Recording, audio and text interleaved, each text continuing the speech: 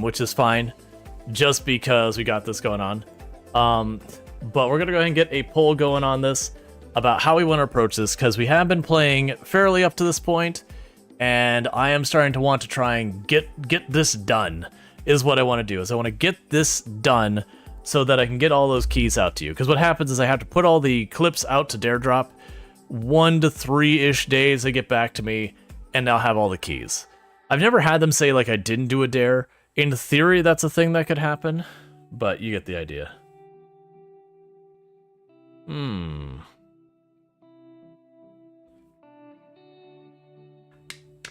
I don't know about you. You seem like your seal's no good. You... It's not opened yet. I don't think that's a can of drink out of. Nope.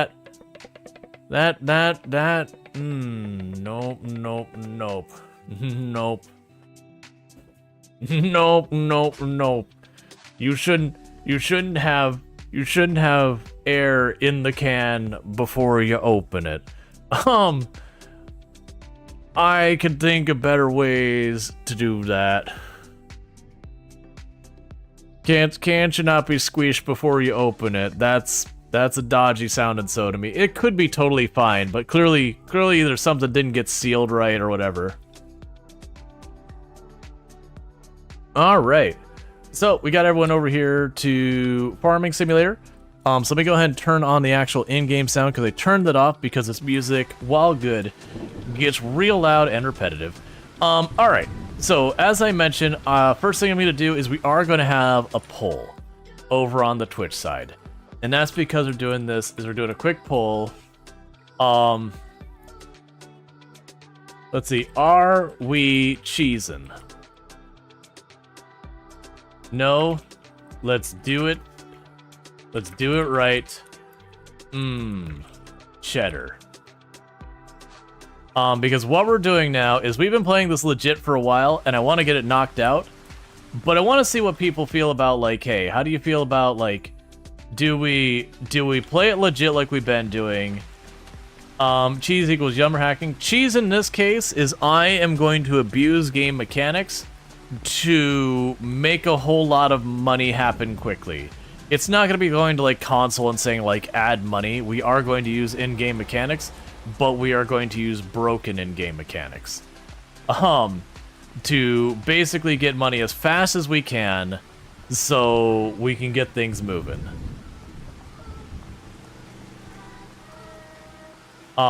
Because we've been doing this legitimate. We were on, like, stream 10 of it. And to catch up what's going on, so people can figure out what's going on. First, let's actually see what's on sale. What we've been doing is... Oh, I don't have the objective showing. That'll actually help a lot. So, pop. So we've got these objectives we've been doing. We started with 7 with them. We're down to 3/4. And it's just been taking a while. And part of that is just the bottleneck of money. Normally, I do really slow, sweaty, try-hard challenge runs. And we haven't been doing that. We've been doing nowhere near quite as difficult thing because the dare drops has required me to be on, like, normal difficulty and all that. Oh, you need to be rolled. Oh, did I not roll you? Really? I mean, it is September. Are you planted already? I'm so confused at where we left off with this. There's barley grug. So yeah, we need to get the roller. All right. And for the record, we're still going to be growing our crops and doing all that. We're not going to just stop playing the game at all normally. It's just I'm going to be opportunistic and abusing the bug with the repair costs, and maybe not we grab like a power generation thing. I'll probably just abuse the crap out of the repair cost. That should be way more enough to just produce an absurd amount of money. You like feta in your salads? I do like feta cheese a whole lot. The crumbly cheese is the good stuff.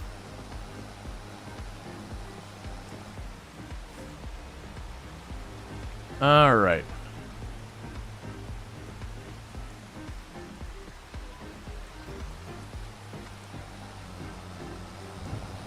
Why does everything look off? Something's not right with my graphics settings. It looks like, I'm not sure it's coming across to you. It looks like weirdly not fuzzy, not pixelated. I don't know if it's something with the rain. Yeah, it's something with the rendering. Looks kind of weird. Let's see. What's the stuff they put in the annuls? In the annuls? Perhaps I don't know that word. For me, an annul is a type of lizard.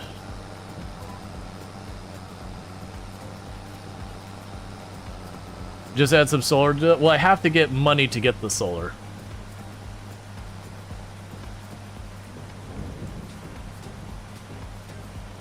You see this type of stuff in Vermin Dark type? It's like it loads slowly, I guess. Yeah, I'm gonna give it a moment. I think it's the rain. I think it's genuinely like the rain texture for whatever reason is like super duper downgrade. What's our debt at? I believe our debt is in good shape now. Like it's not even. Oh, I'm just wrong. Our debt's horrific. Our debt's terrible. It's nearly maxed out. I thought we had sorted our debt out, but our debt is bad. Oh no, I don't think it's overwhelming our CPU or GPU. We lost a bunch of our settings before the last stream of Farm Sim. And with that, what ended up happening with the losing those settings that I had to reset up, I think I have one of my settings wrong.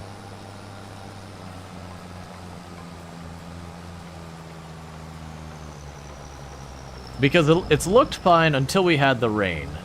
And now I got the rain, it seems like it's a little dodgy, but I'm noticing the rain doesn't look right. And that's just, again, it looks upscaled. That could be.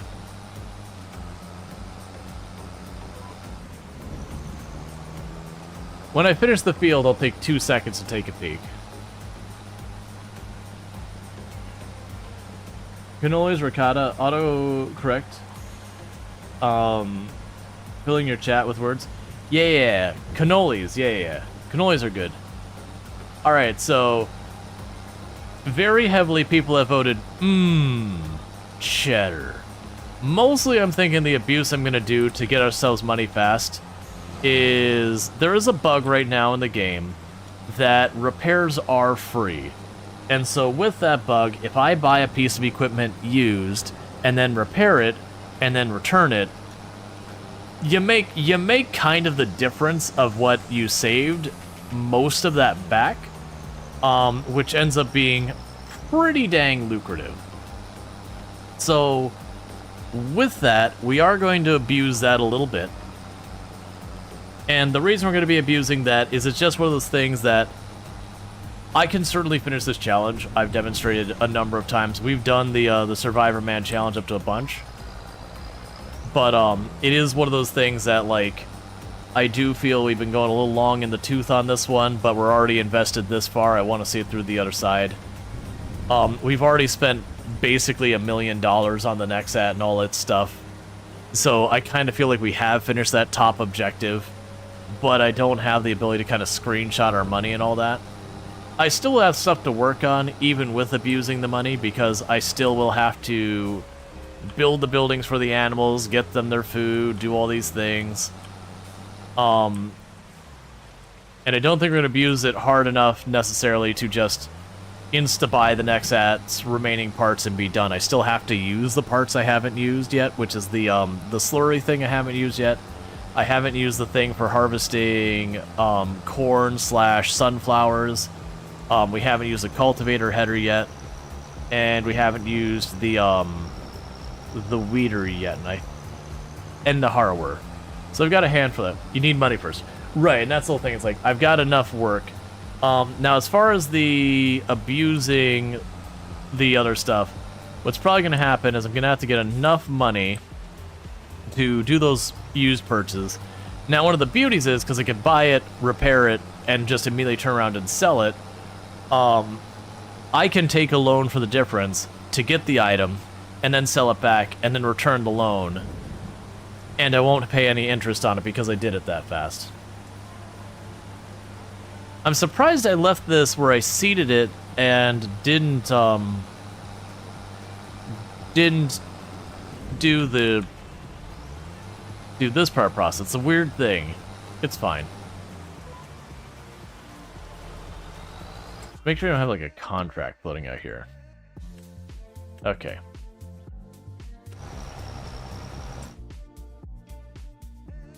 Yeah, so I can probably demonstrate with that. Oh, that's a Forger Wagon Head. So I can't demonstrate that with, I can demonstrate with this one, if we can get enough money. I'll show you what we're talking about here with the price abuse thing. It'll also somewhat limit my abuse just by the fact that it has to be something... You know, it has to be something that is on sale, so I can only abuse it for as much stuff as on sale if I had the money. But if you start at the corner, you end at... Could you make turns, you think? Yeah, you can. It's just, it's a little hard to get the corners of the field squared off. So you usually have, like, little corners you gotta clean up. Now, back in the days before we used GPS mod and had that on here, yeah, a lot of people would do the, just circle around and not do end-to-end. Alright, well, first, let's go to our graphics settings. Is there something that's going on? So we've got high custom.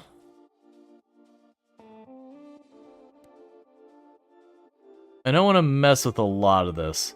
Let's just fast forward and see when we get out of the rain if it cleans up. If it still looks weird, I can fuss the settings just a little bit. Okay, so we got that done. So if we get 20,000 and some change, I can abuse that. I can get 25,000. So if we borrow this money real fast, and I pick this up with no upgrades that increases its price, so it's 20,526. We buy that. This is the type of cheese we're talking about here. So I grab that used. I'm really hoping I grab something I can actually attach to my vehicle. I didn't pay that close attention. I didn't pay attention to all while you are. You look at a header for a harvester. No! We might be able to make this work. Oh, okay, it actually does connect. It looks like it might be a harrower or disc harrower. So we take this around back.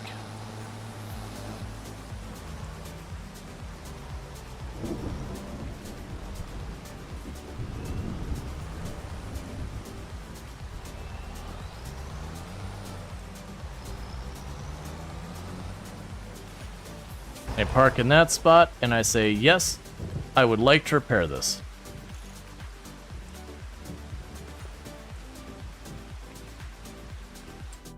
And then we go over here and say, you know what? I changed my mind about that tool. You know that tool I just picked up? Not feeling it. We can go ahead and bump you down to work hours. That's you. Age? Yeah, that's the one. That's the one we just bought. Okay, so we can sell you. And that one I only made about 500 bucks. But that's okay. That just has to do with the fact that that particular tool didn't have, like, hardly any repairs. So basically, I'm making the repair money and just a tiny bit more back. So that cheese, not so cheesy. But when we get to really expensive stuff, that's going to go pretty hard. Because some of the expensive stuff will be a big.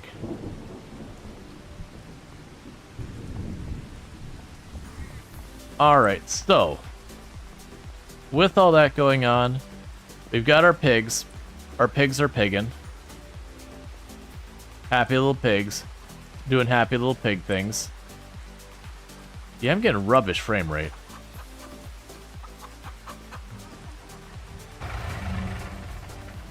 We'll give it a minute to see if it settles down, because it could be all that. We got our chickens. Our chickens are chickening. Good chickens. Alright, so let's check our things. So our animals, you're fine for right now. You're all happy. The greenhouses are happy. And all that. We don't have more we need to do in September. Let me make sure I'm not a liar. So September. Our canola here is fully fertilized and planted. And you should be half fertilized. Yeah, okay. Cool, so we're good for this day. So what we can go ahead and do is advance the day. And we'll see if things clean up with the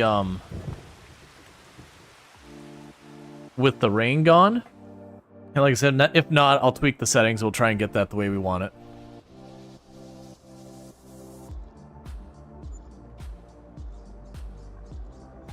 But yeah, so each of those objectives we go will get me full copies of the game to give away. I won't have them today. I can't cheese that. I don't have a harvester. That's fine. Yeah, so it looks better. I'm still not sure it's right, though. It definitely looks way less... No, there's something still going on. Like, I'm getting a bad frame rate, too.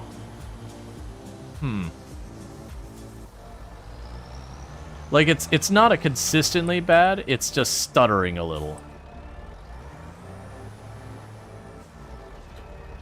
So you have solid fertilizer, that's perfect.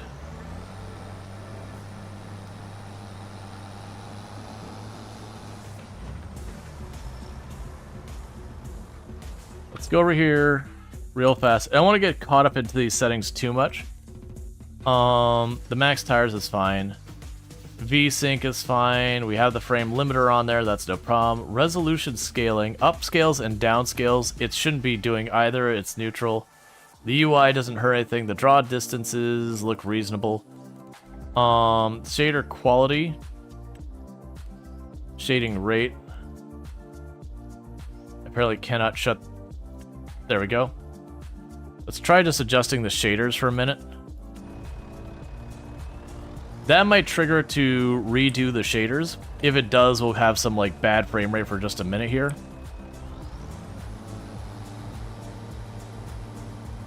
Like, yeah, so when I first render in a bunch of buildings, it's probably going to do that.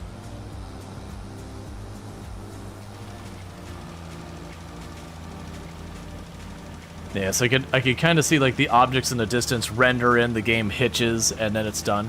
It'll only do that the very first time we go and see each thing.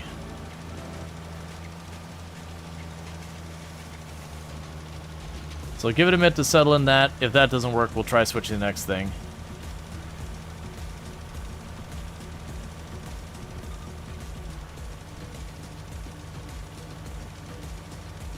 If that doesn't look, we'll try and come back around, see if we see like any anti-aliasing thing or something like that. That might be... It's still not right.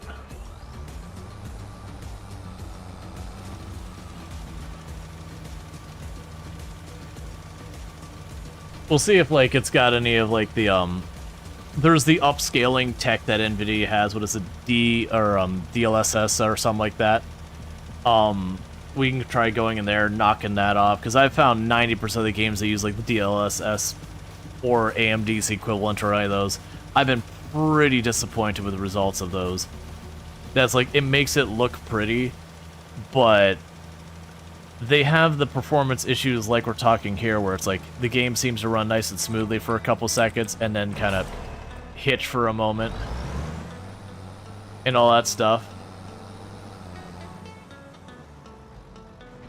Yeah, still not right.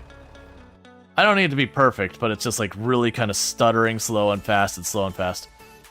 Let's see. Upscaling is turned off.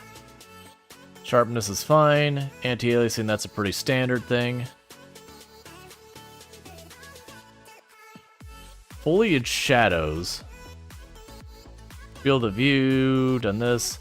Turn down the number of mirroring on things, because seriously. Shadow lights, will just set it to 2.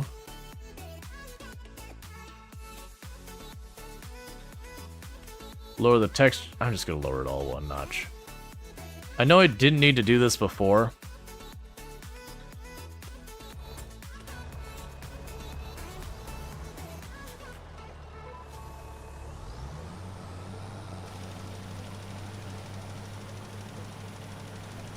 Alright, so we're gonna probably have the same thing where it redoes the shaders, because we are messing with shaders right now. That'll hopefully resolve it.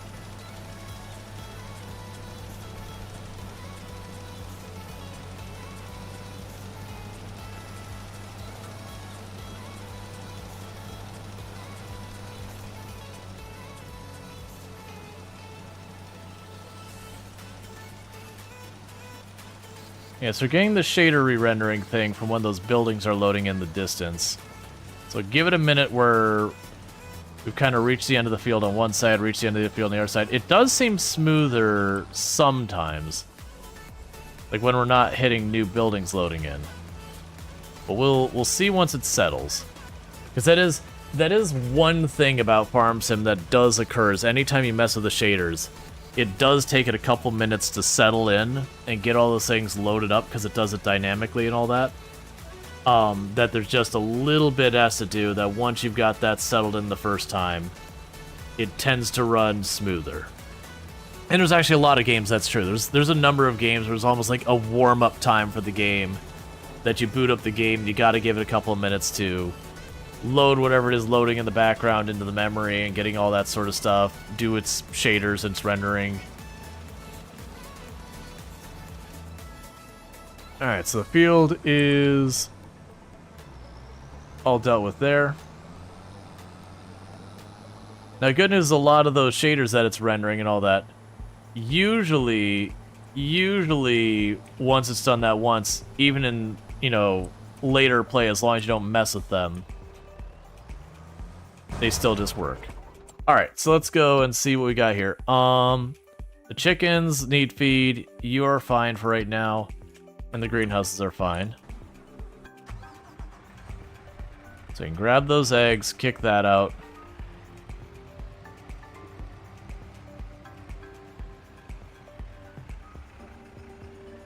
Oh, you're facing that way.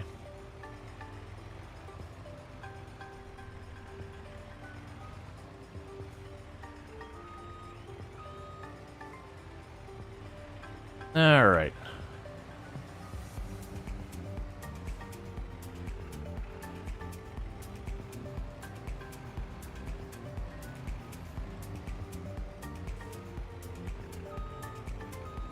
How about spicy foods? I do enjoy me some spicy food. I am not doing this while I turned it the wrong way in the start of that. Oh, right, and we have bees now. I forgot about that.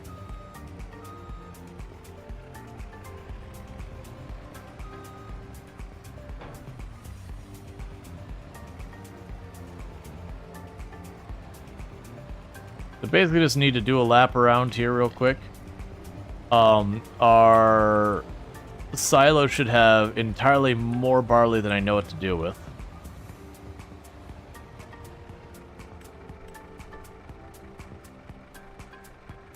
Okay. Yeah, bees are the best. Bees are pretty fantastic. We're using the bees because they do give a bonus to the harvest of canola, and the field right next to them is canola. They also give honey. It is just one of those things that very genuinely, the bees' honey in Farm Sim is not lucrative. I once did a Survivor Man challenge where I was trying to strategize how I wanted to begin. They gave bees a test in it. And I think it was going to take me over like 10 years for the honey to pay off the hive that I had. I was like, this is bad. Alright, so you can go here. I'll repay the loan one notch. That takes care of that. I'm not going to worry about any contracts whatsoever. Use several bee tattoos just to tell everyone how much of a fan I am. Nice.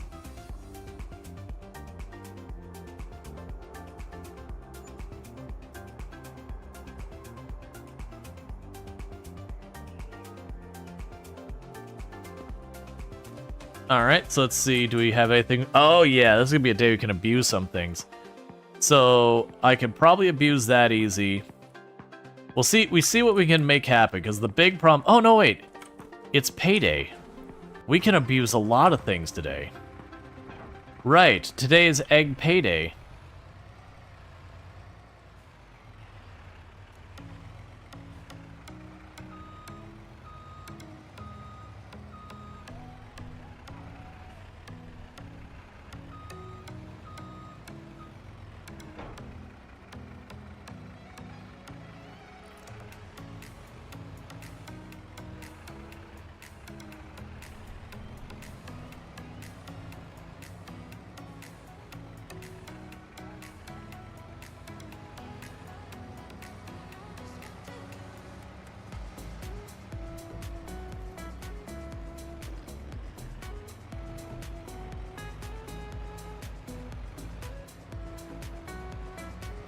Yeah, no, I believe Cookie has an apiary. Like, properly takes care of bees. Could be wrong about that. Like, I know... I thought Cookie... At least I'm pretty sure you did have an apiary. I don't know if you still do.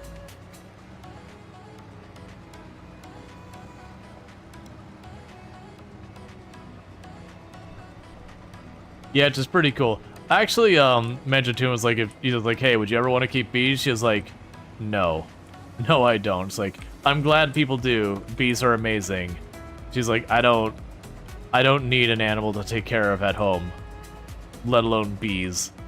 Alright, so there's 54,000 for our, sorry, there's 54,000 there for selling all of our, eggs. That's the word. Brain just shut off there. So we got ourselves a nice little paycheck there. And so we can turn around and use that to go and abuse the repair bug. We should be able to get a good amount of money for that today.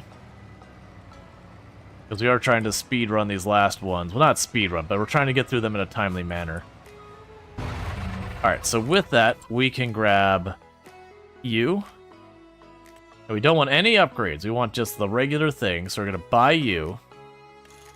So 57,000.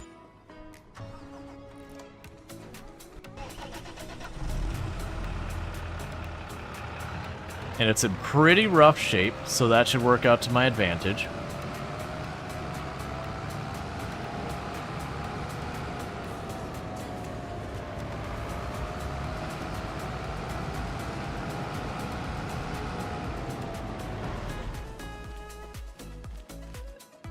So I can repair it.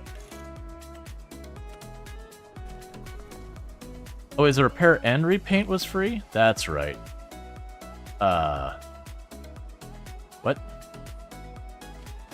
Did I not just repair you? Oh, I probably didn't have enough money. Okay, that's fine. So you can go ahead and here. Yeah, that's right. To abuse it properly, we repair it, and they forget to charge us, and we repaint it, and they forget to charge us. And then we go here, and we go to the vehicles and say, you know what? I just got that tractor. I changed my mind. And suddenly 50,000 becomes 80,000. That's just good economics. And then meanwhile, this thing over here, we can go ahead and get you. And we'll pick you up.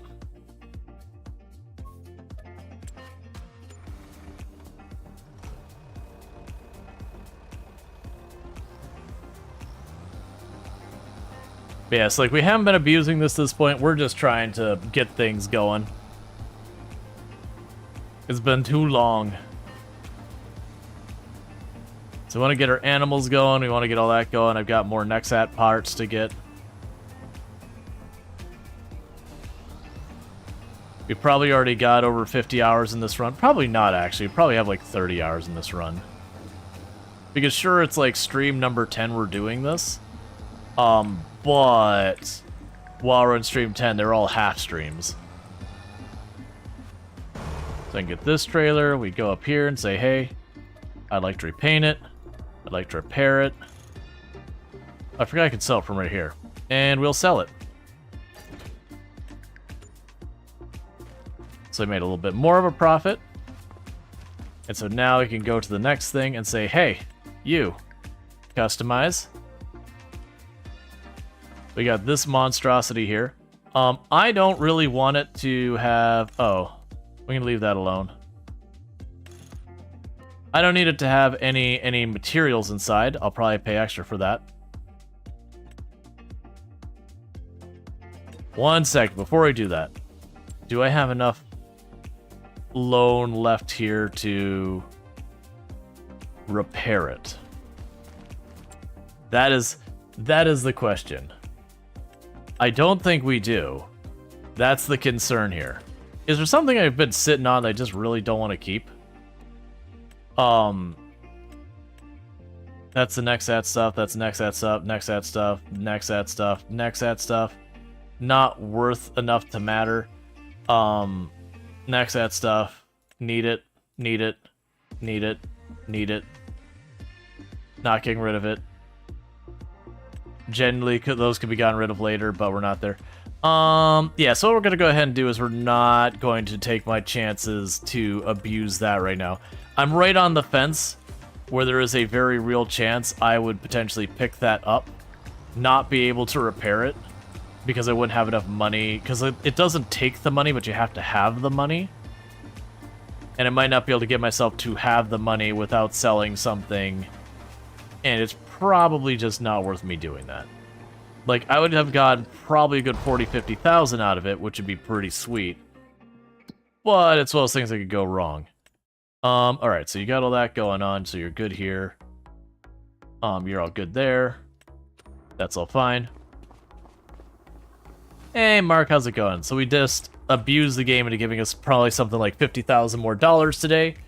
Because we're cheese-a-roning today.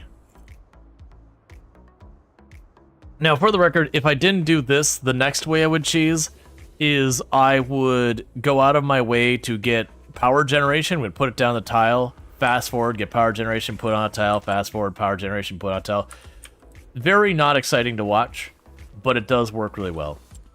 Okay, so with this, we're going to borrow our money again. And we're going to go here and say, I would like this, please.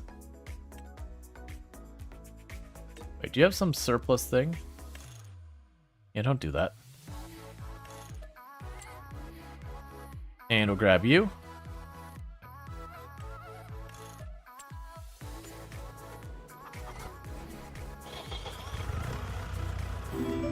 How much is power generator? It depends what you get. Thank you for the follow. Welcome to the stream. It depends what you get. There's you get like a really crappy wind turbine for like 700 bucks, and it gives you like 20, 30 bucks a day or whatever. And it just keeps going up from there.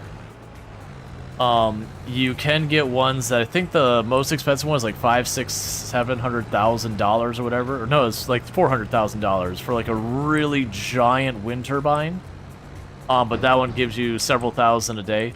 All of them take roughly 10 months to pay for themselves, give or take a little bit depending on the time and year and yada yada. So like we definitely could put aside the money to do it. But I also need land to do that as well. So repair, repaint, repair, repaint, sell, sell, and pay down our loan again so we don't do the extra loan payment. All right.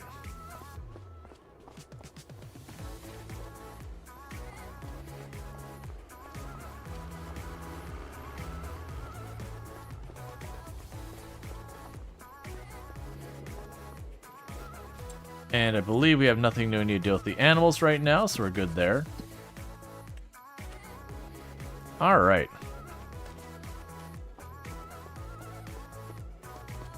When do we harvest? It's the barley is the next one I deal with. That's, I believe, June, right? Yeah, so we harvest the barley in June, and then the canola we harvest in July. Fair enough.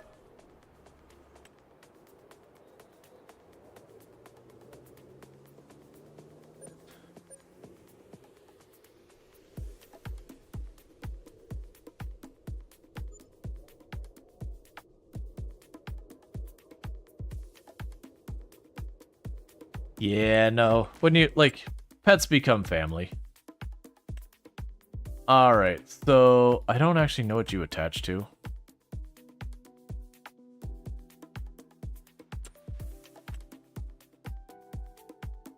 Do you attach to that? I don't know, I won't take my chance. Alright, so we got a couple other ones we could abuse again today. So we're gonna keep doing that.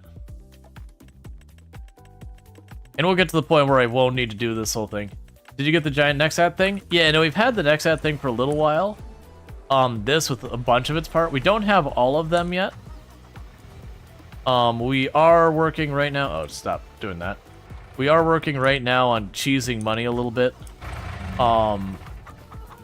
To try and get a bunch of this going quickly. So we're breaking things. To get fast money because I'm honestly tired of doing that. Conveyor belts, alternative way to load trailers. Yeah, some of these I almost never use, so I have to be careful that I don't accidentally buy something and then realize I can't equip it, because then I'll lose money on it.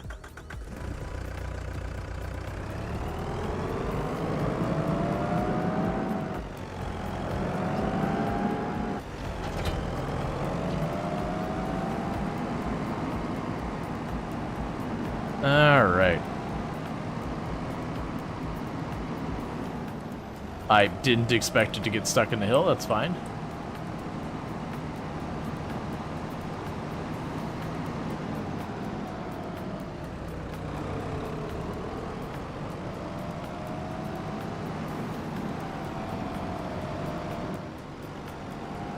So, the conveyor belt I'm dragging is too heavy for the tractor, and it keeps lifting my front wheels.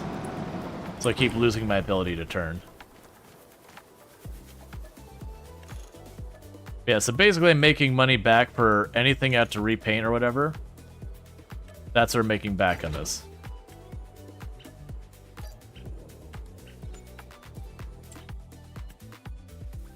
And I can't quite make that one happen.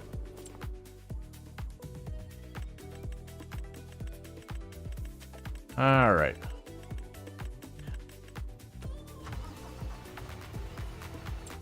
So you also need to check in the animals again, because I want to stay on top of that. So the good news is we got our second round of pigs, so we are now officially up to 20 pigs.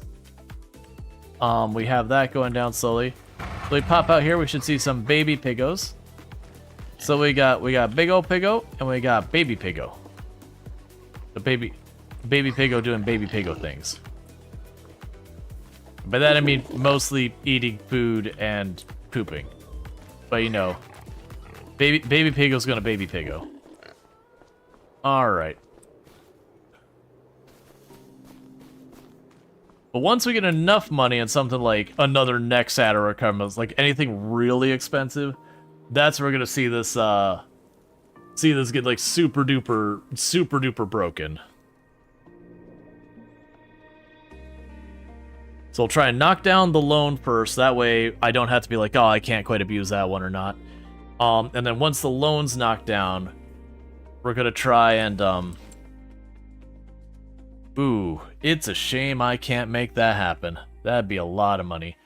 These three are attachments, we can make all those happen. Because then we also won't have to do this each time, just to make stuff occur. So these are all attachments.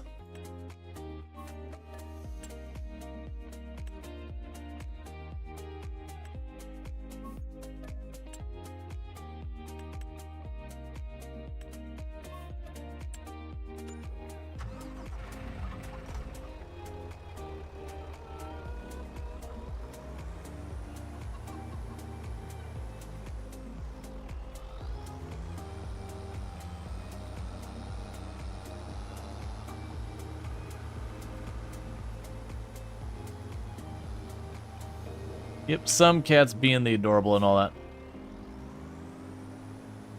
And the beauty is if we happen to have one of the parts actually need come up, we can just grab that. Oh, we have... Alright, hang on. We can actually make this work. I've done this before.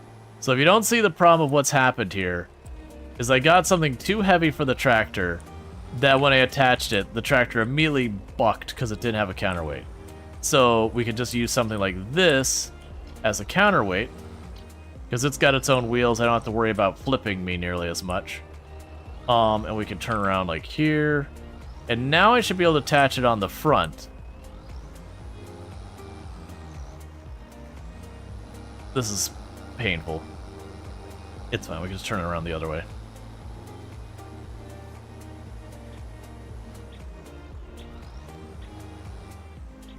Or does it break the fence? I wish. What I need is more room to like actually turn this tractor around in this area. The surprise is surprise, the tractor wasn't really expected to tiny little donuts.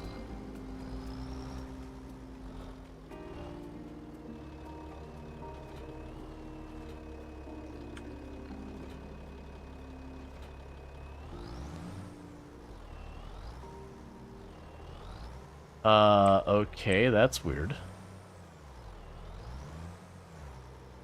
You should be allowing me to connect. I have connection points on both sides. Even if a tool doesn't make sense to attach, it usually lets you attach it anyways. Alright, so we can still probably make this work in a more cursed way.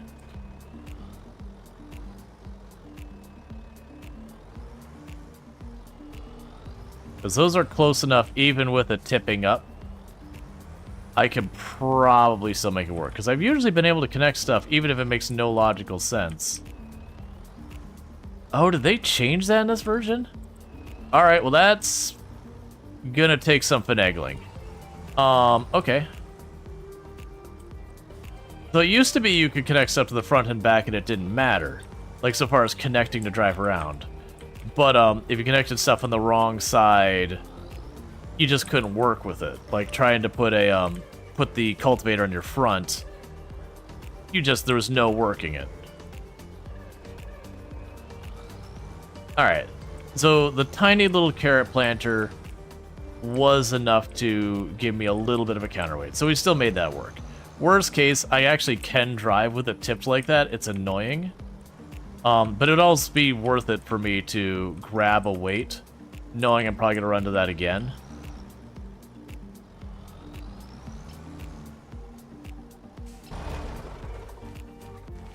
Alright. So we're not selling the tractor, but I will fix it up. Oh, I don't actually like repaying my tractor. It's too late. We already did it.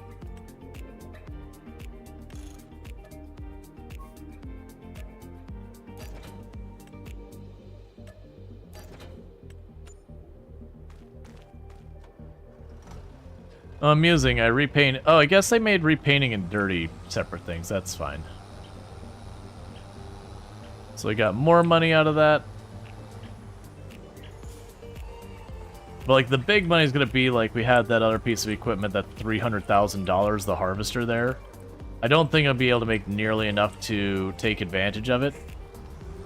But when you get something that big like the harvester and do this, it'll be over $100,000 all scooped up at once.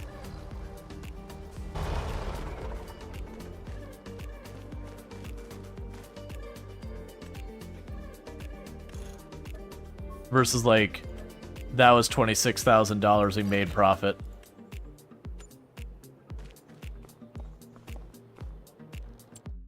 Yeah, so if I had enough for that, we could buy that and it'd be a huge amount of stuff. Alright, so pigs are content, chickens are content. Greenhouses are getting low, but not an immediate problem. Alright. We can pay down that loan, a bunch more.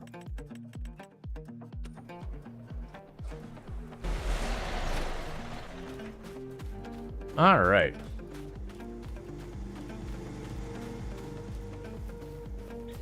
So for as cheesy as the strat is,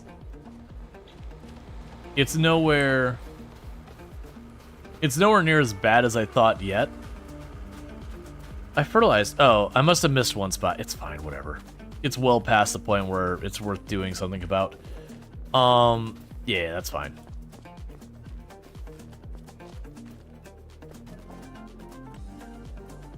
Okay.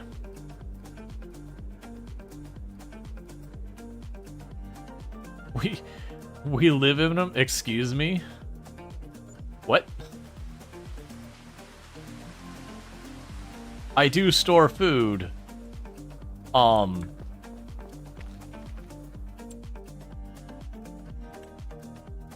But what? Oh, let us abuse this today. Let us abuse that. That'd be karmic. I'm hoping we can put enough aside. Oh yeah, we probably can. Alright, so you got you. So customize. Grab you. Okay, do that. Customize. Grab you. Okay. Do that. Customize, or details. Grab you. Okay. Do that. Yeah, that's fine. Customize. Grab you. Okay. Do that.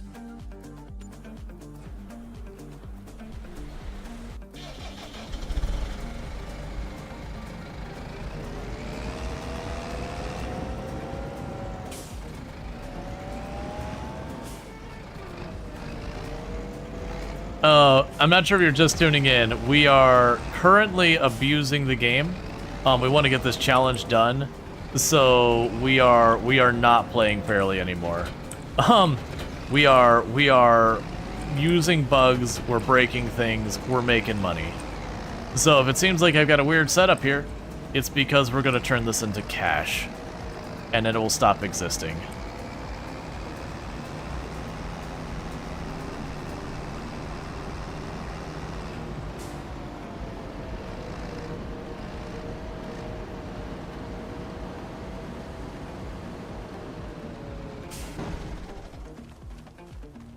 Alright, so we go here, do that, and that, and that, and that, and this, and this, and sell, yep, sell, yep, sell, yep.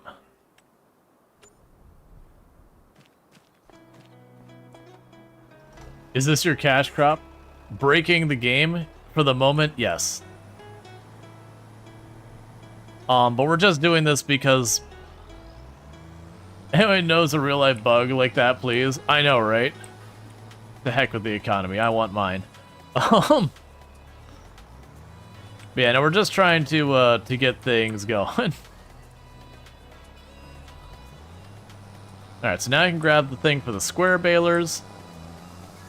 And we drop it off and do that. And then we get to have the karmic win of buying a second Nexat just to turn it into cash.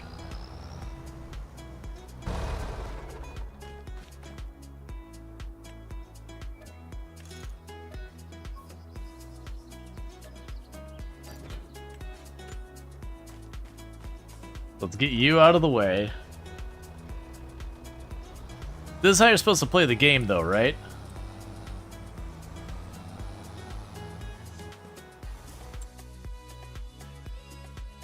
Customize.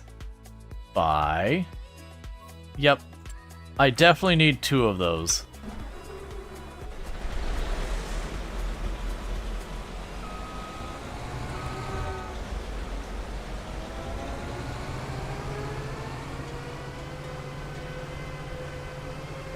After how many years it took me to have that thing come up on sale, I feel morally justified on this specific one about abusing this very specific vehicle. So back-wheel drive? This is 4-wheel drive, I believe. I'm pretty sure it would be really hard for it to function at all if it wasn't. Alright. Oh, I can't actually afford to repaint you. I can't actually take the loan any larger, can I? That's fine. Darn, takes all the challenge out of it? Yeah. I mean, I'll still get a profit, but instead of getting, like, over $100,000 profit, we're just gonna get the smaller amount. Yeah, because to sell what I'd have to sell, can we repaint the other one? That is a question.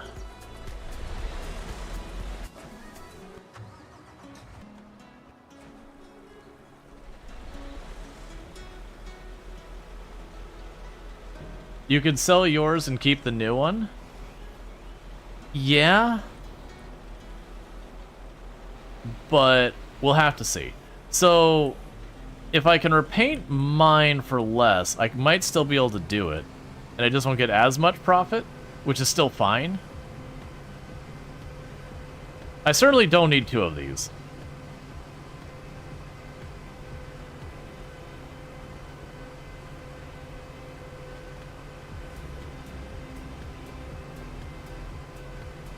But it's a good point that I have no idea the state of the paint job on this one.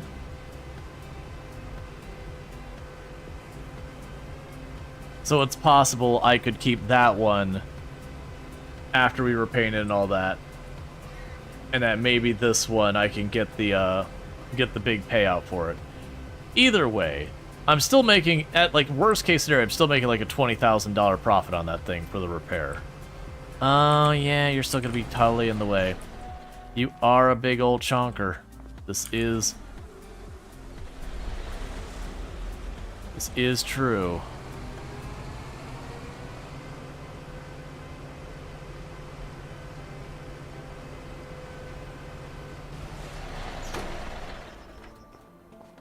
Alright. Well, the thing is, there's a good chance might actually be in better shape than that one. We'll have to see. Because either way, it's probably due to go in here and do a quick repair.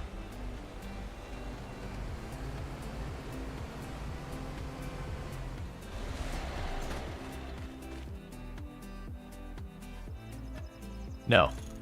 So, it doesn't matter. It doesn't matter which one. Because they're both, I can't afford to repair them. Both of them repainting it was $100,000. Alright, so vehicles. Let's look at working hours. Let's look at the Nexats.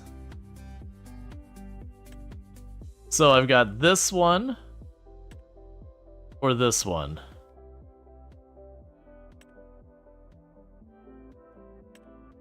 So that one, if I sell it, I get way more money. That's fine. Yep. Which was the one we had purchased. Well, I'm not gonna repaint this one. It's fine.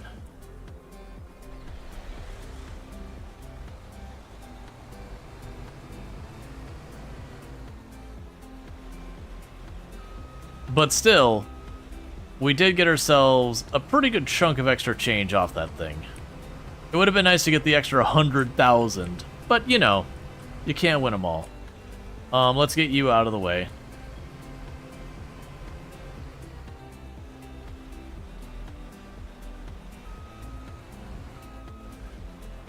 All right.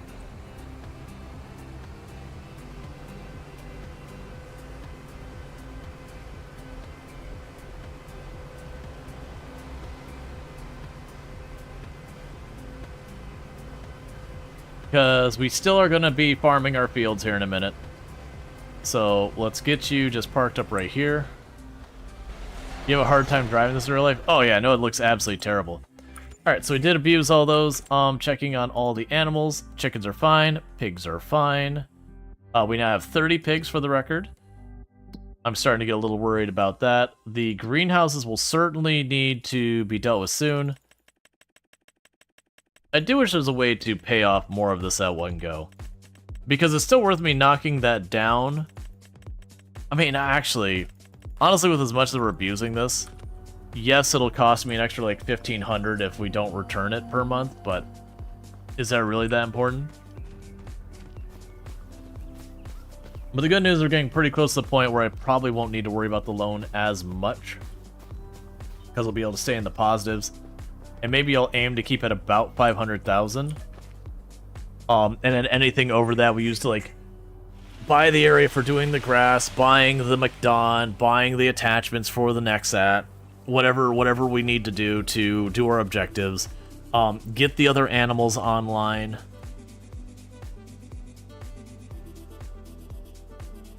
Alright. So it's April. So go ahead and we're going to borrow again. Get all the things, pay them back, make the money. Yeah, so if you want to see the difference in how much we're making each day doing this, so we have 22,000 there because I bought 35,000 worth of vehicles and we made 56,000 on selling, bought 60, got 85, bought 102, got 165. You get the idea there. You can actually very clearly see the money we're making. It is total cheese. Absolute cheese. But I am just trying to get these last things done. And yeah, I could go into editing save files, just give myself the money and yada yada, but where's the fun in that?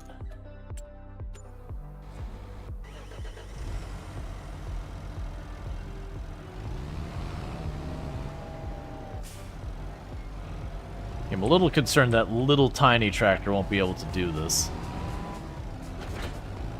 So let's have the green tractor grab both those. And it'll come back around to the blue tractor.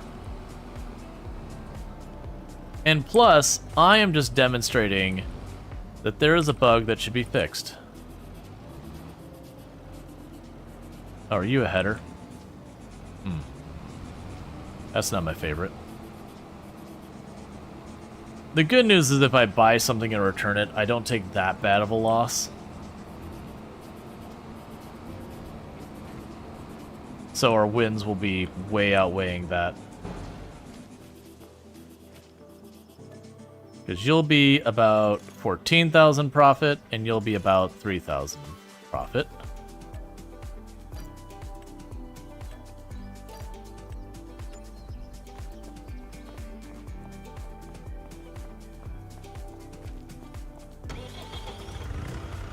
Actually, oh no, that's what are you? There's some of these things that you just don't end up recognizing because you buy them so infrequently.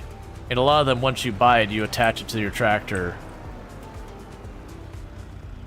Yeah, so that I gotta look at what that even is. It doesn't hook up to these tractors. It's fine. I gotta also watch more carefully because some of those things can be expensive enough that they actually hit me for a day as a loss. I'd still be fine in the long run. But, you know, might as well not waste money. Alright, and you're another 8,000-ish profit. So what the crap is this last thing I bought? Vehicles? It's you.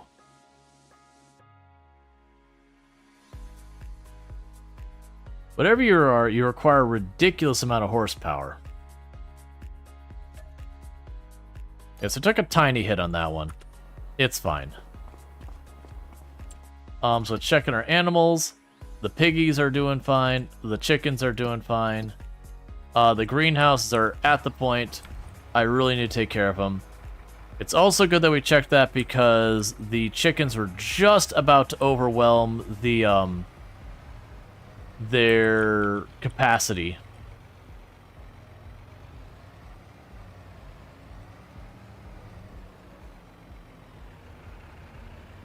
Alright, so I need to get water for the greenhouses. That's still $5,000 a day. That's not nothing.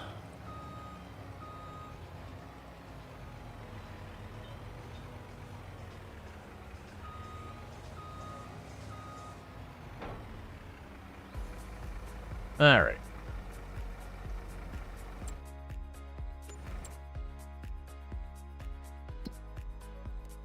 And meanwhile, we'll repay our loan.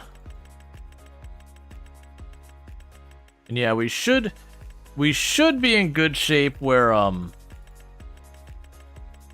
a couple, like only 1 or 2 more days of abusing this, and we will be net positive, or we will be no longer in debt.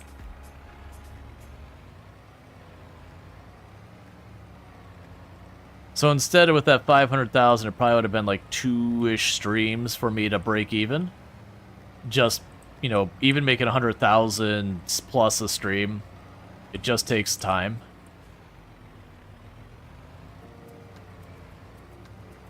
Alright, so we can go over here, get the water, get that all topped off. And then next in-game day, no, sorry, 2 in-game days, then we do some actual farming again. Because that's when my barley needs to be harvested. And if we're lucky, between now and then, I will either come across the cultivator for the next or we'll just make enough money to do it. Because if we have something like one of the really, really big, like $600,000-$700,000 harvesters or tractors comes by, or the next or one of those are the ones where I could just pocket a crap ton of money with the bug we're abusing right now. and that'll like instantly buy me the next attachment. Because it would be nice to have one of these fields that were like, no, we did literally everything on it. The only one I wouldn't be able to is the planter versus the seeder, and then the harvester for the sunflower versus the other plants. So it could just be once we get that settled, because I actually do have the planter and the different header for the harvester, I believe. No, I don't have the header. Do I have? No, I don't have the header for the other header for the harvester. I have the planter though.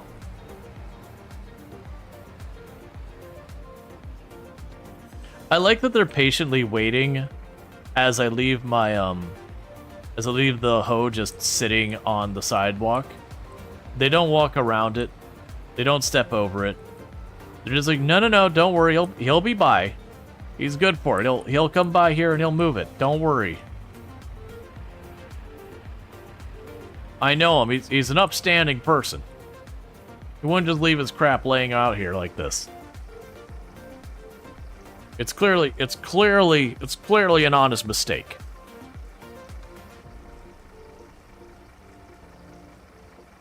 Don't you worry about it.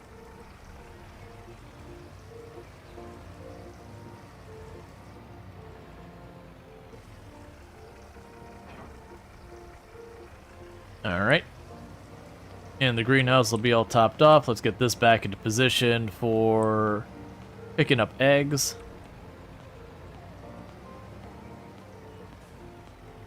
I'm a little worried that once those pigs start really picking up in numbers, I'm going to be in for a rough time when it comes to keeping them fed. I'm a little worried about that one.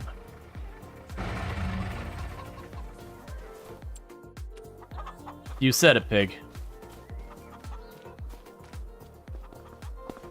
Now, on the other hand, on the short term, once we get our next harvest of barley, I'll take whatever is left in the trailer, and I'm gonna take everything that's left in the trailer of the barley. We'll take it over to the pigs, dump it in there to give them even more. We'll have the new load of barley to have staged for the chickens. You get the idea.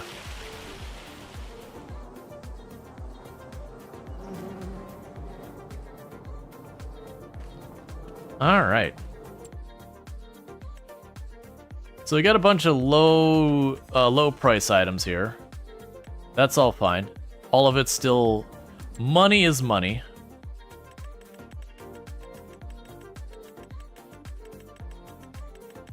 Probably won't need the full amount of money here this time. Then go customize, buy, yes. Okay. I can't pick that one up, so we don't get the McDon header. I don't know the McDon, so...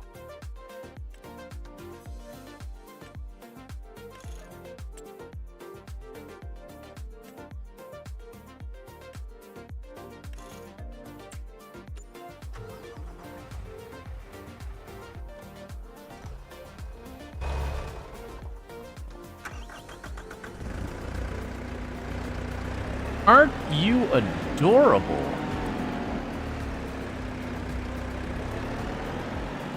I wonder what horsepower this thing has.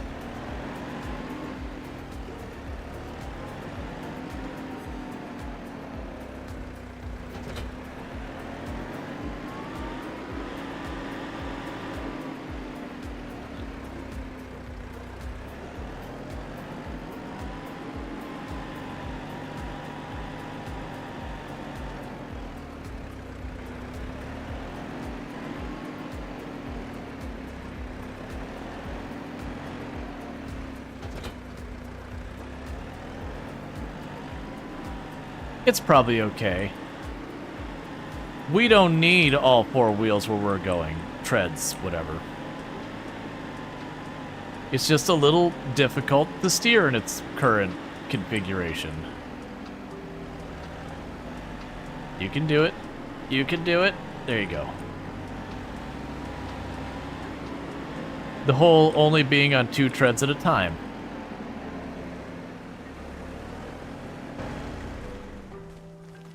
Okay. Ooh, that's gonna be a good one. That's a good solid 20,000 profit going on that one.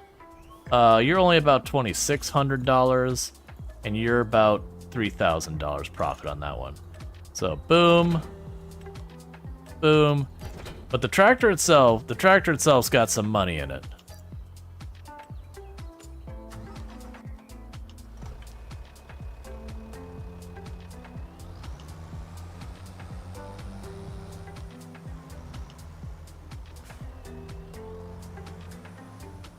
How much is left in the loan?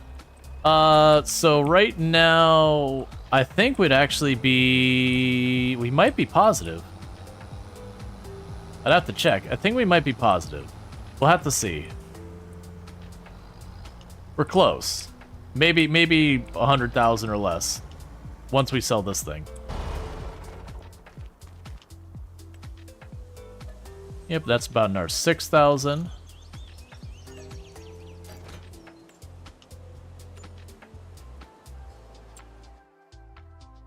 All right. Because when we pay all that back, yeah, so we're gonna be under 100,000.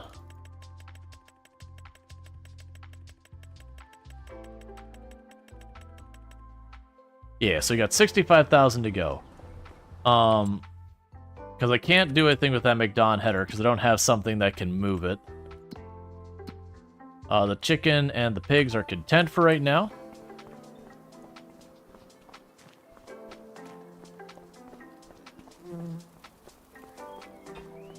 Okay.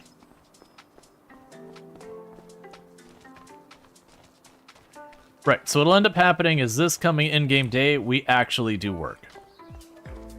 I mean, I'll still abuse stuff during the day.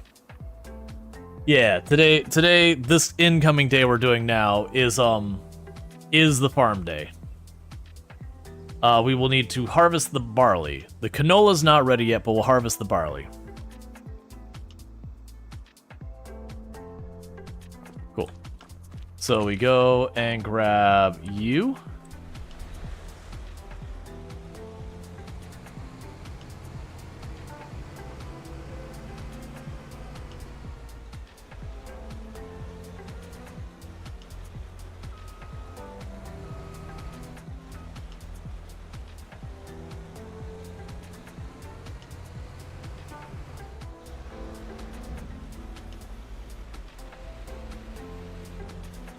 All right.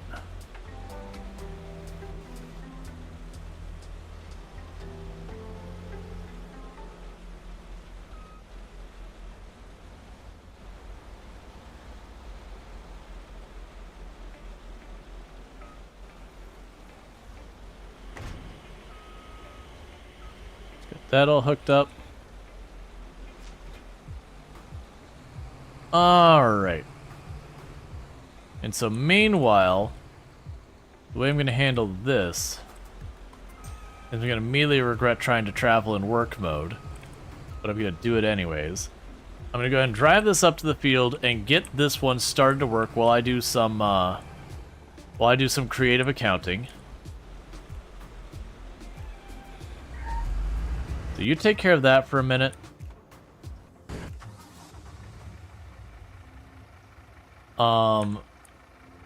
I will want to take the wagon full of our barley over there. We're going to drop that all off for the pigs. And the reason we're doing that is I'm about to literally fill it up all over again. Is the equipment refurbished business? Yeah.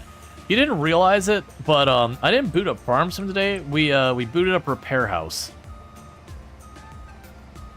It's just Repair House Farming Edition. So instead of like repairing antique oil lamps and such, or like Nintendo Entertainment Systems, we're, you know, repairing over-engineered farm equipment. It's fine, don't worry about it. And this is one of many ways you can abuse this game, by the way.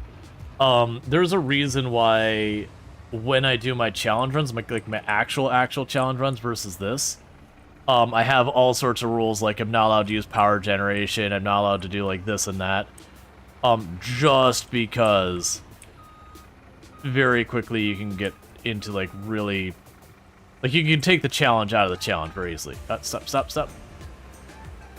There we go.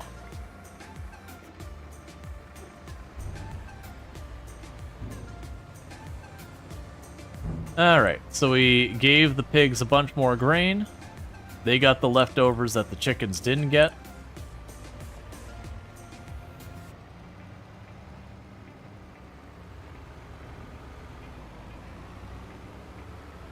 Let's get you all staged for when you're needed. That is a ridiculous amount of glare off the bottom of that thing. Alright, so what abuses can we do today? Alright. That's gonna be some real big abuse right there. And you're a harvester header? Ah, it's a foraging harvester. Okay, so... yeah, so we can do these three. We can't do the other two. That's fine. So we're gonna go over here. And we are going to do some serious abuse today.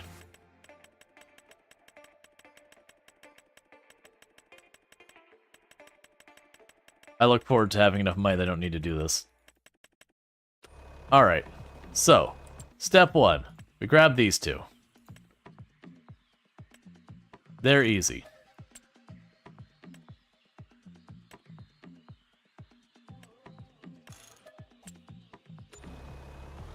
And then we do the harvester, because the harvester is going to be some big bucks.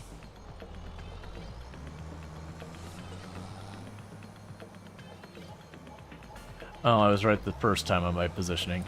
Okay, that's fine. We'll just circle around.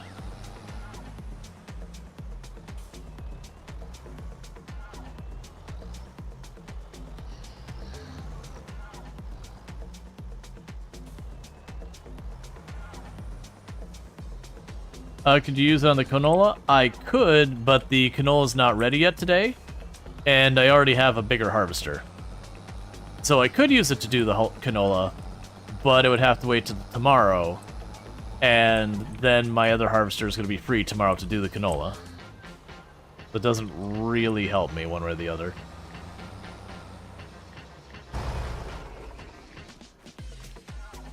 Alright, so you're only going to make me about 3,000. And you're going to make me about 4,000. So those two weren't particularly big money.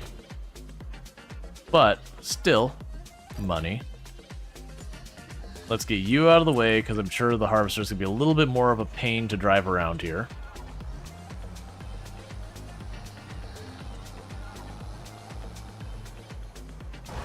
Oh, I could do them both at the same time, but the problem is, like, having the driver do it for you. The drivers don't coordinate with each other in any way, shape, or form. So it is just one of those things that very genuinely... you'll have them start and it'll be a little bit better because there's two on there, and then almost immediately they'll get in each other's way, and it's only worth it if you're driving one, they're driving the other, and all that. I'd still have to buy a header for it, so it's not worth it. Generally speaking, I almost never do multiple. With the GP, or with the workers, you can make them skip lines and make them work, but it's a lot of setup just to get them to it. Alright, so this one should be making us about 80,000.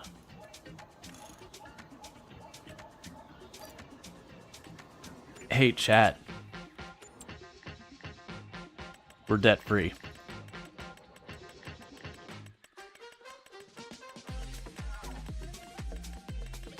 Yep, officially in the green. Hang on a second, it just takes me a minute.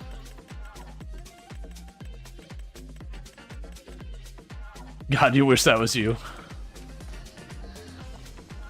Yeah, so today we started the day in the negatives by like 65,000. We haven't sold anything so far as our own production kind of whatever. And we now have $71,000.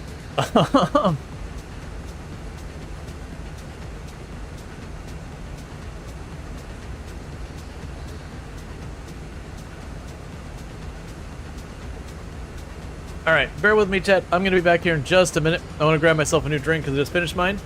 In the meantime, you can watch the next at Wiggle, and I'll be back here in just a minute. So thank you again for tuning in. I'll be back in just a minute.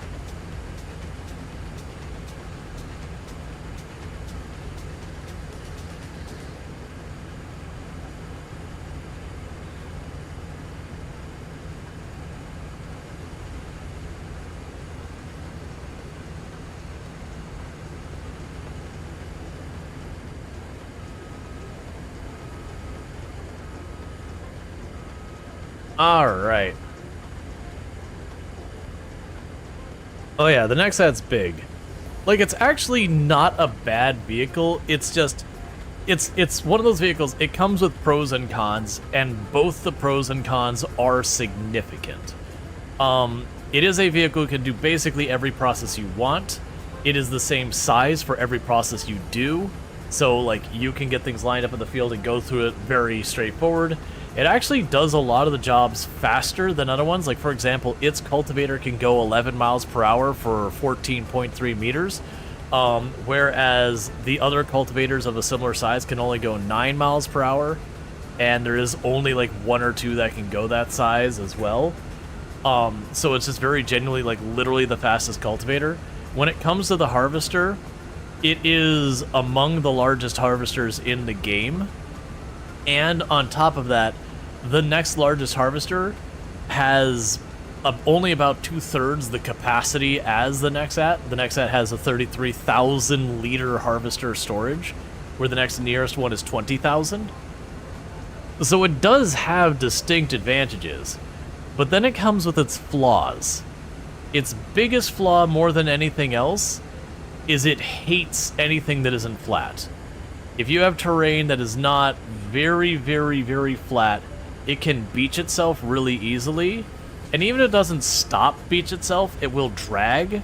So instead of going that 11 miles per hour I just mentioned, it ends up dragging at like 4 miles per hour because its outer wheels are struggling to keep a grip on the ground, because the middle of the thing is just sitting on top of a hill and scooping on it. So it is very much, you want real flat land for it.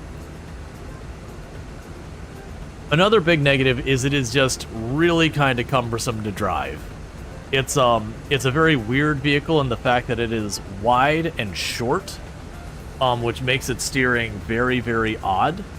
It's also got, like, the back wheels are casters, which is just something you don't see on very many vehicles. And when I say casters, they're powered and everything, so it's not like your shopping cart where they just wiggle around wildly. They do turn as you do stuff, but it is just one of those things that it makes it steer very weirdly. It's also very, very cost prohibitive to buy. Getting this thing set up, like getting just the setup for this to be able to harvest is more expensive than the most expensive harvester with its header. Because unlike the harvester, you have to buy effectively the harvester and the storage container and the header. Versus the other harvester, the harvester and the Nexat itself costs about the same amount, but it's got the storage inside the harvester at no additional price. And then the headers are similar priced. So you've got this extra, like, 200, 300,000 worth of this big storage container to add to it that just the harvesters don't have. Now, on the other hand, because your harvester is your tractor, is your everything, you kind of do save on it on the other side. But I would still assume that the Nexat is probably going to be your more expensive investment across the board. Alright. Let's get you starting to be in position.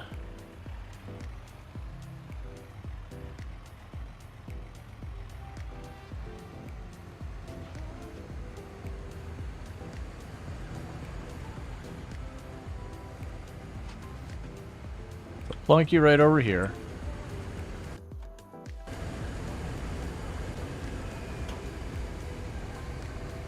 So taking over.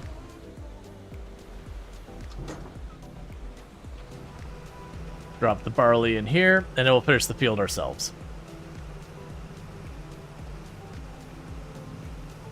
So generally speaking, do I recommend the Nexat for your farming simulator experience? Way late in the game as a fun extra. Yes. Any other conditions? Probably no. You're probably much better off just buying a large tractor, getting yourself the biggest cultivator you can, getting yourself the biggest seeder you can, that kind of thing. While sure, yes, the Nexat's cultivator is slightly faster, it's 2 miles an hour. You're gonna lose any benefit with just dealing with the weirdness that's the Nexat steering. And the whole switching in and out of work and travel mode. That is just a good 15-20 seconds or whatever it is every single time that you go, well, I finished this task, time to do the next one. Let me switch to travel mode so I can start driving across the map. And then where it's faster cultivating, its top speed in travel mode is slower than a lot of the tractors. I want to say it's like 14 miles an hour. And while there's certainly other large tractors that are also around like 14 miles an hour top speed, there's also ones like the Fendt. I like the Fendt. The Fendt, I think, has a 27 mile per hour top speed, which is the fastest large tractor in the game, which is why I like it, because driving around the map at 14 miles per hour or 12 miles per hour kind of sucks, versus zipping around at 27 feels pretty good. Like, it's funny because outside of the context of farm equipment, if someone's like, oh yeah, it's got a top speed of like 25, 30 miles per hour, you're going to look at that and be like, oh my god, that's terrible. But when you're playing Farm Sim and everything moves like 14, 15, 20 miles per hour and you got this thing zipping around at 27, you feel downright speedy. Then you get into like the semis, which you can get up into the 50s, and you're like, oh my god, slow down, it's too fast. Hold up, hold up, hold up. We don't need to die today. Speed racer.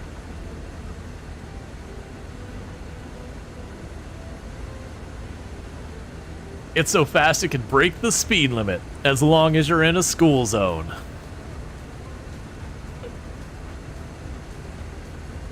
Playing Zomboid with the Speed Demon for the first time.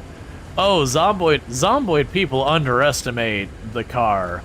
Like, the thing is, people think about the cars like, oh yeah, I could drive 50 miles an hour. Yeah, in real life, driving 50 miles an hour, not that big a deal. Very doable. Pretty much do it on the daily on the highway. But you have this wonderful thing of, you can look out the front of your windshield and see like a mile or two up the road, all depending on elevation and yada yada. But you can look ahead of you and see a really long distance ahead of you most of the time when you're moving those kind of speeds. And then Product Zomboid's like, no, you're looking straight down at the ground, and you can see about like 5 car lengths ahead of you. And if you assume the whole, like, what is it, for every 10 miles per hour it's either 5? Oh man, I can't remember the math. Is either 5 or 10 miles per hour you're traveling, it's about 1 car length to stop. And obviously it would depend on your vehicle in reality. But the idea is, you want to, I think it's per 5. But, basically, so the faster you're moving, the farther back you want to follow the person in front of you to give you a chance to react. Now, if you can only see 5 car lengths on the map, and you can get going over 50, it doesn't matter how you're doing the math. By the time you realize you're about to smash into something, it's too late. You can hold those brakes full force, it's too late. You are colliding with it. You can swerve around it maybe, but then you usually eat a tree or a telephone pole or something at 50 miles an hour. You wonder if anyone ever made someone try to drive with a FPV drone headset, with the drone on it that only looks down above the car. Let's see, at 30 miles per hour, the typical stopping distance for the average vehicle is about 23 meters, 75 feet, so roughly 6 car lengths. Yeah, that's what I was remembering, is it was every 5 miles per hour you're supposed to follow about 1 car length farther back. You know, with a minimum of 2.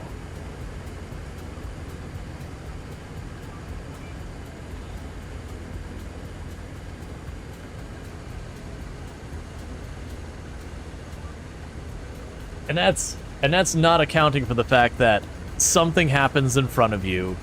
The thing going wrong might not be immediately obvious, and then you realize there's a problem. You've got your reaction speed to consider, and then you start braking.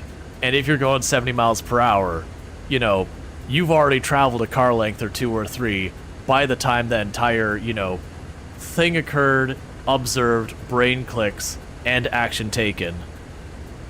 You know, you've traveled a couple car lengths in that span that you ate up in that in those few seconds.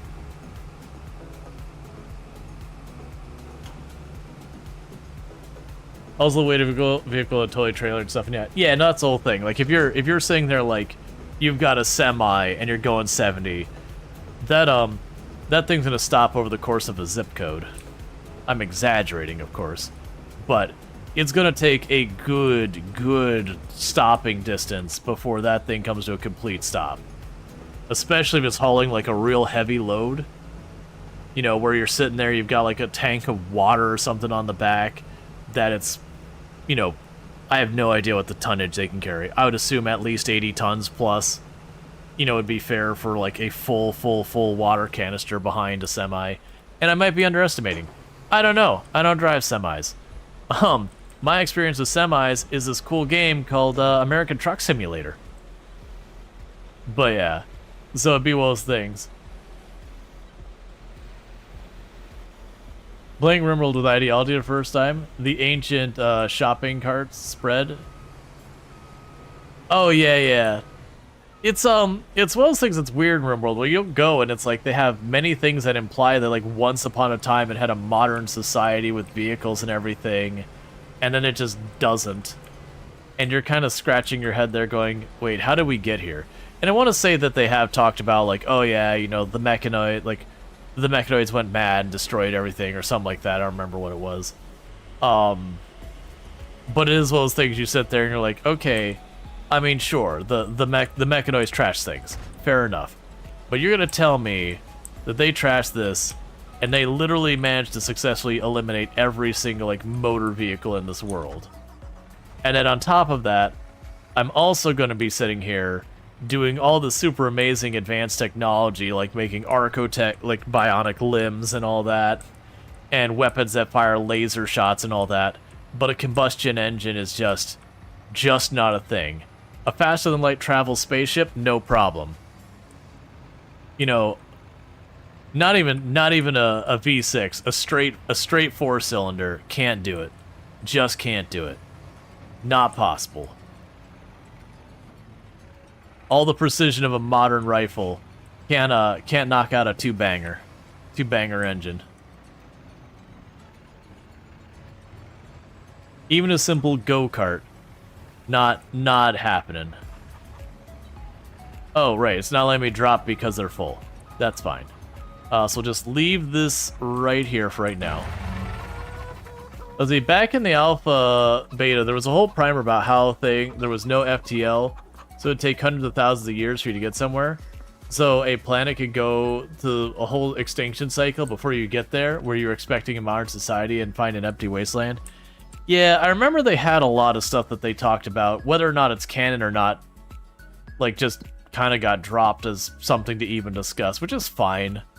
Because there's definitely times where a lot of that stuff, it goes, alright, but is this contributing to the game anymore? No, it's just really a distraction. Then you have the opposite survival games, where you can machine a whole car or a modern gun out of stuff you caught scrap. Yeah, where you get, like, stick and rock, and you put it on a wood bench, and using stick and rock on wood bench, the next day you're sitting there and you're running around on a, you know, homemade motorcycle firing a fully automatic rifle that you made on your workbench using no discernibles tools other than stick and rock.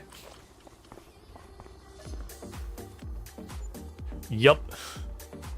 And then the same people be like, it's a highly realistic survival game. It's like, no, it's not.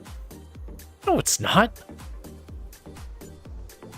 Yeah, you gotta manage your nutrition. Yeah, but I'm sitting here using a piece of granite and some pine that I've strapped together with some vines that I didn't even dry, and I'm somehow machining out, like, perfectly balanced barrels that are accurate. I don't know exactly how I accomplished a working metal lathe with stick and rock, but, like, here we are.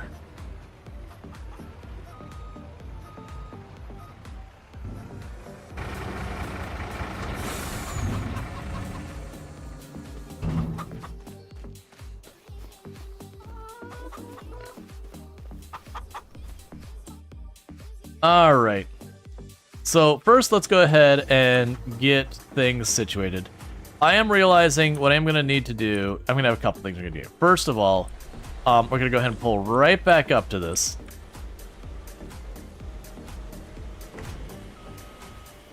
Your job's not done yet.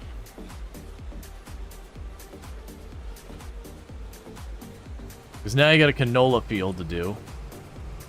So let's try and be smart about this and see if we can't get it to put the, I don't think we can. That tree's right up in the way. I was gonna say, I was gonna try to turn it so that the pipe was on the outside, so we could just pull up next to it. It's fine. You know, have to take control and deal with it. It's fine. So we got our canola is ready now. It is ready, right? Like, I'm not losing my mind? You're ready, right? Before I start tearing this apart? Yeah, you're ready.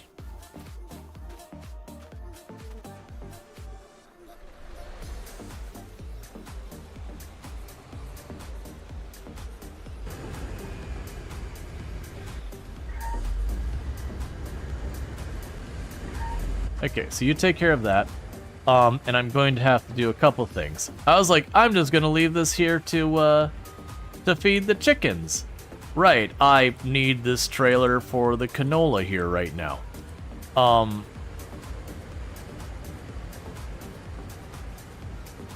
So we can go ahead and drop this in the silo, because I can get to play nice. We will want to quickly grab the eggs, because I will forget about them. Well, I can go like 2-3 days with me forgetting about them before it's a problem. I already know that's a thing that's tempting fate if I don't take care of it, because I will absolutely forget about it. It's nearly a guarantee. Alright.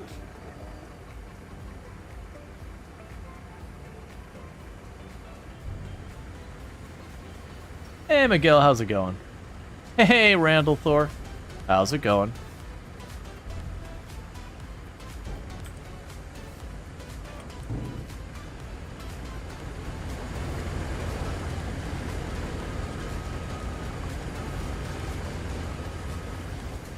Let's go grab the eggs real fast.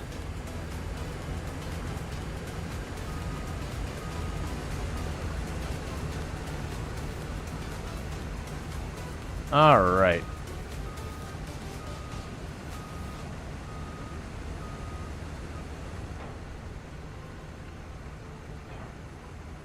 You're from Brazil? Cool. We got a lot of people who pop in from Brazil. How are things going? Going good. We are cheesing it up real strong today. That we've been playing fair in this. We're trying to get the dare drops done, and so I put up a poll and said, hey, do we keep doing this the honest and decent way, or are we getting the cheddar out? And we are going full on cheddar. So we're gonna go ahead and grab you. Take those off because they don't need those. Grab you. Cancel that. You are... I don't know what vehicle that goes to. Yeah, so we can't actually do these other ones, because these require a harvester, and that I think is a front loader. But yeah, so we're breaking the game.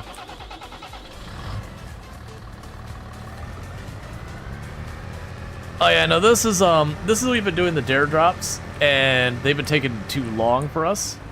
And it's just kind of one of those things that I want to get this knocked out so I can get the keys. I very much enjoy Farm Sim, and I'm down to play a bunch of it. But we're coming up at like 10, 11, 12 streams of this. And it's just one of those things that, as a variety streamer, it's hard to do that.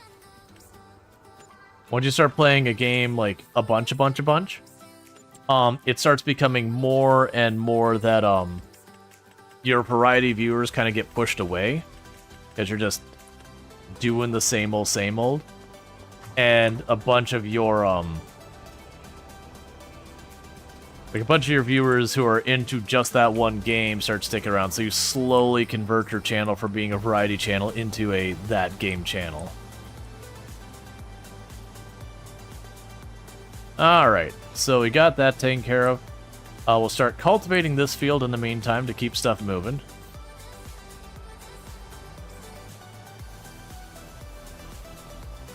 Because plus, I like to do Farm Sim challenge runs, and because it requires a dare drop, this isn't a challenge run. We are just running normal economy difficulty, the $100,000 start, and usually what I do is I do $0 hard economy, no loans, leases, and all that, where we desperately cut down like little bits of wood to make our initial money to eventually be able to like mow a little grass and make some slightly better money.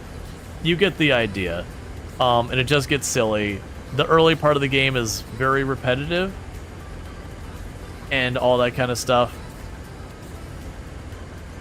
But, you know, it's fun. The progression is much slower. And part of the reason I like it is when you're playing in a lot of these things where you take the loans and leases, you can't quite jump directly into the next ad. It's a little bit out of a reasonable range at the beginning of the game. But you can usually, like, right at the beginning of the game, like, right at the start, get yourself up to a pretty decent, like, medium tractor. Like, there's one down here, this one. The 230 horsepower one. The one we're actually using. Like, you can basically, day one, have that with the basic attachments to have at least a basic way of making money. Which is fine. But one of my complaints about that is that this whole category of tractors serves no purpose. Because you're just not going to buy them. There's like, if you're trying to min-max efficiency or you just want to collect them all, there's no reason to ever buy one of these tractors when you're doing it that way. You skip right up to something along this line, and people have their different personal preferences on what they get. Some will get the ones without the front attachment that are very cheap. Some will get like the Fenter over here. But you can get that immediately. Get yourself at least, you know, like a mower and a baler or something like that. And you get yourself off the ground there. And that's fine, like, no beef about that. But it's just, you literally, from the beginning of the game, can give yourself anything that's under $600,000 cumulatively. Because you start with the $100,000, you get $500,000 for the loan, so you can buy a piece of land for $150,000, get yourself a $100,000 tractor, get all the basic stuff to run that field, and you're good right from the beginning. You'd have some incredible debt, but that's fine. Versus when you start with like the $0 and you get that first like $50,000 and you go, okay, well this is a real crap tractor, but I'm gonna buy it because that's still 100-something horsepower I can work with. Oh, I don't have the mods loaded on this one.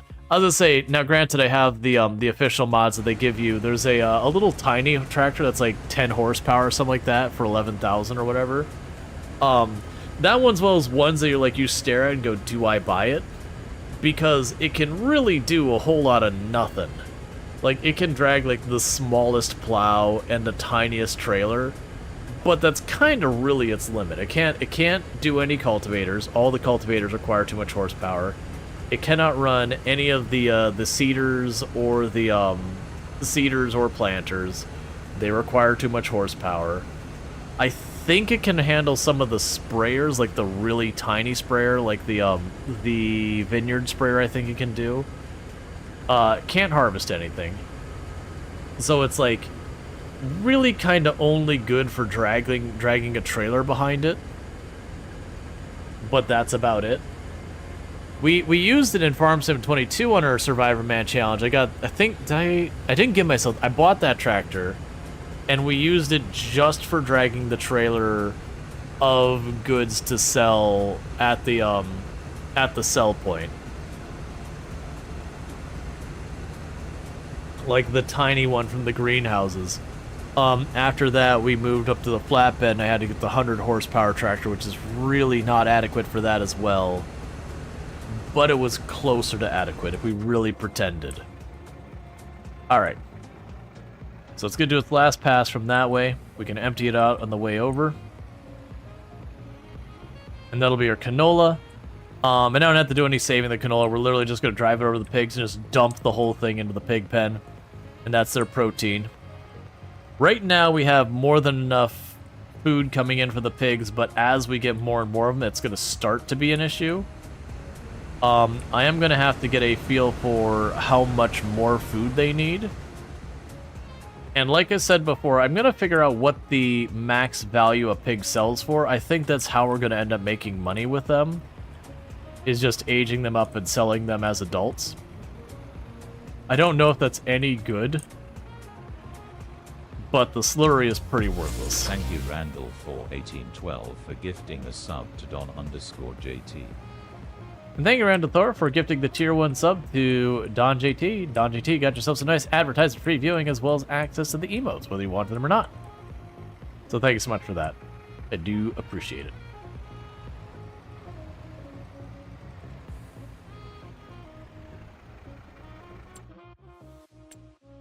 Alright. Yep, so when it turns around, I'll be able to get the prop from there. And that'll be our canola. Now, if I recall correctly on the timing, yeah, we plant the canola tomorrow, and we plant the barley the next day. Now, it would be nice if I can put aside enough money right away using our entirely ethical way of making cash we're using right now. For the record, we are cheesing right now.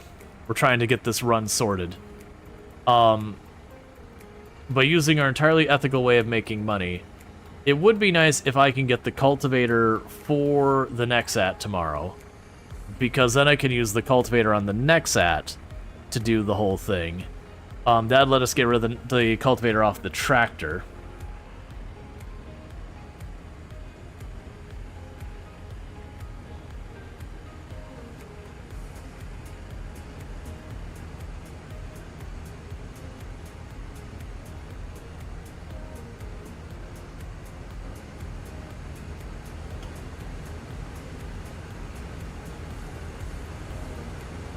Alright, just gotta get into position.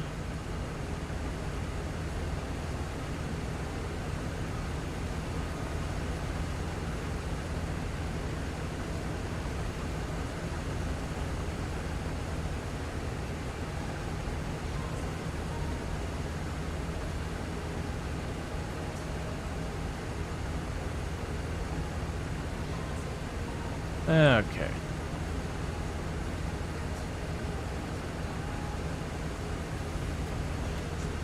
Yes, I'm going to have to change my speed a lot.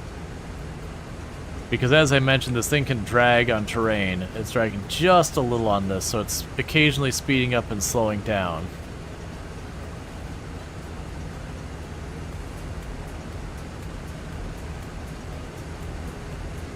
But when we reach the other side, we'll already have this all emptied, so that'll be good. We just let the tractor finish the other field. That's a $3 million, and you can have one of those with a kit for your back garden. See, there are people who are just obnoxiously rich, that just want to own things. I'm surprised we don't have that kind of thing, where you have someone who doesn't even have, like, a proper farm, who just buys this as something to, like, show off, because, you know, it is an impressive piece of engineering. Even if it's very impractical in a lot of ways, it's still impressive tech. Would you stop? You've already finished the field. You don't need to ram me.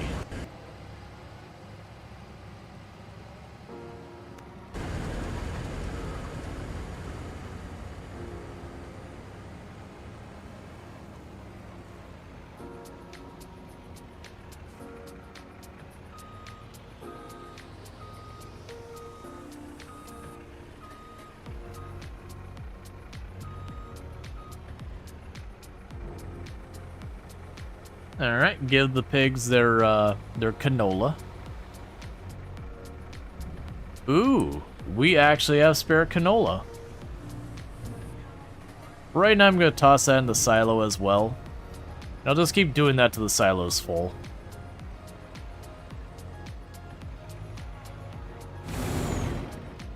I'll figure out where to go from there. Because I am fully anticipating this being a problem later where the number of pigs we have just goes up. Where did my Nexat go?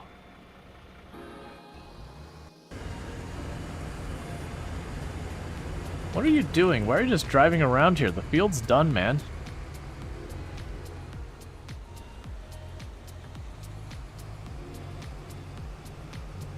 Alright.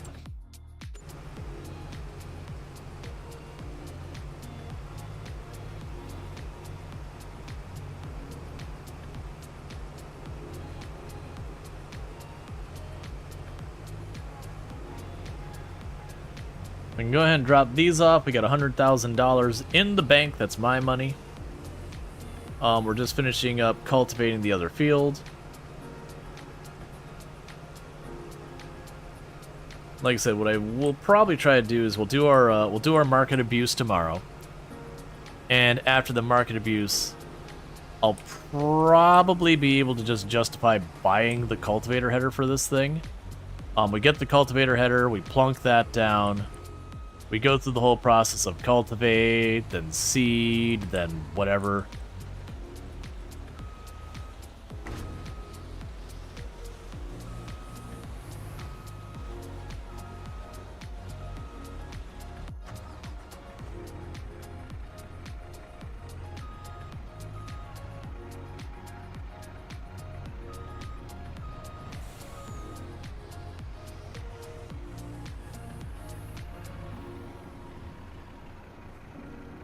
While they're cultivating, let's top you back off of the barley.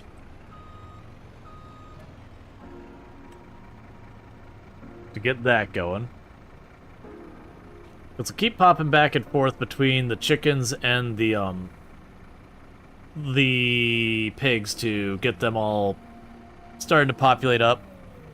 Like I said, once I figure out what amount of money the pigs max out as best we can tell, then we'll probably start selling pigs when they hit that point as a way of making income there. I'm honestly curious if that'll be economical at all. Meanwhile, we can check in all this stuff. Yeah, so we're up to 50 pigs, and they're getting up to $2,500. The chickens are doing fine.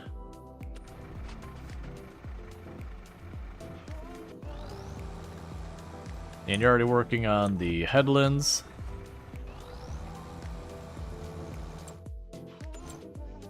We don't owe any money right now.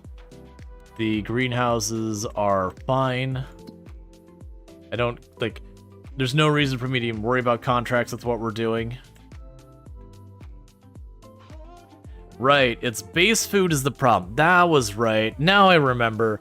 We, for the pigs to be happy, we need to get another crop going to have the base crop going. So they will still have the reproduction rate of 25%, but to get that higher, I need base food, and base food is corn or sorghum. So the plan would be to get the Nexat set up to do corn, because that's one of the things you can do for base thing, and that would use the other header for my seeder and the other header for my harvester. And thereby we would be using that. Right, but we won't worry about that right this second, because we still have to buy the field and yada yada yada. But that's fine. Right now we just need to get this done and all that. The AI is doing just fine.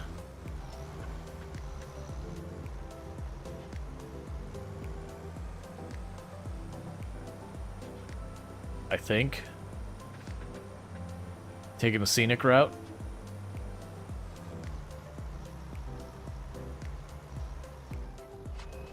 But yeah, so tomorrow we'll get the cultivator. That'll be the big thing for tomorrow in game. We can get the cultivator for the Nexat. That'll let me cultivate the other field much faster. Then we follow it up with the seeder we already own. I don't think we'll be able to make the weeder and any of the other stuff happen right now, but that's fine. Like, unless we get something like another Nexat shows up on sale where we could just instantly cash $100,000 or whatever nonsense.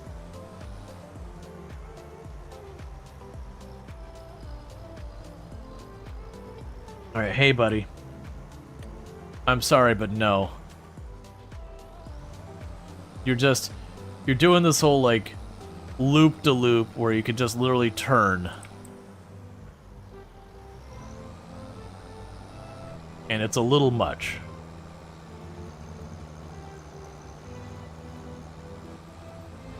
Because we get the next act cultivator, it again is like the 4 or 5 whatever passes to do the whole field.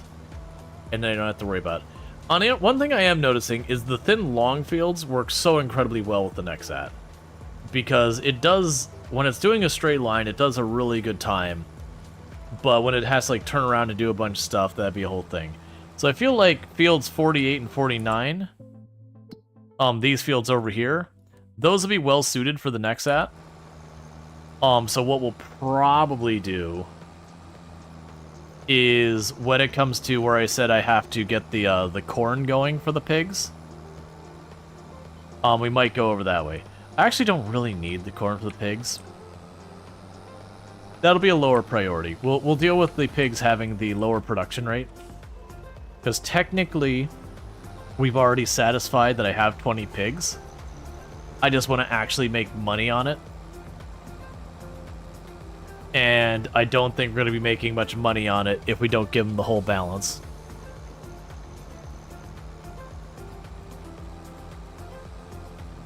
I mean, we might not make money on them anyways. Because that's $25,000 for the 10 pigs. But that's already been 2 years of investment to get that $25,000. I have no idea how that works. Because like I said, the slurry prices don't look great. My assumption is it's just the nature of you're supposed to use it as fertilizer, that's the intended thing, to save your fertilizer money. I just don't see how it'd be economical. Because we've had the pigs, as you can see here, for over 2 years now. And our slurry's not really gone up that much. Obviously, this will all help with the production rate. And as we get more and more, it'll go faster. But the slurry only sells for about, like, $6 per however much volume it is for, like, one sale. Or 50 or whatever. It's low. It's very, very low pay per volume. And so looking at that, it's like, okay, hang on.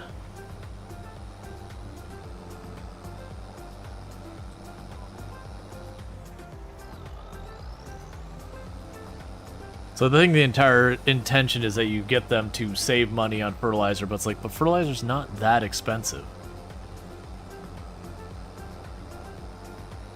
It's fine.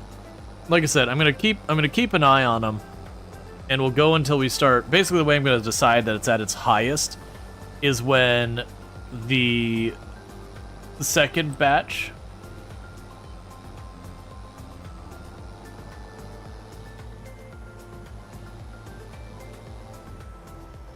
And so you don't know about the age or the price, but pigs and non-dairy cattle go up in price to be sold for profit. Yeah. That's the hope, is that they would make better money than just doing the straight-up crop. The whole effort to reward thing, that you put the effort into raising them, and it's more cost-effective than if I just sold like the handful of crops at their value. Yeah, because like right now, that's, again, we get 25,000. So the way I'm going to decide that we've maxed out is when these two are the same price. Like whenever my oldest 2 sets of pigs basically come up to the same price, I'm going to consider that the max. And the goal will be to slowly have us get more pigs. But you get the idea. Which should happen on its own, because it does seem like they become reproductive so far as making other pigs before they get too far there. Alright. So we've got that dealt with there. This might be the last time I use this cultivator, but let's wait to see how it goes tomorrow to make sure I actually get the thing. Just in case something doesn't pan out.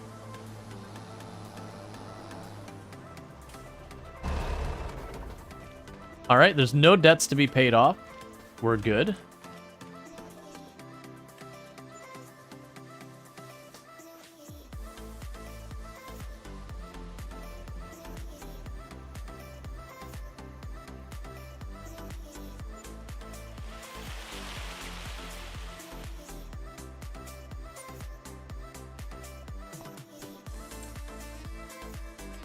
So we do have a Nexat part for sale today, not one I need. But yeah, so just like we did the last couple of days, we're gonna go here. I'm gonna buy you. Okay, do that. I'm gonna buy you. Okay, do that.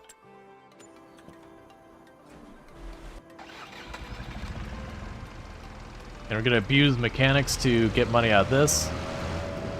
And then we're gonna abuse the thing for grabbing the we're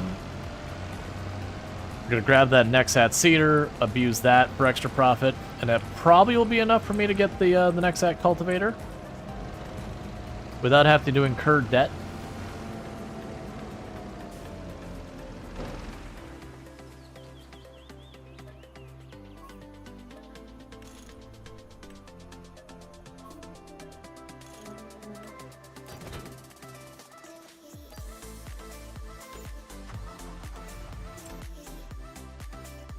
All right.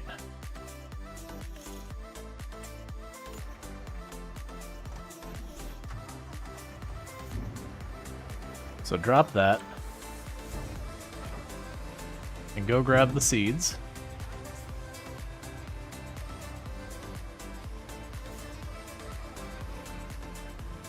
Or not seeds. The eggs.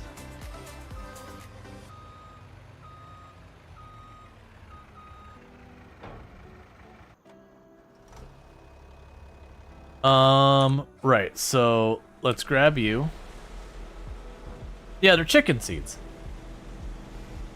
You take proper care of them, and you get chickens.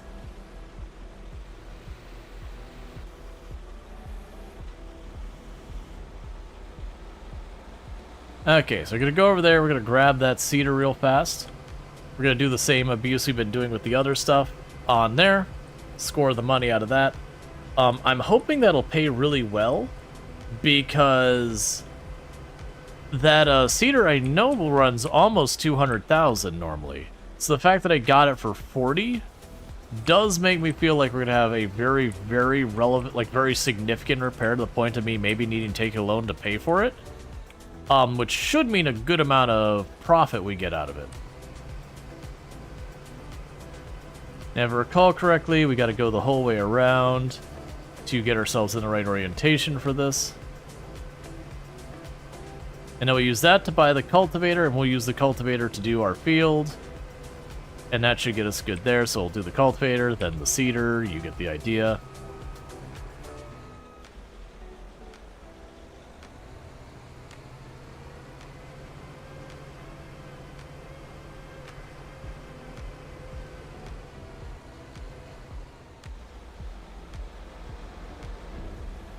Alright.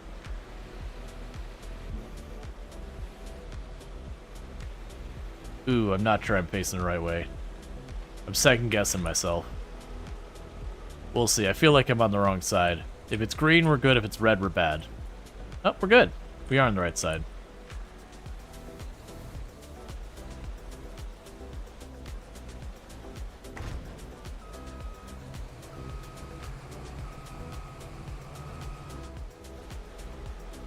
Okay. Yeah, I mean, it's showing it at, like, half repair, with the next app being at nearly full repair. So that is a barely holding together cedar right there. So, in theory, we should get some really good money when we fix it. But I might need to take a loan to fix it. It might be, like, in the 100,000s.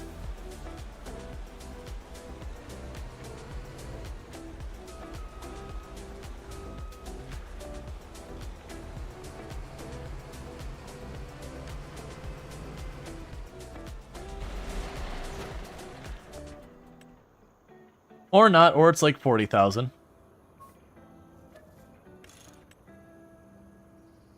So, the cedar, we're going to make that money. And so now with that, we're going to go down here and actually buy something for keeps. Because I need the cultivator. So that's a cultivator. I have literally $150 less than the required, or more than the required amount to buy it straight up.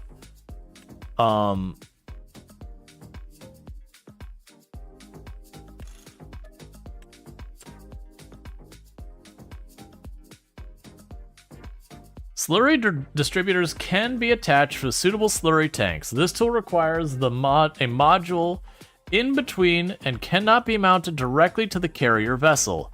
So it actually does require the slurry canister. Alright, well, I mean... Okay. Let's go get our slurry canister.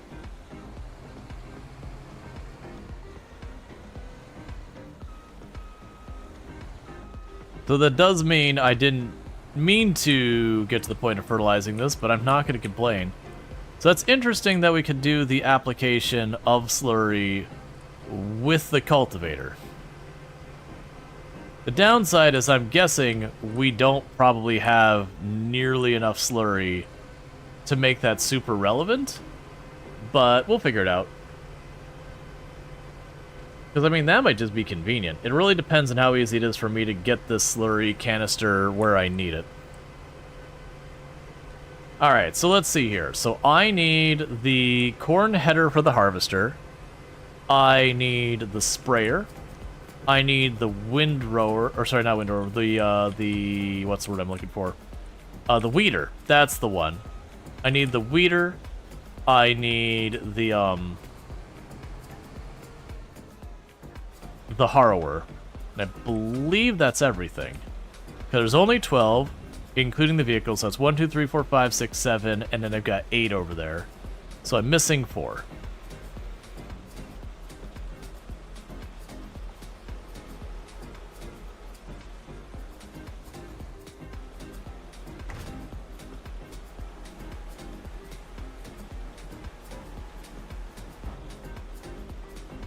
Oh, right. This is the one I have to switch devices to the next. I have to go to and from travel mode versus the slurry thing. Which I'm really curious how that's going to work.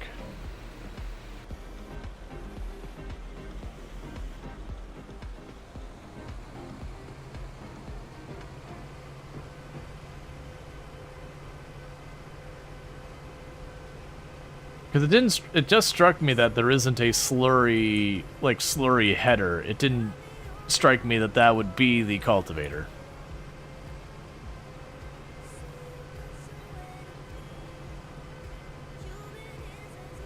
So the real challenge is I gotta get the Nexat to the other side of that, where you see that that spigot sticking out of the top. That spigot sticking out of the top is, I believe, where the slurry comes out. Which would be a little annoying to deal with, but probably not the worst.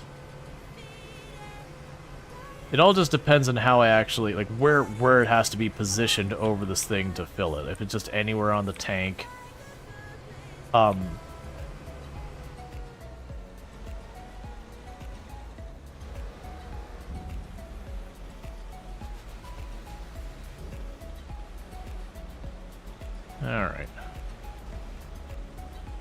Yeah, no, I think genuinely the green-red lines was a necessity because it's very unclear which way is forward and back on the headers a lot of the time.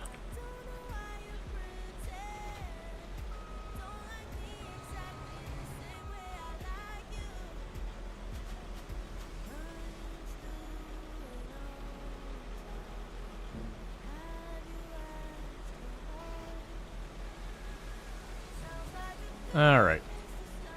So now's where we're going to see how this is going to work. Because like I said, I got to get it... I think I just got to get the red tank under that spigot. I say just, without any confidence as to how on earth I'm doing that.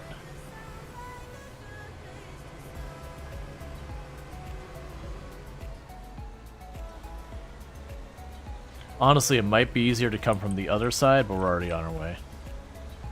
You know, this doesn't actually look like it'll be that bad.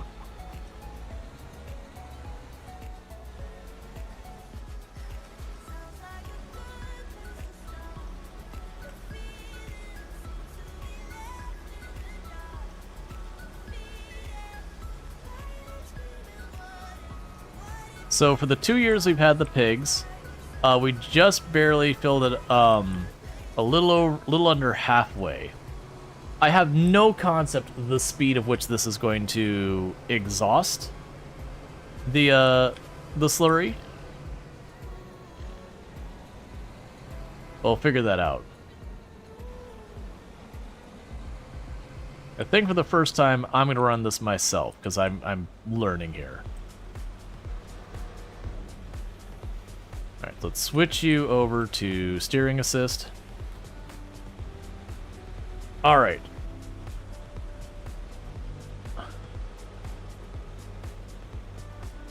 Okay, so, here. Turn on slurry tank.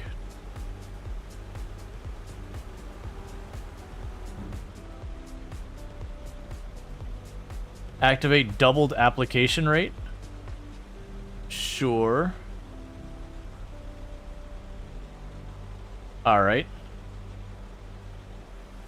Turn on slurry distributor. Activate doubled application rate. Lower slurry distributor.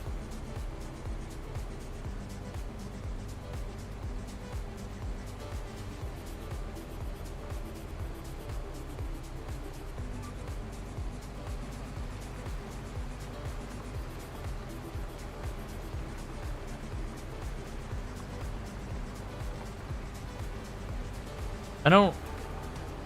Are you, like, spraying? What are you doing? I don't get what the arm's about. We are using slurry.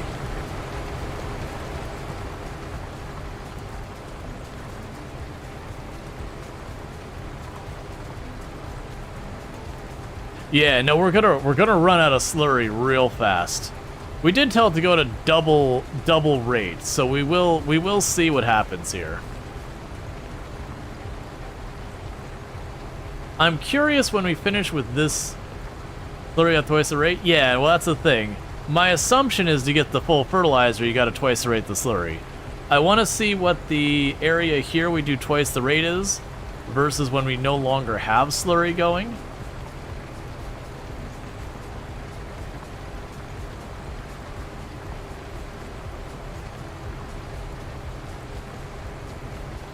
But our pig pen also, we only have about 50 of the, think like 200 or 300 pigs or whatever nonsense it handles. So that should help.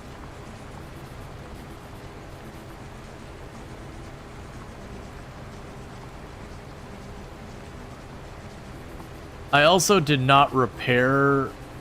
Oh, I didn't repair the slurry tank. Yeah, so we're probably getting a terrible rate also because the slurry tank is in bad state of repair. It's fine, we're already basically cooked it all.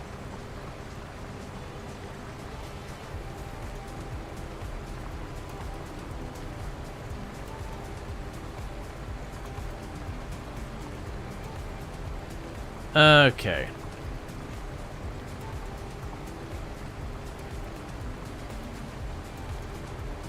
I still don't get the arm. I feel like I'm missing something there, like that's not supposed to actually be out.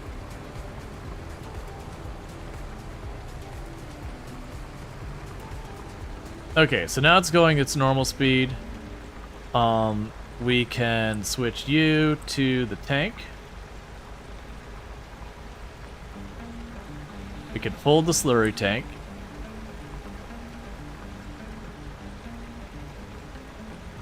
You can't imagine the cost of maintaining this thing in real life. I mean, that's the question is, what's the cost to maintain this thing versus the cost of maintaining the entire fleet that this replaces? I do think this is probably more expensive than the whole fleet, but I feel like that does add a certain level of nuance. Because this would be the equivalent of, like, your tractor, your harvester, the headers, the various other attachments all in one thing.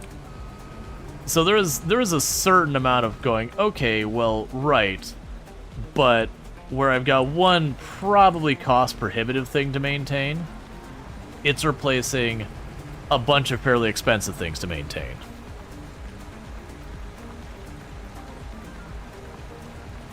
Now, this is one of the places the next ad stands out. This is the fastest cultivator in the game. The fastest before it is 9 miles per hour. So weird to actually look at our cultivators real fast just to make sure I'm not lying to you. If we go up here to our cultivators, should be right around here.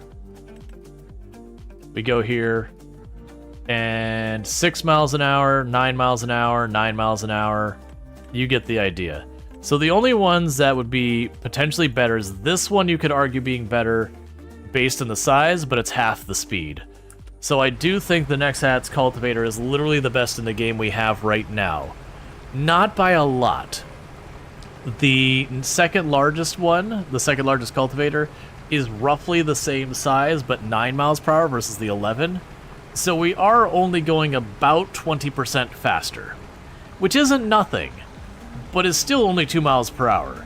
Now granted, when we turned on the slurry sprayer on double duty, it dropped us to 4, but then we are also doing slurry at the same time, and I don't believe the other cultivators do that. I'm not aware of them doing that, at least.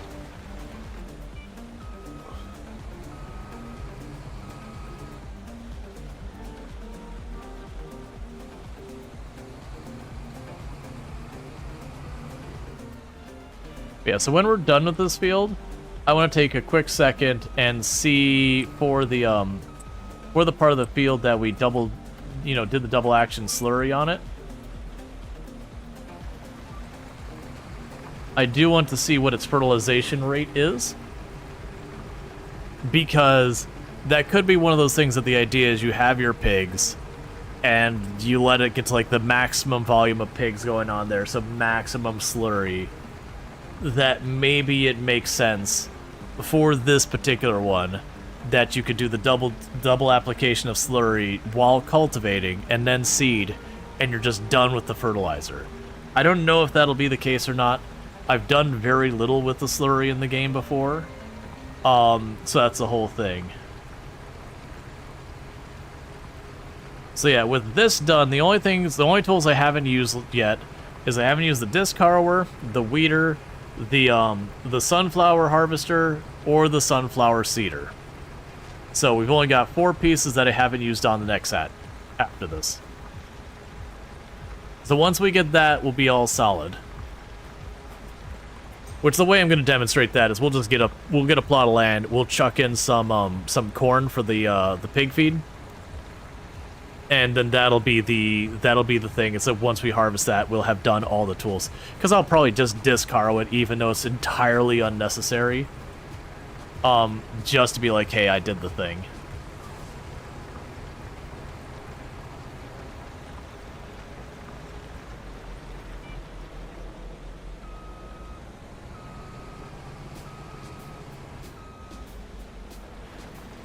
That is cool that effectively, if my assumption is the double application of slurry.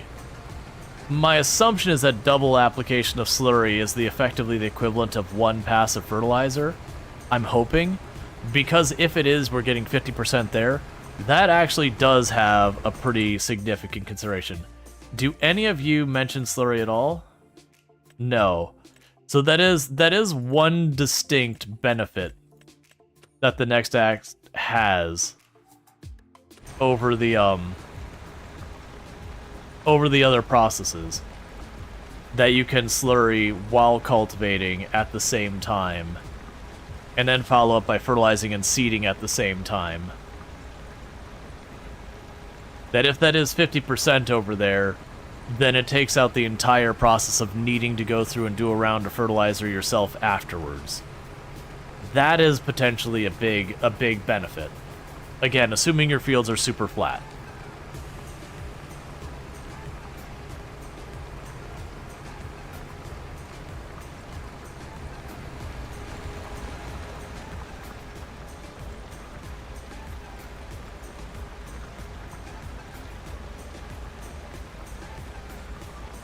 I will say that is way, way faster cultivating than our other thing was.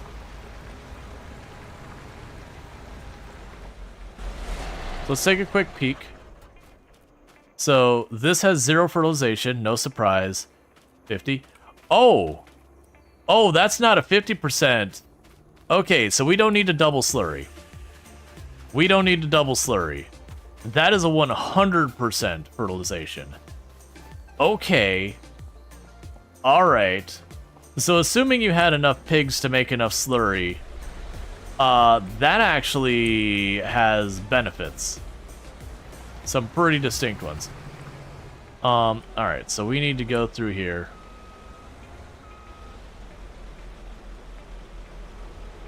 That's... Alright, so, next time. Single application of the slurry.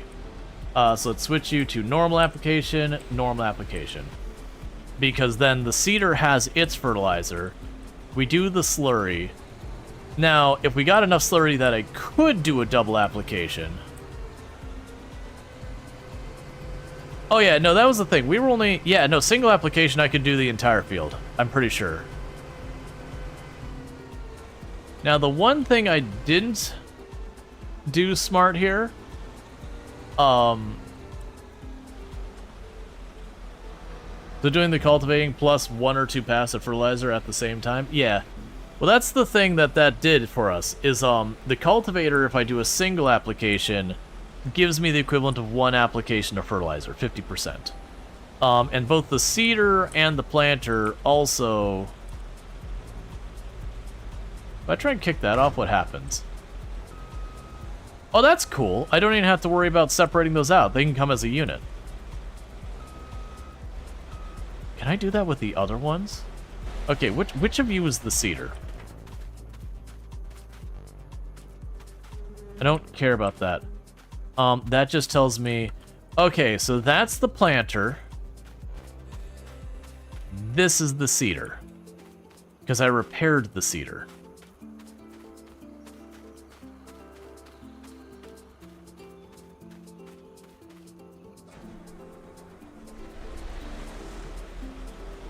I'll need to wait for the,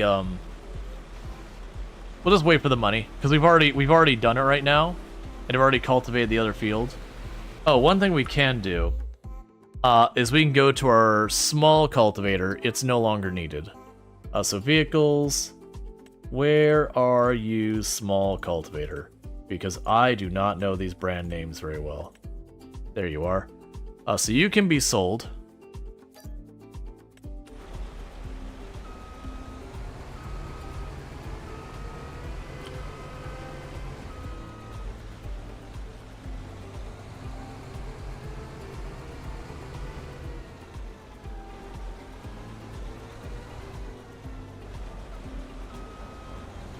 One thing I will test is with the seeder. Can I do the same thing I did with the slurry thing over there, where I put the 2 attachments together and just leave it there, like as one unit? Because with that, while it's extra money, I would be tempted to get a second seeder and a second harvester hopper, which would be way more money. Alright. So I'm going to just attempt this real fast because they're lined up. I believe, though, this is for the corn and sunflowers. Yeah, so that's for the corn and sunflower. So if I switch to that and I disconnect... Oh, that's not the right thing. Disconnect. No. Wait, yes? No? What's happening right now? Ah, yes. So I can. That is honestly really nice. So leave the planter here.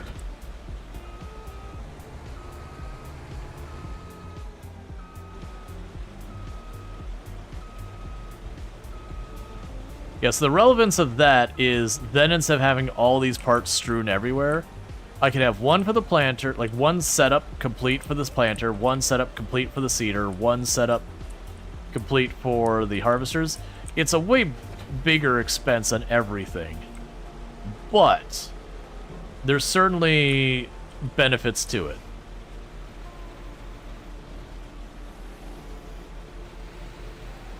That's actually pretty cool. The idea that you can like have your whole setup just sitting there. Like, that's something we don't have a comparison with most of the other equipment. And I'm assuming for the harvester I could do the same thing, because it would make sense if that just attaches onto the end there.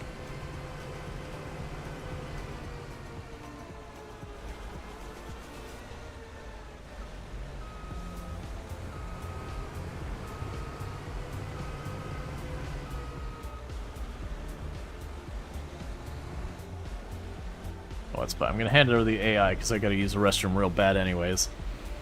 We'll let the AI figure it out real quick.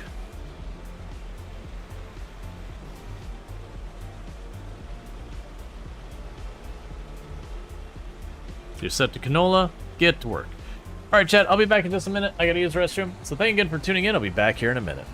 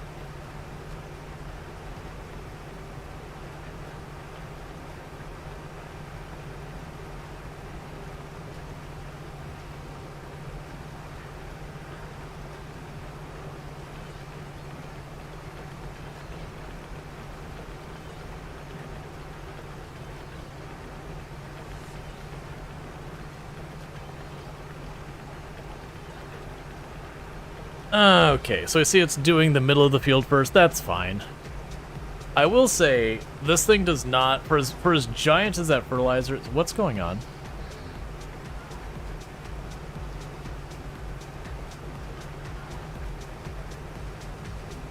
Oh, right, it's the worker doing it. It's the worker doing it, so it's taking directly out of the wallet versus my actual capacity on the vehicle. I forgot I had that set on, like, turned on. I was sitting there going, you're doing this, I'm seeing the texture of the ground changing. The seeds are going into the ground, but my fertilizer and my seeds aren't going down. What is happening? Right. We do have it set up so that the worker will just charge us extra for the fertilizer, the seeds, and the gas, and that they don't have to, like, constantly nag me and be like, I'm out of this, I'm out of that. You do make less money doing it that way because they do charge an overhead for it. But, I mean, it can be a little obnoxious at times. But, with that said, I'm watching this driver do this and I can't stand it. So let's just get all the way back here. It'll take 2 seconds to do this row over here.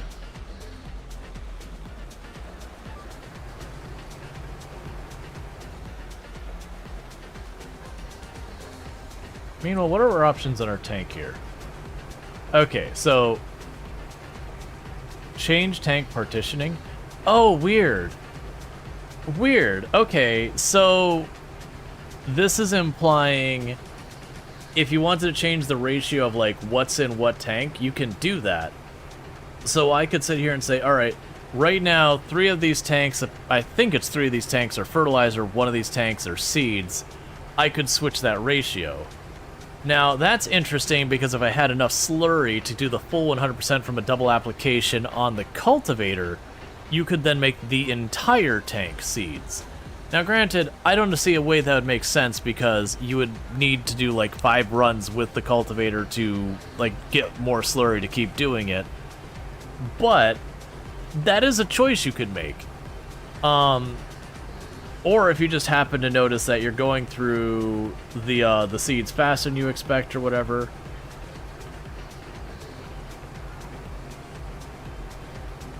Huh. I'm using seeds, right? Yes. The seeds are really, really slow, though, on their usage.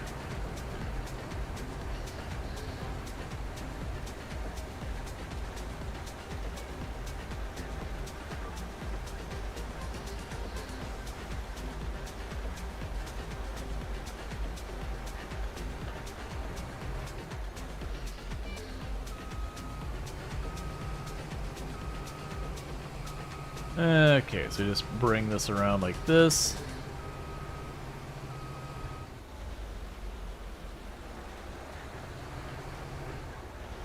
Have a little weirdness right here as we got to wiggle to line ourselves up. There.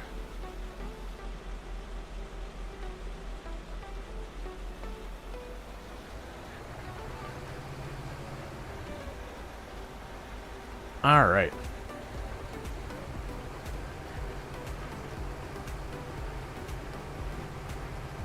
You know, in some ways, the Nexat's been growing on me. Like, it's still not something I'd recommend you use regularly in your runs, so much as more of a gimmick kind of novelty thing. But it certainly does have its benefits. And there is a coolness in its absolutely unreasonable, over-engineered approach. Like, I still think the more correct answer is get a big tractor, get the appropriate attachments for it. It's fine. It'll probably save you money. Yes, it isn't technically the fastest thing for cultivating. Yes, the ability to apply slurry while cultivating is pretty slick. But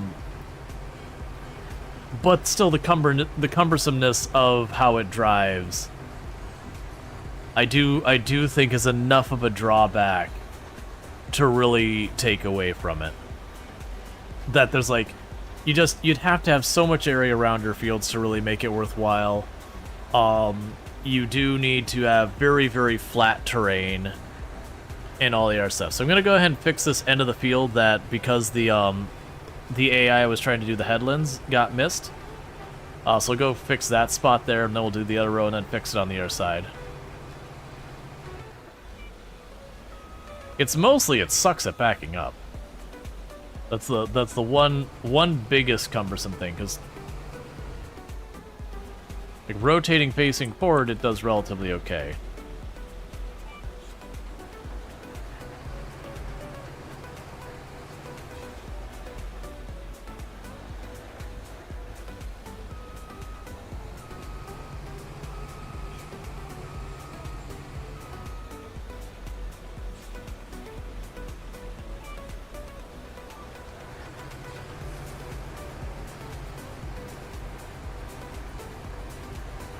Oh, it's gonna have... Alright, I'm gonna have to do one more pass. It's got this gap that's missing. Boo. Like, that's not just a wheel gap, that's like an actual gap. That's fine. You got missed earlier, but you try again? Oh, hey, Liam. I'm sorry, is that what we're going with? Like, just, Yeah, it's good to see you. Sorry, I didn't mean to not acknowledge that. I was being more probably caught up with the fact, like, the whole slurry cultivating thing and how they stay as a unit attached, and that was, like, actually kind of cool. How are the pigs' prices going? They're still at 2,500. I am curious if this one, when it will hit 2,500 and all that. You need acknowledgement. You're needy.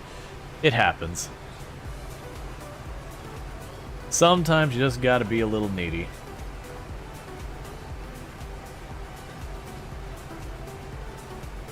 But yeah, no, today's been a very good day so far. We've made almost 500,000.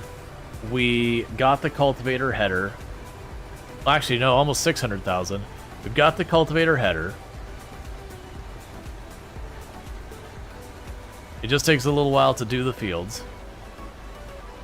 My subathon did go well, Baghdad Bob. I appreciate it. Went for a good, like, 5 days. You know, wrapped up on the 5th day and all that.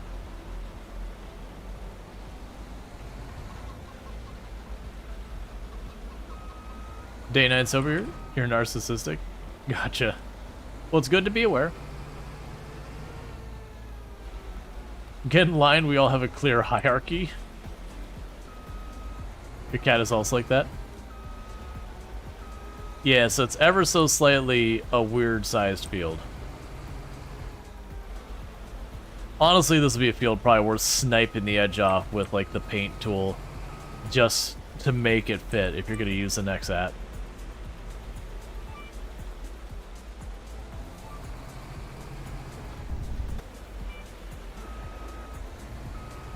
I do hate how easy it is to hit the wrong buttons on this. Not the next set, just... Like, there's so many controls, you're trying to go for one control and you catch the other one. And then you're like, why isn't it working? Oh, I lifted, like, instead of engaging the tool, I lifted the head, or instead of lowering the header, I disengaged the tool. I've mentioned a number of times that I've been tempted to get out my HOTAS and try and map it up so I have, like, the dip switches or whatever, so I could, like, flip it where the tool is on if it's up and it's off if it's down. It's not toggle buttons. It's just, if this is this way, it's just on. It doesn't matter, it's on. And I do understand, like, the game automatically turns off your tools if you run out of, like, the material it needs and yada yada, and it won't line up then. It's fine. I'll see what it takes to make that work. I won't, because I'm too lazy. But I would see what it'd take to make that work if I was going to use it.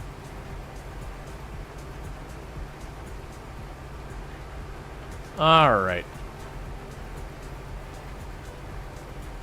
So, I still think I'm gonna do the one fertilizer pass with the trailer thing, because most of this field did not get the full fertilizer. So we will be wasting a little fertilizer, but that was all part of the experiment. We did our experiment, we learned things. I like how it didn't technically disengage the seeder when I did that, which I'm curious about.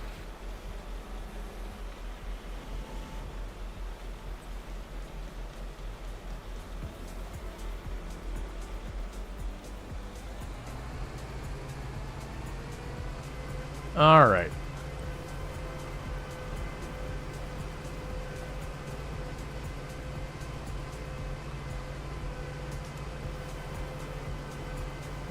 So next in-game day, I have to do the barley on the other side of the road. Now, the downside with everything depending on the Nexat is that does mean, like, there's no multitasking unless I get a second Nexat. But weirdly, that does justify, in a big way, getting a second Nexat, because the Nexat actually runs the same price as your high-end tractor. So we're assuming you're talking like your big jobs like cultivating and all that, or the seeder and planter, which tend to require like the biggest of the big tractors to be able to get the horsepower you need. Okay, so you can sit here. We need to grab you and this. I didn't think to check about the lime, so I'm gonna ignore if it needed lime this time. I don't think it will. I think we just recently limed. Honestly, it's probably in my best interest to take on the debt to get the weeder on the Nexat and just get that knocked out as well.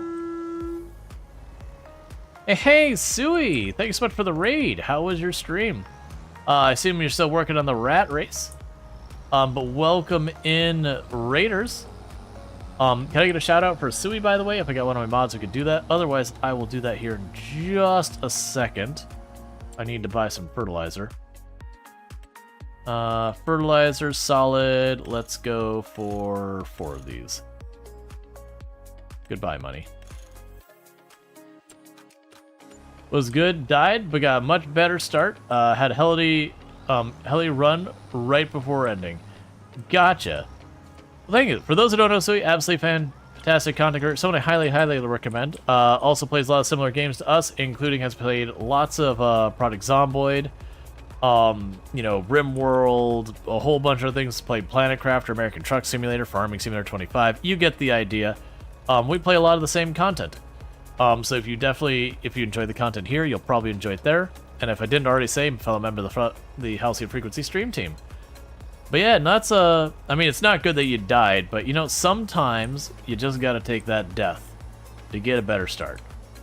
I definitely had that, not with the rat race, I haven't participated in it yet myself, but with the 16 times pop, I definitely had like a run that felt like it was going good, and then just had like a really good start after that death. I'm like, alright, okay. thing is, there's a heck of sweet bean that plays all sorts of fun games. Been talking so for years now. Absolutely yet. Yet? No, I probably won't do the rat race in all honesty. I'm happy for everyone doing it. I've done some of Lamprey's like really sweaty challenges in the past. I just, you know, I don't want to burn out Product Zomboid again. So, where I've already been like really doing a lot of Product Zomboid since like December. I've been kind of trying to do some other things for a while. Like, it's still a good place to be in Zomboid, but, you know, that record run wore me out pretty bad. The cows are loud. The animals in general are loud.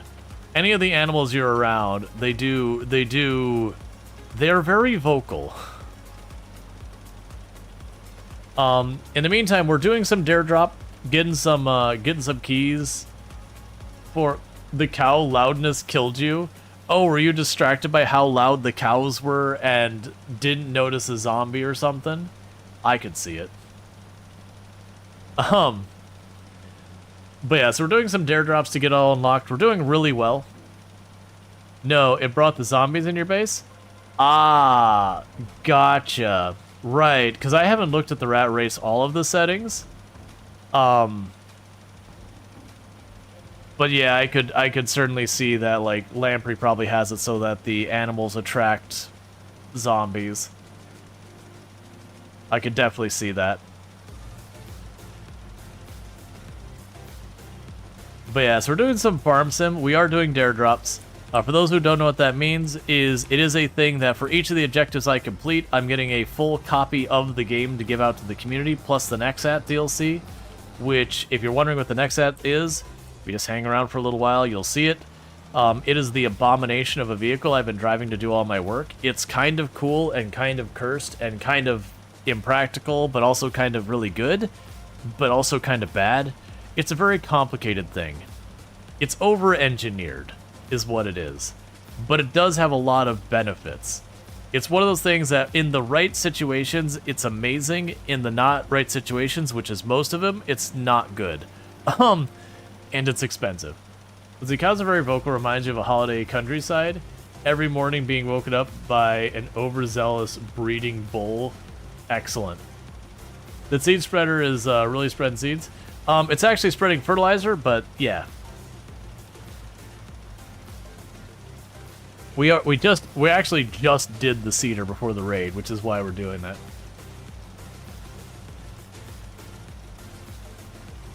So the spirits of a World War II BMW. You mean just a BMW?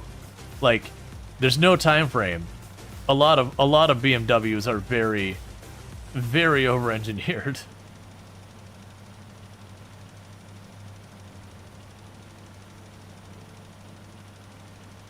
No, you're all good. It's very hard to tell sometimes what's happening in Farm Sim based on the equipment. Okay, so we got that all dealt with the fertilizer. And I did mention what I'll probably do is I'm going to take the loan to get the Nexat's weeder and do that next. So the Nexat down here, your weeder's here somewhere. So that's the cultivator, that's the disc harrower, seed crops, planter.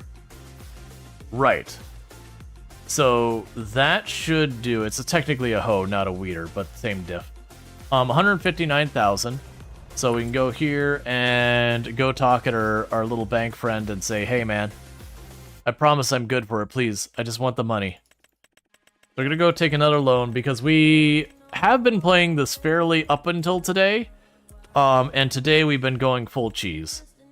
So we are exploiting bugs and a couple things to...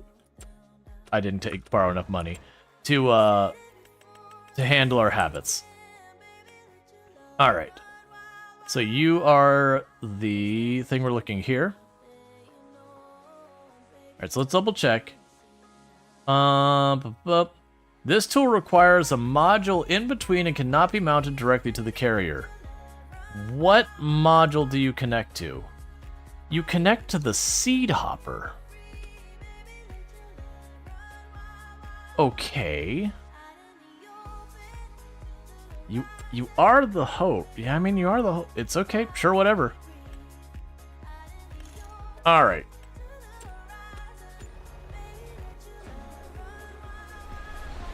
So we're going to go here, and I didn't mean to switch that. We can leave that there. So I need to switch you to the tool from underneath. Gotta switch into work mode. And this is the next stat. This is the abomination. If you ever want a problem solved and as over-engineered as possible, we can make that happen. So we drop off the cedar.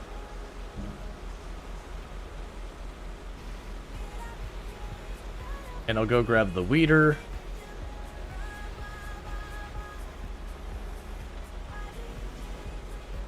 I might need to borrow more money from the bank here to repair it, because we bought one used. It's weird that you attach to the cedar. Like, I get it. Just the way this thing works, I'm guessing it puts power through the hopper thing, which is then used to run the tools attached to it. And so we just gotta deal with that. It's still a weird thing. Oh, also, this does mean I can go to my vehicles. Where is my, my old hoe? There it is. So we don't need that anymore. Because little by little, we're getting all of our conventional tools and getting our over-engineered ones. The mobile crew cab of this thing never gets old. Yeah, for me, it's like the time, though, it takes to deploy is just weird. Alright, so every single time with the tools, I've had to circle around and come from the other side. Who knows why programmers do the things they do? Surely not me. I mean, I am a software developer of over 15 years experience. That said, you're right, I can't really explain why a lot of people do the things they do in software development. Honestly, usually insufficient time to complete the task in a proper manner. So we get the, oh crap, I have no time to do this right. Well, I can just do this band-aid, I'll fix it later. Later never does come, by the way. We all tell ourselves that someday later will come and we'll clean up our technical debt. But then when we ask the boss for the time to clean up our technical debt, that time never happens. All right.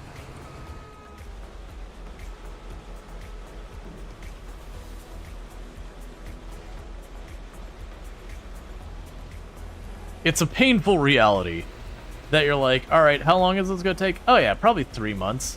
And they're like, cool, you have 6 weeks. And you go, well, I can't do it in that time. It's like, well, make it happen. It's like, all right, well, you can choose, do you want it, like, do you want it fast? Do you want it good? Or do you want it, like you can choose between fast, good, or cheap. And you only get to pick 2 of those. Maybe. Reality will dictate the others. This is a management problem rather than a dev problem? Oh yeah, no, absolutely, 100%, Splee. Absolutely, 100% agreed. It's not on the devs that it's that way. It is still that way, and it's still a problem. Wait, that thing was undamaged? Huh? Oh right, I bought it new. What am I talking about? Okay. I'm used to buying almost all the stuff used, so I went to go repaint and repair my new thing from the store. That's fine. Let's do 100 man-hours of work equals 99 man-hours to say it. Well, we'll get to that. In 1 hour, throwing 100 developers at it and screaming at them to hurry. Yeah. Well, I mean, it's one of those things when it comes to technical debt, that it is just a problem that over time just gets worse and worse and worse. And so, you know, sure, when you first work on the project, you know, your full time is actually going to working on the project. And then you get a little bit of technical debt, and okay, well now you got to work on your next part of the project, and like 95% of it's actually going to the project, and then 5% of that's going to the inefficiencies caused by the technical debt. You're paying your interest on your technical debt. And then you come by later and, you know, you accrue a little bit more technical debt, and now only 88% of your effort is actually going to what you're trying to accomplish, and the rest of it's inefficiencies caused by the technical debt. And you get where this is going. And it just gets worse and worse and worse and worse until it's like, no, really, I'm putting in this task, and this task should be all of 30 minutes. But because the sheer amount of technical debt we're dealing with here, I'm now spending the majority of my time just dealing with technical debt, and very little of it's actually getting the job done you're looking to have done. Always the creators want awesome, even if it takes years, but the other side, it has to go out before 3 years, the balance. Yeah, no, there's definitely a balance, I agree. Like, you have to consider what it is you're deploying and how much you put ahead of it. The one group who I've seen have the lowest bug rates of any other team I've ever worked with, and for the record, I wasn't on that team, but we did work with them for a couple of things, were the engineers who deal with launching rockets and all that over at NASA, the software devs, had some of the lowest bug rates of any team I've ever heard of, let alone had the ability to, like, meet with before. That, like, for them, they had nearly zero bugs. But they had, like, code review on code review on code review on test on test on test, and, like, peer-reviewed multiple layers through multiple teams, like, really, really over the top. But there's a good reason for that. Because when you got tens of millions of dollars sitting on a launch pad, someone hits go, you need that code to execute correctly. Because if it doesn't, and it explodes or something goes wrong in a catastrophic way, that bug just cost tens of millions of dollars instantaneously and put a bunch of lives at risk. Versus when you spin up a website that's schlepping, like, you know, putting your family, like, family's face in a coffee cup, the stakes are much lower. If it doesn't launch successfully one day, okay, you may have lost tens of sales. You may have lost a couple $100 or something like that. Alright, so let's make sure that actually worked, because I got no feedback from it. So that says nothing about weeds growing, and that does. So we're good. It's actually a fun story. This is going way back when you were in high school in machine shop. You looked at your teacher one day and literally said, look, I can do this fast or I can do this right, but by the grace of the higher power, that man switched up his whole teaching style from quantity to quality. That's cool. Like, I've worked jobs that they did take quality serious. It's actually one of the things that really kind of annoys me with the job I worked last before, you know, getting onto content creation. You know, it went through a bad acquisition, and it definitely went from the quality to cheap. I wouldn't say quantity to cheap. And so the company I'd been were leading in that industry until the acquisition happened, after which they went bankrupt like 2 years later. They haven't technically shut down, but they did go bankrupt. So we'll see if they survive their bankruptcy. But they went from being buku profitable to we might be able to keep the lights on. And again, it was one of those things that we were leading in the industry because we were on the quality side of it. That they had lots of competitors out there against us, but we had a much higher reputation and all that, and just torched all that goodwill by just being like, hey, I know we do this to make our courses better, but what if we didn't do that? It would save us all this money. Repeat, until you're going, alright, but what is exactly the reason why you choose our product versus our competitors now?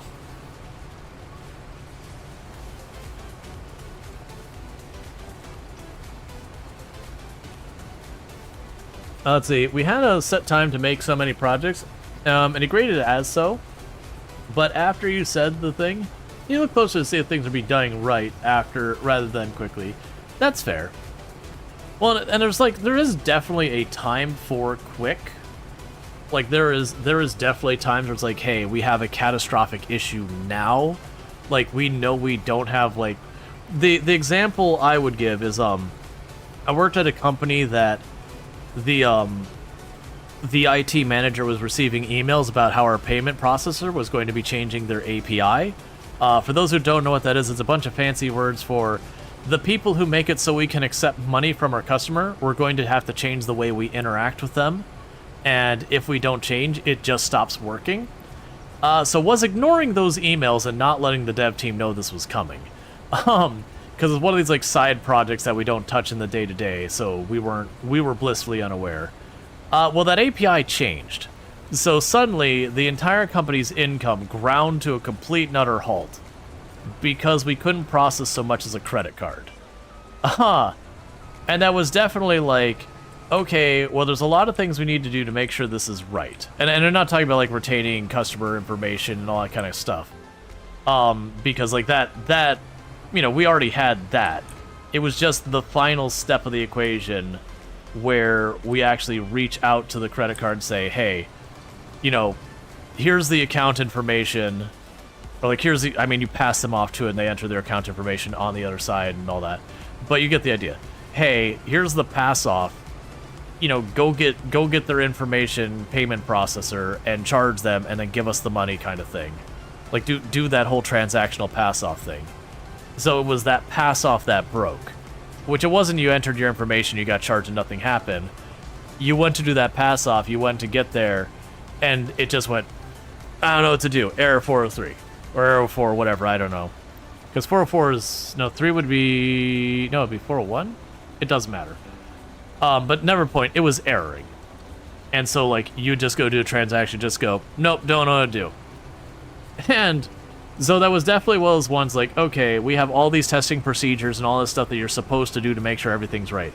Right now, there is a, yeah, that was the reason I was like, wait, 403 is forbidden. 401 was error on server side, I believe. No, wait, was that, it's been so long. I haven't done web dev in a long while. I used to know almost all of them, including there was like a bunch of joke ones in there too. All right, Luxury, take it easy. And one of my pet peeves was it code 200 was success? Code 200 error happened. And you're like, that's not what that means. Don't use it like that. Give me an actual error response. You don't successfully error. You error. Or you succeed.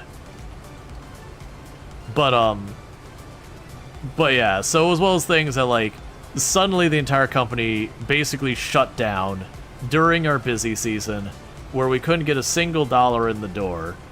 And this is like a medium-sized company, so that is like, oh no, this is everything is going well, everything is happy. And suddenly we're like, wait, if we don't fix this soon, this could be our company in genuine danger from like going out of business. Like this is the time of year that like we need to be doing everything as best we can because, you know, 90% of our business is going to happen over the next... Please tell me I had that down in the last pass. I did. Okay, we're fine. We're fine. 200 plus error sounds like someone papering over 500 response. Yeah, no, that's it was one of those things that, you know, it's the same kind of error handling where the person goes, okay, like on the like farthest out point of the application, try, catch, you know, like catch, do nothing, or like log and just keep going forward. It's that kind of error handling where you're trying to debug something then, and you suddenly are looking at like this control all the way at the very top of your application that's now caught in error and going, okay, where the did that break? And either having to like look through the entire log of the error to figure out like what method it actually broke in, or if you got like good tools like do the step back or whatever, or you comment it out or get rid of that thing so you can actually properly test your application, figure out who was responsible for this half-butt solution, and go, we need to talk about how we're error handling in our application, because this this is not acceptable. There is a value in when something goes properly wrong that you have not handled anywhere, in having that error actually happen. So you can actually find out that there's an error versus sweeping it all under the rug and then realize, you know, you're not encrypting something that needs to be encrypted or whatever is happening. Because those are things where you might be handling someone's information in a very dangerous and unsafe way and potentially leaking that out through error messages. Oh, I absolutely agree. There needs to be that some things need to be done quickly, but there's definitely a balance in the adult world between writing quickly. This high school student's learning the thing to do. Mind you, this is like 20 years ago. Yeah, no, absolutely. It passed QA, didn't it? Oh yeah, no, that was... So that company is one of those companies I worked for that was super mixed, and on one hand, they did some really awesome tech. Like, really neat stuff. On the other hand, they also did some really, really dumb stuff. Like, it was very little in between. Either you're like, oh man, that is a really awesome thing. Like, I don't think anyone else is doing that. Like, that's just a better way of doing this. And then there's other things you look and go, you do see all the problems with this, right? Like, you do understand that this is objectively worse than, like, the way everyone else in the industry does it, right? Like, this creates a whole plethora of problems while offering no benefit over the existing way. Like, you're objectively making this worse on yourself.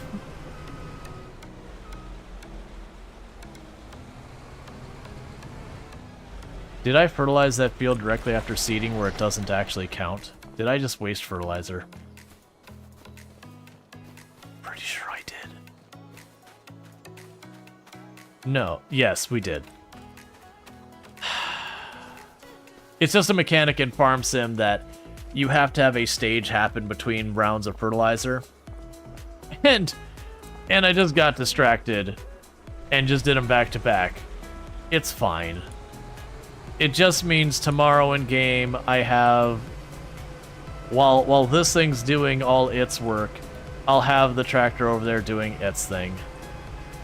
Alright, so you need to drop this. Also, you're mostly listening, so you haven't really comprehended the abomination of the farm machine. Oh, it's an interesting thing, but it is definitely a massive over-engineering of this.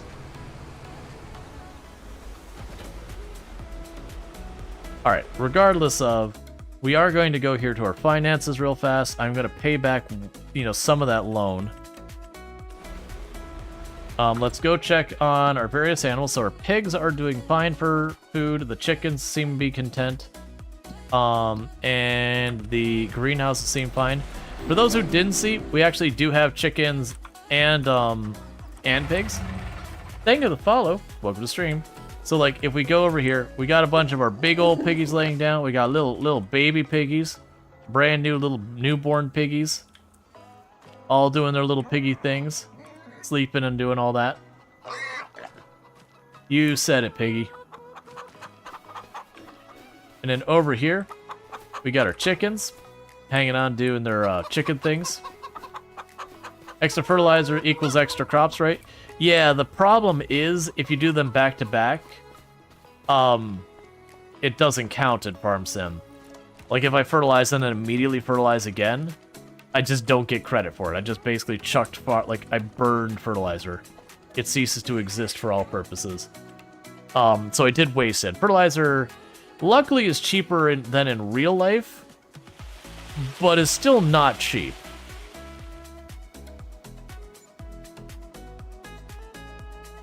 Oh no, you're good.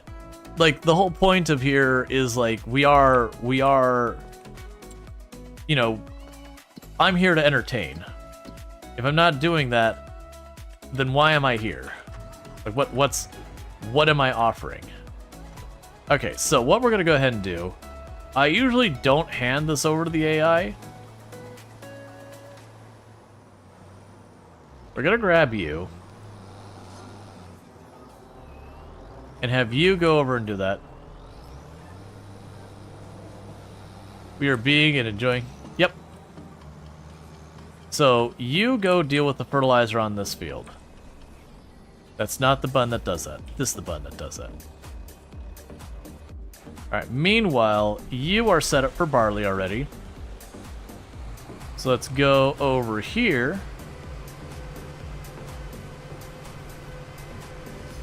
And get our other field here planted for the barley.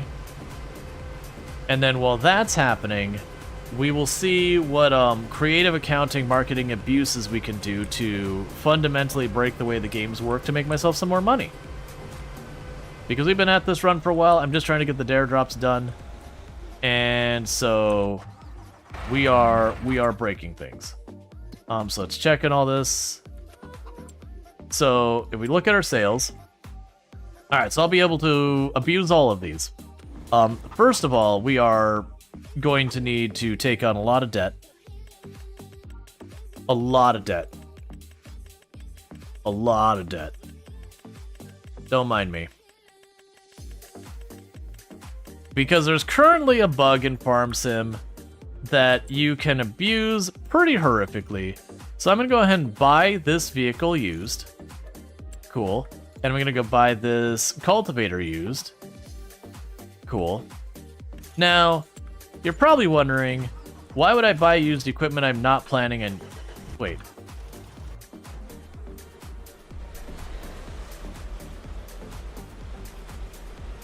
I need you to actually do your job.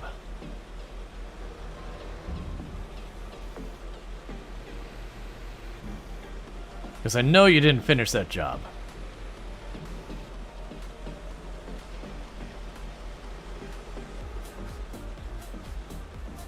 So we're back on this field.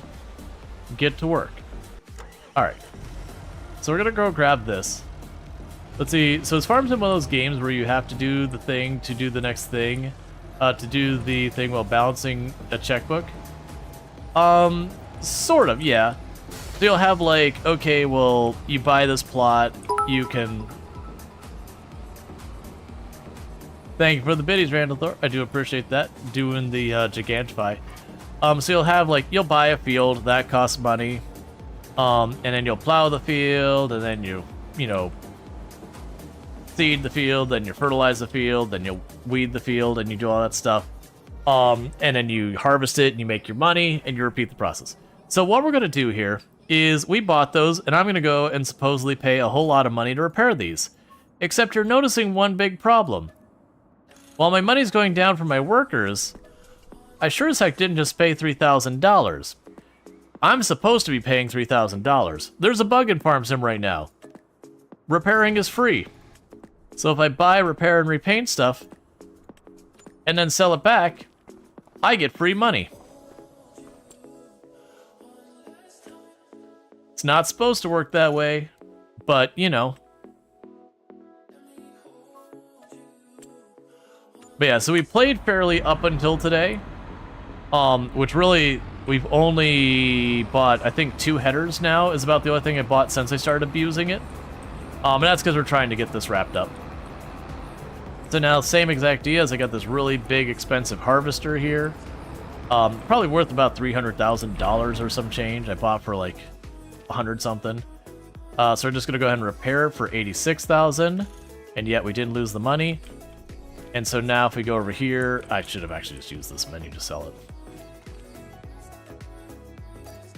And suddenly, before I bought those vehicles, I had about $300,000. Now I have about $500,000. So now I can go right here, and we can pay back our entire loan all the way back down to 0. Which we were $100-something thousand in debt when we started this in-game day. Because of buying those headers I mentioned. And I can pay it all off right now. I'm going to keep just a little... No, actually, we can pay it all off. Yep, so we're now debt-free. That's the real secret. That's the real secret to being a successful person. Is if you just scam the accountants, don't actually do that. This is not real advice. Like, if you just break the laws and scam the banks and the accountants and the tax man, you can have lots of money. You'll also probably go to prison. But, you know, technicalities. Yeah, I don't do the head rows with the next ad. It's just too much to work on. Yeah, so we're now fertilizing this field again. This economy thing is easy. You love the subtle clause, don't actually do it. So that's the thing. Technically speaking, if someone could make the argument that I was giving real advice on that and that they followed that advice and it damaged them, like, if I present it as like authentic financial advice, granted any competent person would realize I'm joking. And more than likely I would be fine. But if someone took it as proper advice, followed that advice, and like could convince a judge that I actually was providing advice, like financial advice, there is things where you can get yourself in weird places legally. Which is why people are like, this is not medical advice. You know, don't take it as medical advice. Don't hold me liable when you take my bad advice that's clearly meant as a joke as real. You don't need to actually worry about. Okay, cool. We got this. Yeah, no, it's just one of those things. It's like, I don't actually have a fear someone will like go and listen to something I say that, you know, obviously when I'm joking like that. But some people aren't necessarily, like, it's easy sometimes to miss that something's satire or something is an exaggeration or something is sarcasm. It's really easy to miss that. Especially if it's something you don't know about. So, you know, like, if you're like, oh yeah, the safest way to gamble is, you know, go to roulette, red or black, choose one, put all your money on it. And someone will be like, oh yeah, I don't know, sure, I'll do that. And of course, for those who don't know the way that works, that's a 50% chance you just lost all your money. 50% chance you made a whole lot of money. It's a bold strategy. People have famously done that many times, where someone sells every worldly possession and chucks it all on red or black. And you'll hear about the wins where they loot, like, you know, they, you know, put aside everything, get like $100,000, and then make $100,000, you know, not counting what the tax man takes and all that and whatever, but still huge amount of money. And thank you so much for the follow. Welcome to the stream. You know, and you hear about those wins where the person does basically get, you know, this landfall of money doing it. What you don't hear about is the probably literal thousands of copycats who are like, yeah, I could do that. And then, you know, go on red or black and lose. And then suddenly their entire life savings, you know, not counting the clothes on their back, are all gone all at once. That they're quite literally homeless because they sold their home and put it on the table. I feel like if you're a person and you do that, you should automatically be barred from casinos and need to go into some type of treatment for gambling addiction. Because that's, yeah.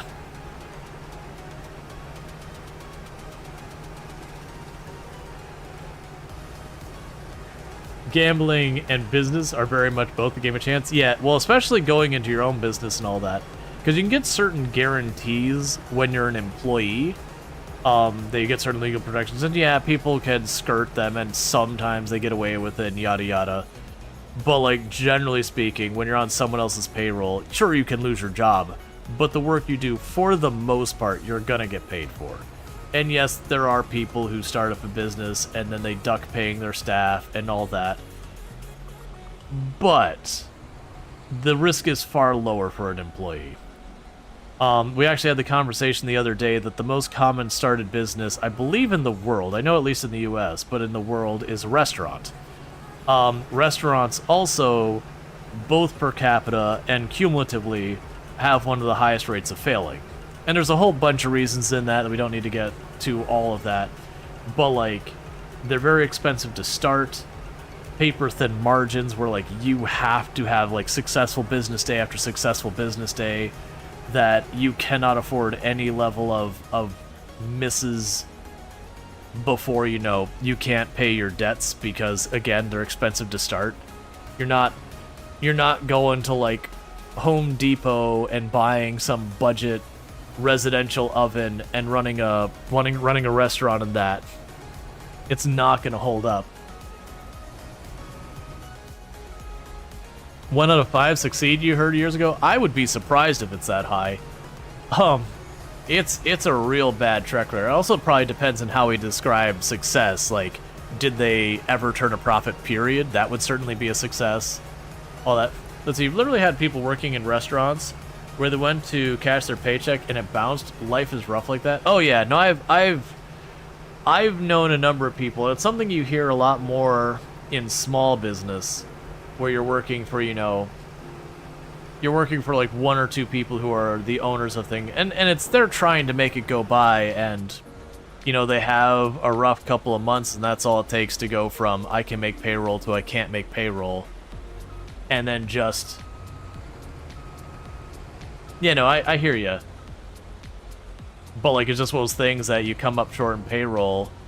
And I've actually known people who are on the up and up that kind of thing happened, where they came up short in payroll, and understandably people got upset. They depend on that money, and it was like an honest mistake, and they did make it right. But there's that really awkward moment about being like, people go to cash their checks and they bounce, and then you're doing whatever you got to do to make some money happen on the short, usually getting gouged by some like payday loan kind of thing, just to make your payroll. And then you turn around to the other side of it and get your people paid the way they're supposed to, because you are genuinely not trying to screw people. Because once you start bouncing payroll, your company's done. There's no bringing it back. Like, if it's a one-off honest mistake, that's one thing. You know what? Actually, I have had a check bounce from payroll before, and it wasn't even like a small business thing. It was a fairly large company, good like 200-300 person company. So that'd be a medium company. But it was just one of those honest mistakes that they were going through a reorg, that they were moving away. They handled a lot of the finances, and just the wrong account had the money. So it was one of those things that like one person got their check the day before because they got a paper check, and went to cash it immediately, and it bounced. And just immediately the company was like, okay, everybody, your pay is going to be a day or 2 late. We effed up. We're going to throw an extra, like, $100 on there. We're so sorry. Like, we screwed up. We're going to try and make this right as fast as we can. But it might delay your pay. I don't even remember if my pay got delayed, because I wasn't living paycheck to paycheck at the time. But it was definitely one of those things. The company's like, we screwed up. We're taking responsibility. We are already actively fixing this problem. The company is not in financial risk. Everything's fine. We just made a clerical error. A very, very bad clerical error.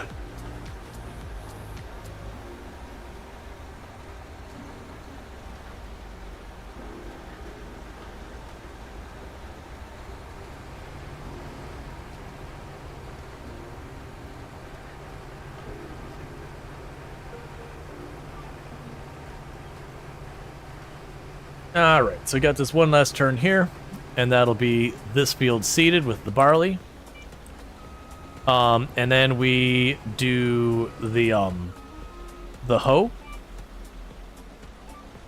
And we do not fertilize it yet, because I cannot fertilize it today.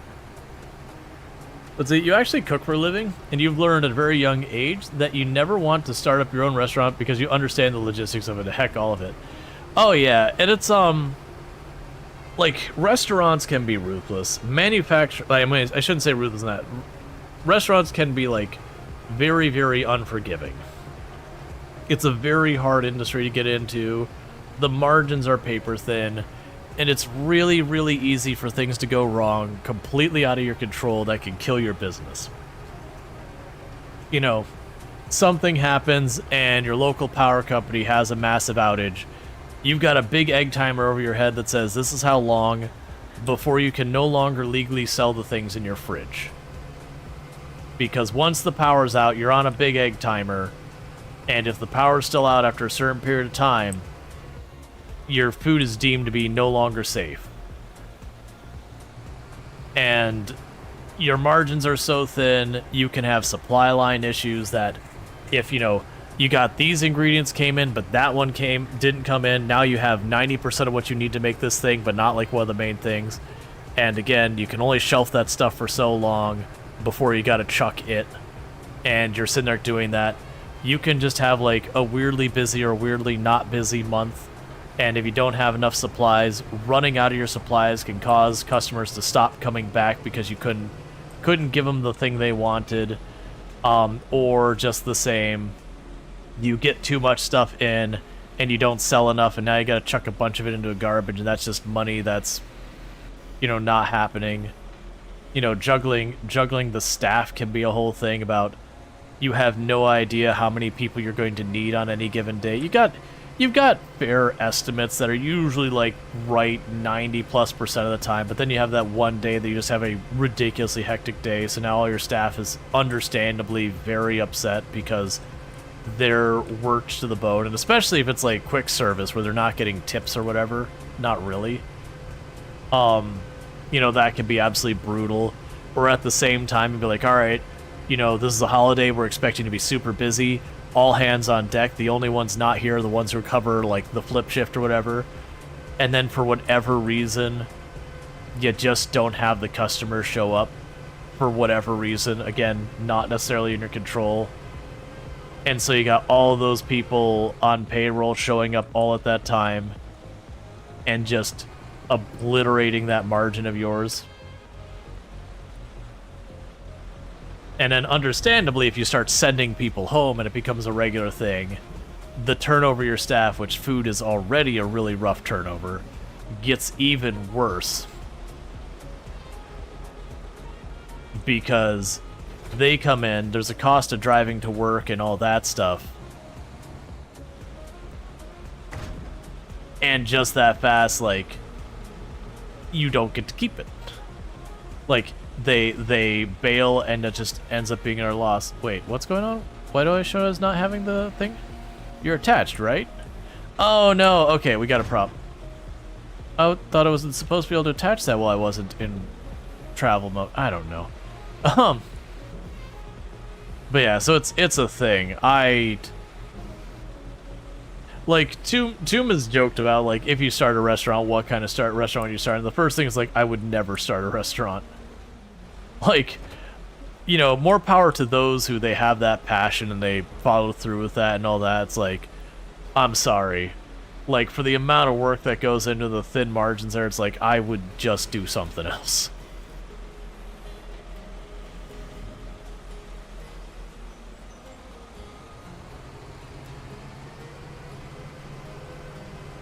Like, there's a lot of businesses you can get into with very little upfront capital investment.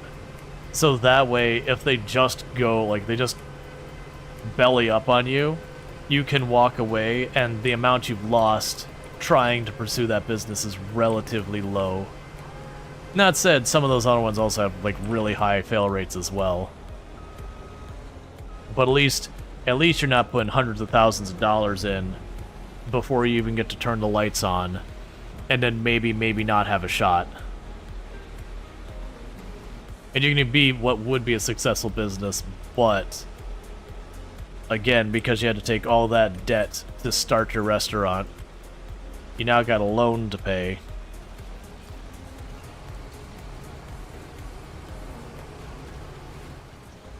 Alright, let's get that. And I've run my own business before. When I was much younger, I actually ran a networking computer solutions business, which it was only, I think the most we ever had is I think we had 5 employees at the highest. It was basically me and a handful of friends. Like, I started on my own and I was getting too many customers that, like, I just couldn't do it all myself, so I brought in friends who I knew were tech savvy to help out with mostly the computer repair stuff. I handled all the network stuff. I didn't know very many other people who are very knowledgeable on it. And it was literally one of those jobs that it got too successful for me to keep up because I was still like a full-time college student and I did have like a full-time job outside of the company and all these kind of things that I had to sort of pick what stayed and what went, because also burning myself out. That was, yeah, it was just too busy. And if you kept, you know, ducking customers or whatever, you wouldn't have a business either. So in that particular case, what I ended up doing is, I say I sold it to my friend, but the reality is I more or less just handed it over, and the investments I had, you know, basically were like, hey, I got all this equipment and all that for it. All I ask is that you basically pay me for the equipment, because, you know, this is my equipment. And it wasn't a ton of money. Like, it wasn't like hundreds of thousands or tens of thousands of dollars. Like, it was just a couple $1,000.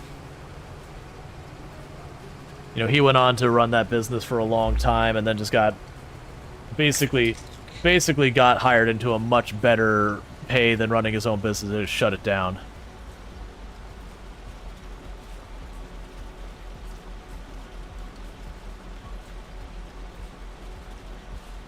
Because, yeah, that was, to me, that was an easy company to start, because, like, at the beginning, there was very little in-front costs. And you had just some basic tools for a computer, so, you know, a couple of screwdrivers, the, you had, like, the little, back then, because you had, like, the, not dip switches, the bridges. So, like, you had bridges on hard drive to choose whether the primary or secondary and those kind of things. You know, a couple different things here and there. So it's like literally you could get like a PC repair kit tool set for all of like $20-$30 for something alright. And that's all you really need to start. And then when I went to the networking thing, I had to get like crimpers and oh, what is it? Fish tape. That's the one. Fish tape, which is a thing for running cable in the walls. Stud binders, a bunch of like just random stuff. They're all like miscellaneous 20, 30, 40 here. You get the network cable, and that actually got pretty expensive after a while.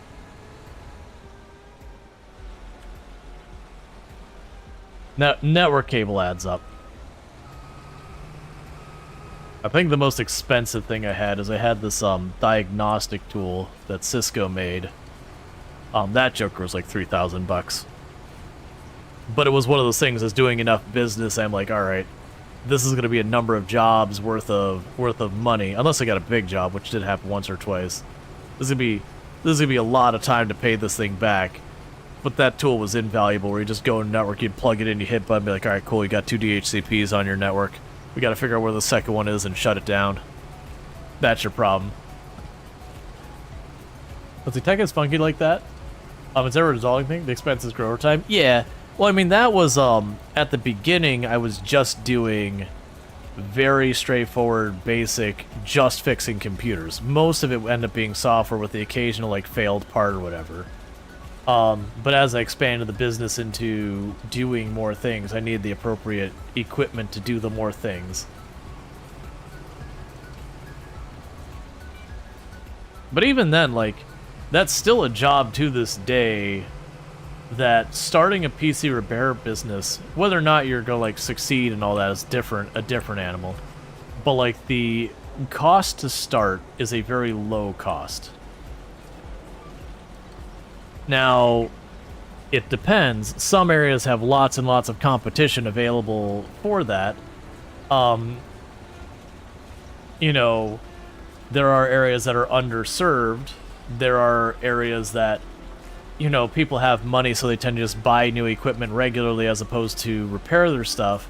There's always a balance you got to find there. It's like, is there a market for that need in the area, and can you get yourself in front of the right people to, you know, actually get someone to buy your stuff?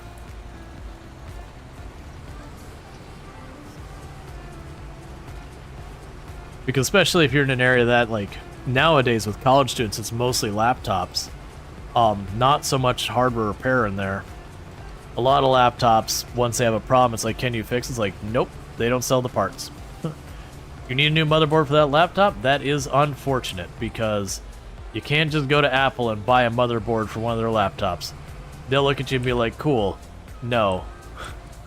You can take it to the Apple shop, and they may or may not replace that board, or you can buy a new laptop.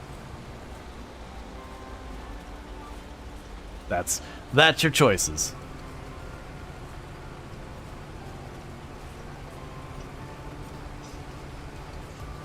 Or you can find someone selling a used laptop, hope it's got a good motherboard, and cannibalize it.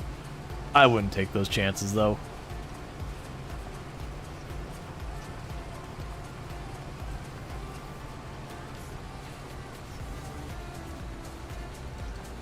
You run a VCR repair. Oh, yeah.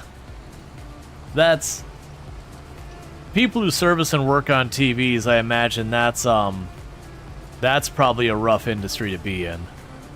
Not that there aren't people who still have TVs and get serviced, but like the number of serviceable TVs out there is much, much lower than it was before. And a lot of TVs, the cost of service is just, it's cheaper just to buy a TV. Like, especially when you have like the plasma screen TVs, you burn out the lamp. Those aren't really around much anymore. But when I was a preventive maintenance technician, you know, we'd get those back. You look at it and be like, lamps burned? It's like, well, that lamp's $1,000. How much is that TV? $1,500. You know what we're not doing? Buying that $1,000 lamp. You know what's happening to this TV? It's going in the trash. We're gonna cannibalize the parts that might go to other services and fixes later. But yeah. Let's see, yeah, factoring in the local as well as other specific mechanics and all that. Miss it? All good? Yeah. Well, that's, and I think it's a thing that's more in, not rural, because a lot of times you just don't have the density to have enough customers to support a lot of businesses. Like, depending on your businesses. When you get to, like, you know, small town, like, you know, 20, 30,000 kind of thing, that size town, I think there's still a lot of opportunity for various businesses of that form, where it's big enough to have the sufficient customer support, you know, support a business, while also being small enough that you're likely to find unmet need there. Like, you're likely to find that, like, they don't have a seat, like, they don't have someone who can, like, tailor, they don't have someone who can, you know, do computer repair, or they might be short on local plumbers or carpenters or whatever. And, you know, the more niche, they might not have, like, people who can, you know, for, like, you know, people who are, like having their garden, but, you know, they're getting up there in years and they can't do all the things they used to do. That, you know, they need a helping hand with the garden and all that. See, honestly, that's the real problem. Even if people know how to fix it, most of the times it's just cheaper to scrap it and buy new. Then we end up with waste in a landfill and what have you. Yeah, no, that's been a real problem for a long time. Well, that's where the places like Can I Fix It come in, where they rate products, and they'll be like Apple products, like they glued the battery in. No, you can't fix it. Like, to fix it, you got to take a heat gun to a lithium-ion battery, where the tolerances between you know, detach the glue or you've exploded the battery is not a large tolerance. So it's like, yeah, no, genuinely don't fix this. Like, it could be literally dangerous. You can start your phone on fire.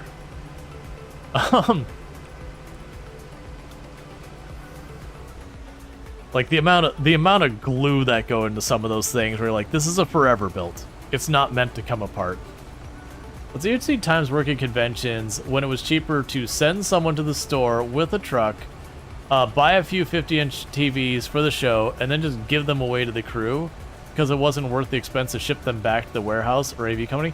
That's when my previous company closed the local office they had.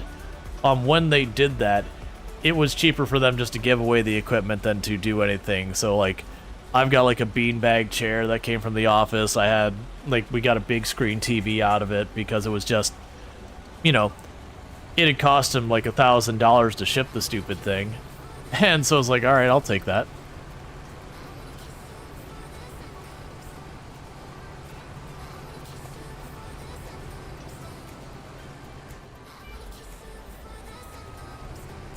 Yeah, that was the whole thing. And, like, I remember there's this whole thing. There's one of the accounting people at the company is like, oh yeah, we should let people buy it at a discount. And that was one of the things we're like, because this is before the acquisition, that the CEO was like, we're not nickel and diming our staff. At the same time, we're closing the office that they report to.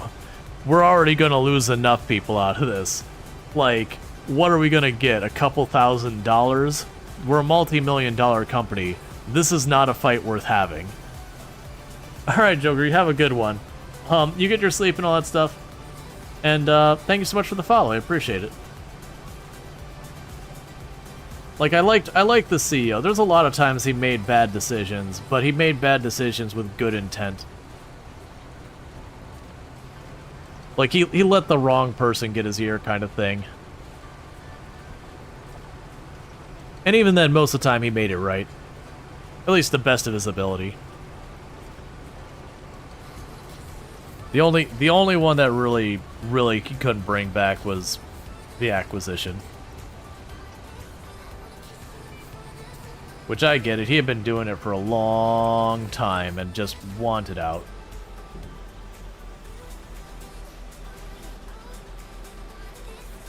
Yeah, no, it's it depends on your business. I've definitely been at companies who profit above all, that genuinely things are not in the up and up, that they do some pretty awful things for the dollar. I've been to no shortage of those. And I've been to some companies who have been absolutely wonderful, that have been like done nothing but good by their customers and their staff. That said, I'm still, to this day, I think that my favorite company of all time, like, it was very heartbreaking that they got acquired, and the acquisition there, it was okay. Like, it wasn't a bad acquisition. There was definitely, it wasn't what it used to be, but it was still pretty good. And then the company that had acquired them got acquired, and that's when things went to hell. Like, that's the company that then went under. And I'm still genuinely pretty salty about it, because we were doing a really good thing for people. We were making really good money doing it. And now they're not, because they got greedy. But for a very short period, they created value for their stakeholders. Very short period. It did not last long. You should really make sure you are well aware of the industry you are getting into and the nuances of that industry before you acquire a company in an industry you know nothing about. Also, please, Cedar, you are detached. Get off.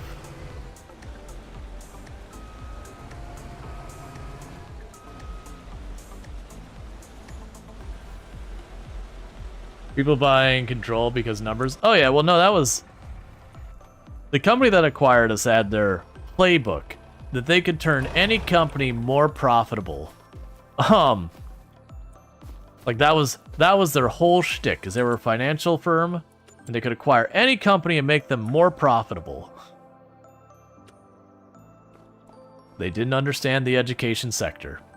Trust is everything when it comes to your customers in education. Yeah, to be fair, up until that point, that had been true. But they had stuck in industries they knew. And they dipped their toe into an industry they didn't know, which had very different rules. You remember PowerPC, when Apple revoked their license? The company didn't tell the people they could keep certain things. No one asked. People just started taking stuff home, computers, desks, 6 fancy office plants. They gutted the place and no one cared. Yeah. Yeah, and that's the thing, is they just went into an industry they didn't know. There's certain industries like entertainment and education and all that, that there's a certain level of trust and like public relation you have to be careful about, that you can just burn everything down. Yeah, I'm not gonna say who I worked for. You'll be amazed at how much food they need. I got an achievement for breeding enough piggies. That's I believe a semi-back? Either way, I'll be able to do that. Pretty sure that's a semi-back.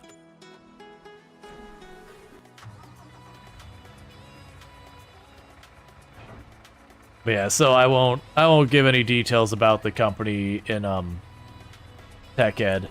You know, it's the whole don't dox yourself thing. And I know people can figure it out. I've been on camera and everything professionally. Obviously, if people figure out who I am, please don't go and say the name. I actually do have the name set to ban people instantly, that kind of thing. It's just one of those things. Or actually, I take that back. I don't think it's set to ban instantly. I think it's set to time out for like an hour or so or something like that to give me time to see like what is actually said. Because I do that with a lot of things. The only one I used to have that I got rid of is I used to have it if someone tried to type a street address, like any street address, it would time out. But it false positive way too much. There's too many times where you'd say something where you'd have a number and then some other word and then like another thing, and it's really hard to make it not false positive as a street address and those things. Alright, so get a little bit of extra money from that.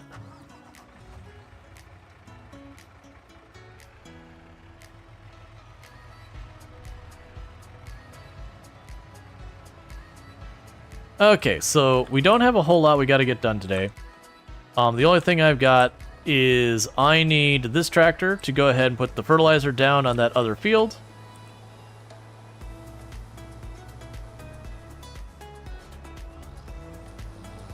And then that's good until harvest.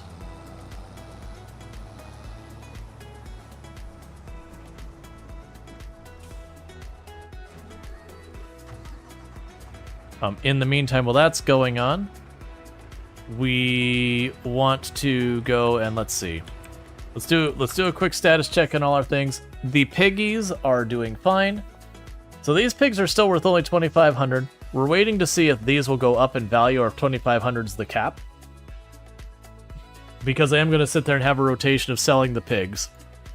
The chickens are starting to go through their grain. But so you only have Farm Sim 22. Is it very different in 25? So you've got a lot of improvements in... Oh, I can't drive with that crap, I'll ruin it. You've got a lot of like benefits to Farm Sim 25. Like, if you've ever used the GPS mod in Farm Sim 22, there's like a better version of that just baked into the game now. So you don't have to get a mod at all to like have it follow the lines and all that. The AI has been made significantly smarter. The AI in Farm Sim 22 is pretty awful, actually. It can't do a lot of the jobs with any reasonable success. Whereas to date, I've only been able to properly get the AI messed up where it couldn't do a job, where I didn't have like a vehicle just sitting in the way. Like, that still happens. But I couldn't get the AI to not be able to do a task just by having a task only like once or twice. And it was just one of those things that like, oh, you just turned in a weird way in this one spot.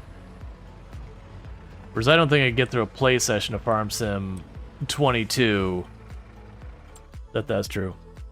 Oh, literally for whatever reason you're now good. Alright. So we can drop that off. I don't need to mess with that. How are our greenhouses doing? The fruit and veggie greenhouse needs water. This is in my field, so I don't care.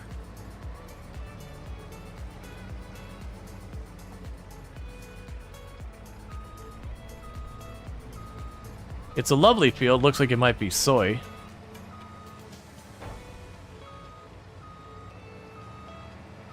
And then crop destruction only applies to your own fields.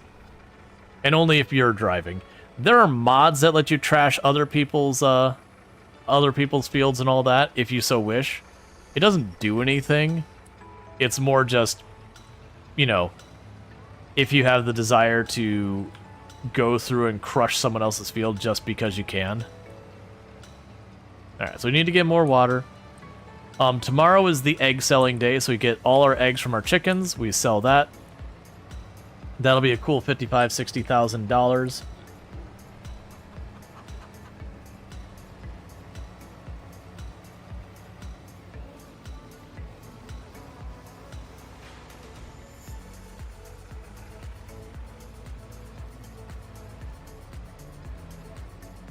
The decent AI and GPS is a big difference in gameplay and fun. Yeah, that's another thing. We do have new crops.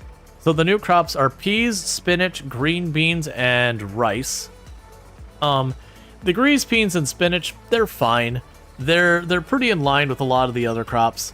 The header on their harvest is a little small, but they're fairly lucrative crops, so it's kind of one of those things that it's not a fast harvest, but it pays fairly well.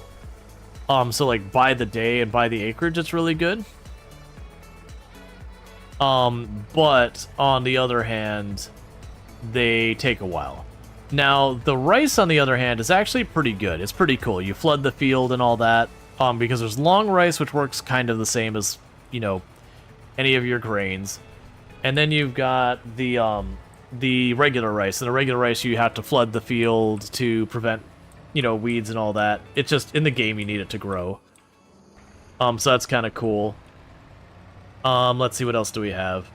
They've got the 3 maps, 2 which are new, and 1 is a re-release. So this is the Sri Lanka map that came out with the vegetables in Farm Sim 22. So they basically re-released this map with like a spruce up. Whereas the other 2 maps, there is an East Asian map, and then there is a Southeast US map. And the thing they did is, if you're familiar with Silver Run, which is the map in Farm Sim 22 that you can build the roller coaster, and how there's like a big project that you can build the roller coaster and do all those things. They did make it so all of the maps that are like the actual official maps that came out with this do have big projects that you can contribute to, like build a big thing. So like the East Asian map, there's like this big East Asian temple you can build. The Riverbend, I believe they have a museum and a couple of little buildings. They always forget what Sri Lanka has, but it has one too. But the whole point being is you have like these kind of community projects you can contribute to. So you can kind of like influence the community to do stuff. Ultimately, it's just a thing that buys goods from you, and as you give it the correct goods, the building gets bigger. But it's still cool.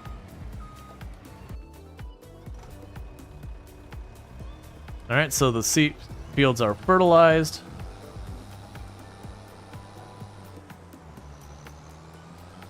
Now, if only the next head had a palletizer, just have it like have a hitch on the back. It just drags a regular old pallet behind it. To make it even more unwieldy, so you have the next hat and then a trailer behind it. Alright, so everything looks good here. Everything's doing swimmingly. Alright. So. I don't think we have anything else we need to do in game today. So we'll fast forward. I'm going to go, I think, just a little long today. So go like one more ad, like we have the ad break here. We'll go a little bit over. Because I'd like to get to the other side of this thing. We've got a lot of progress here. We've made a ton of money today. We got two of the next attachments. We already made like, you know, probably in the area of somewhere like $700,000-800,000 between debt paid off, equipment purchased, and all that. Oh, you're gonna be a good day for money. You're gonna be a real good day for money. So grab our eggs. We'll sell these first. Because all those things there are pretty expensive pieces of equipment that I can pick up used and repair and get the cheating the bug exploit getting more money kind of thing. So we'll probably be able to do with that is I will likely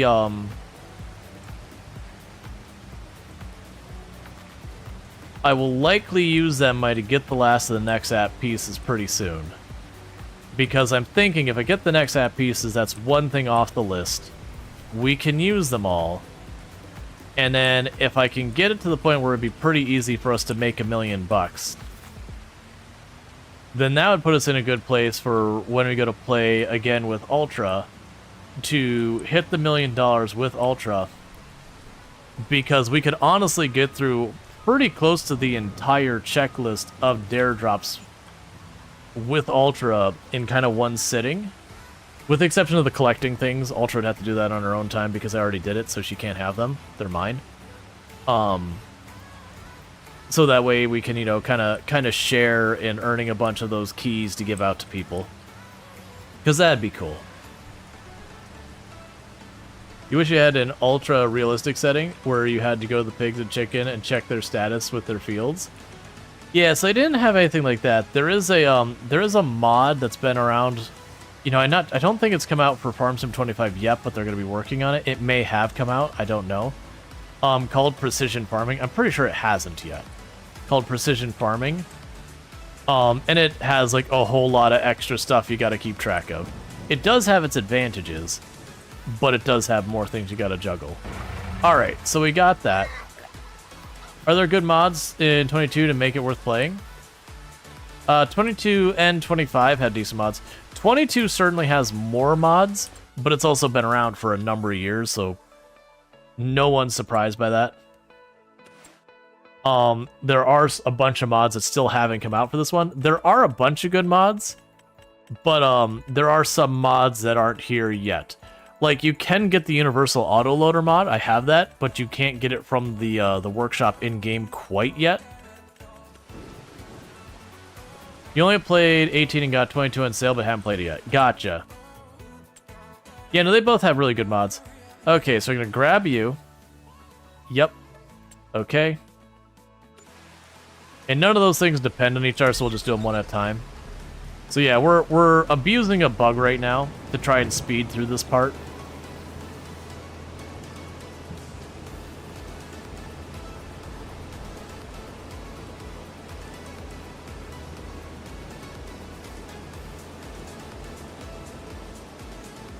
Honestly, if we only go a little longer, I could probably hit the $1 million.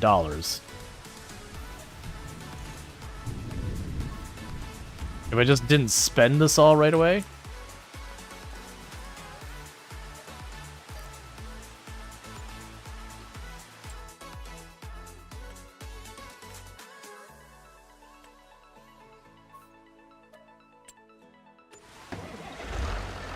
Let's see, do you have farm hands and managers to help with the farm? So you can hire people to help you. Like, just you hand it over to the AI and the AI does it kind of thing. I do that a lot. I don't typically grab people to multiplayer to help out kind of thing, if that's what you're asking. I have collabed the game a number of times with other creators and all that. We have had a server before.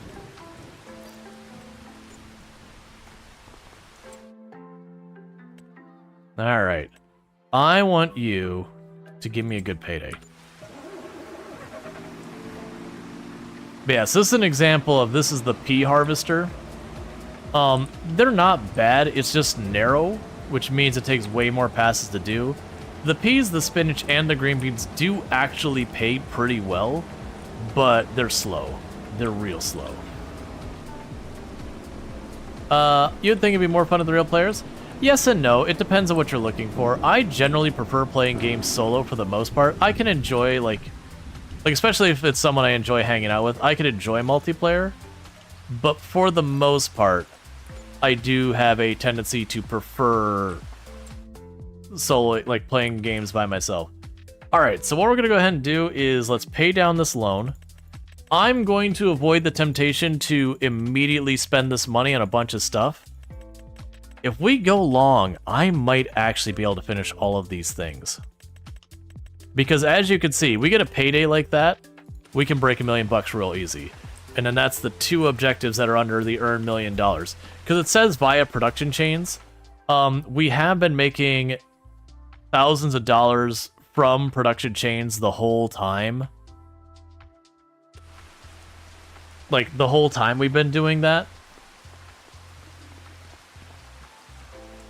And we were told that because there's no way in the game to, like, actually say this is how much we've made from production lines, there's no quantitative amount, that if we basically show that we broke $1 million and that a production line has been running, that's fine. Which I think is reasonable because there's no way to prove it.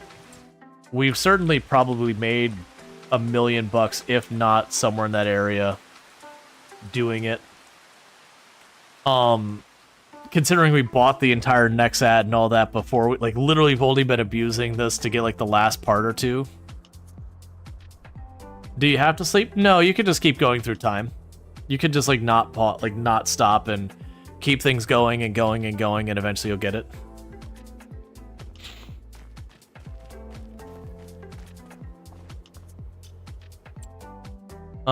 Okay, so I can't do anything with the header. These ones we can make some money off of.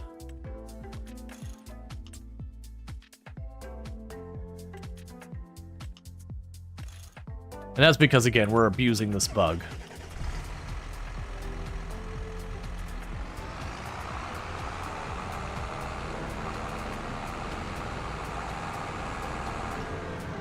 Did replant the canola, right?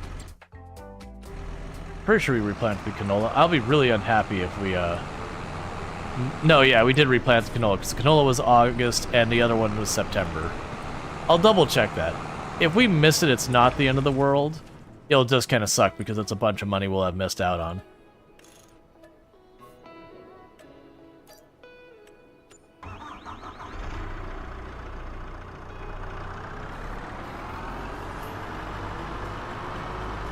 I've never actually bought this before. It's a stuff for mixing food for cows. They can get the quote-unquote total rations. You put silage, grass, and straw in there. And all that, and it works.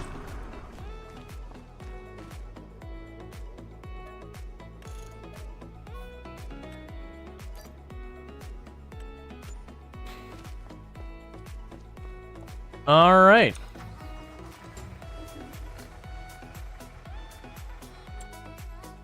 Check all our other stuff. We're good. Okay, yeah. So we definitely planted the soy, or not soy, the canola. They're all good there. So basically, we're just kind of abusing this till June.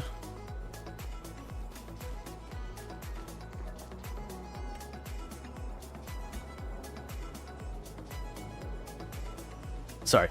And like I said, I'm pretty sure we can break the $1 million by June. And at that point, you know, we can go, yay, $1 million. And maybe we get the next ad. All right. Oh, header harvester attached. So this is the harvester header I already own.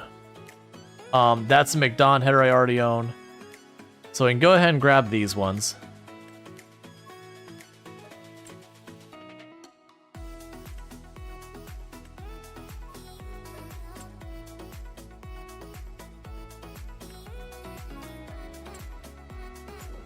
I'll deal with those first.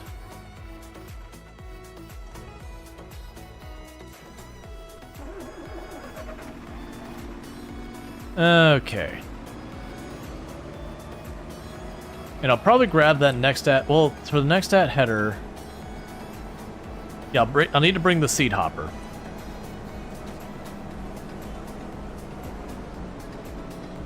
But the next at header, we can drop that, because that'll still probably be like 20,000, 30,000. Oh, big payday. 108,000 is what we're going to get out of that. That's what I'm liking to see.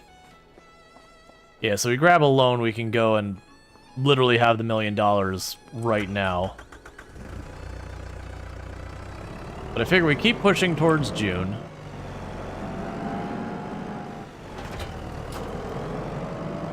We can make the money, and then what we can probably do on the other side of that is once we got that all sorted, where we're like, yay, clip $1 million, woo, that kind of thing, I can plunk down the last of the animals we need, get that sorted, and then what we'll probably do for the plan is I'll get it so technically I've done all the things here for the dare drop.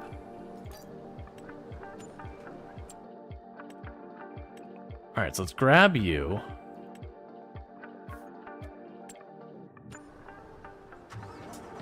And I'll probably still do like one more collab stream with Ultra on it. Because like I said, that'd be a good one to split. Because then what we can do is we'll have everything set up and going. and just work on trying to get the $1 million with the animals kind of thing. Because that'll be fun, because like I said, we'll have all the equipment. We can, you know, see Ultra go and try all the different equipment and all that. Do you need it clipped, or do you have to take screen out? It'll end up needing to be clipped. So when we break the $1 million, we'll probably do that. Once we use all the tools. Oh, use all the tools I probably won't be able to do tonight. That's fine. That'll be the one we work on with Ultra. Is I'll still need to do, like, the corn or whatever. I did drop that. Okay. I'll still need to do the corn or whatever. So what we could probably do then is I'll let Ultra know that I basically have, like, one more dare drop to do. We'll figure out when she's got time. You know, and it's okay if she doesn't end up having time, or it's like, oh, I've got other things going on or whatever. That's fine. But, like, if she wants to tag along for getting a bunch of those dare drops, we can go ahead and knock that out. Because then I can just get a field for corn for the pigs. Right now, the goal here, make the $1 million and get this stuff set up for animals. Which what I'll do is I'll get the McDon. We will get a field to be grass or whatever.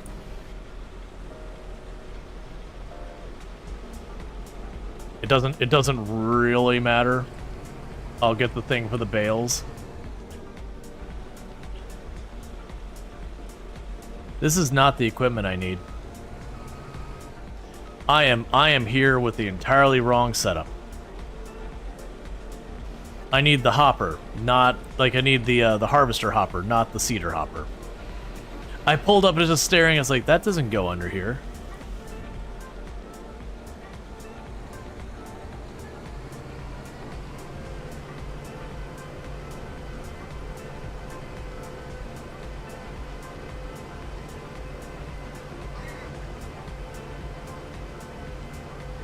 So let me drop this off, grab the right hopper, go do that.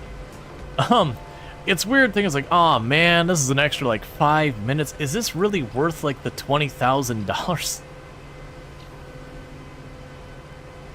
All right.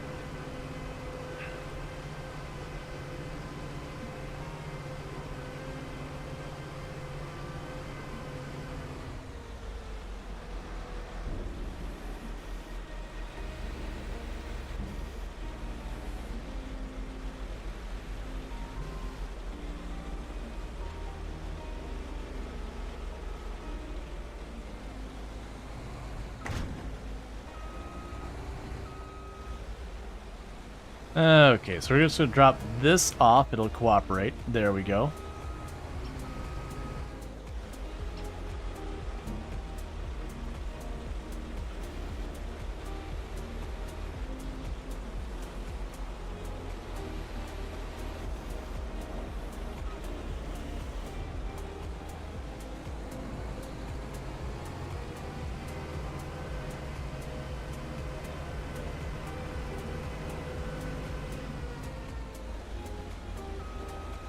All right.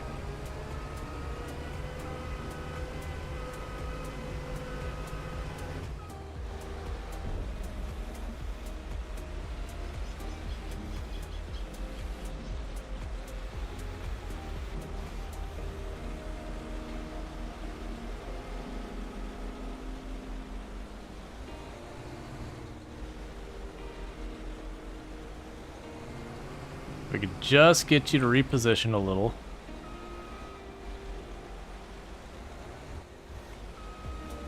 That's the only big pain point with this thing, is if you're dealing with any type of not... Come on, you're right there. So, like, you have to get it to cooperate here. Like, scooch up like this. Yep, that's enough. Alright.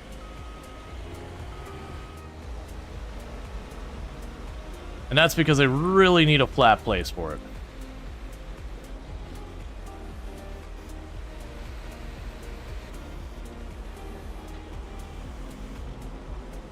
Yeah, maybe I'll see when Ultra have some time in the schedule, because I feel like I feel like we can make this happen real easy.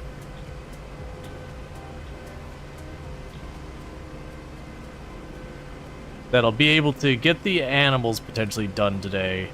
The $1 million is a definite.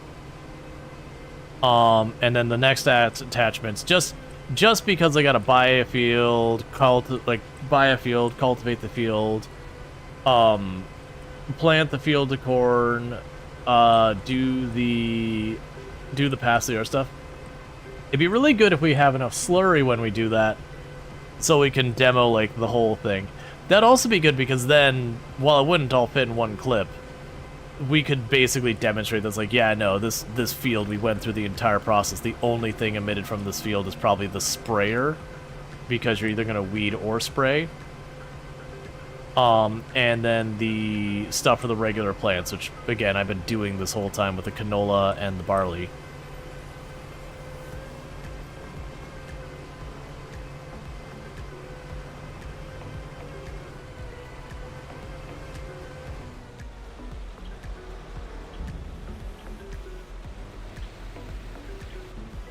Let's see, you go to British Summertime next week, you'll be starting and finishing at a proper time. Yep. Yeah, so it'll no longer be the thing. Like, I've missed being able to immediately, like, pop into FG stream after mine, because, like, we had the time change first. So, we're off by 1 hour than I'm used, 1 hour than I'm used to.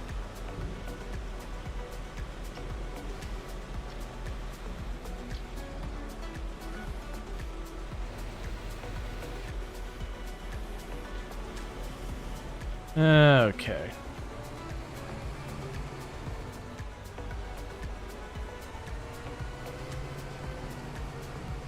Now I remember taking this through with the attachment on the side of this is a pain in the butt, because that attachment sticks way off that side.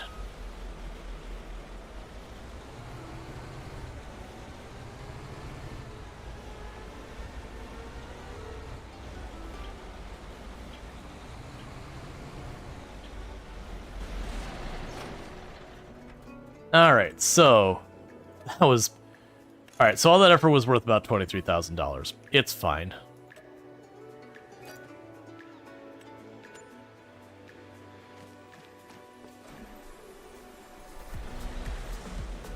And since we don't need this for a little while, I'm just going to go park it over here. That way if we get another next ad attachment, I'm in the area. Knowing my luck, that will definitely not be something that needs the hopper. So that won't help, but you know what? We can pretend. Alright. Okay, so with that, checking on our animals, the chickens are happy, the pigs are happy, and the greenhouses are happy.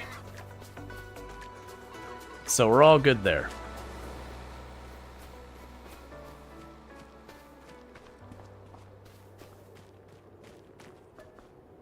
So get to February.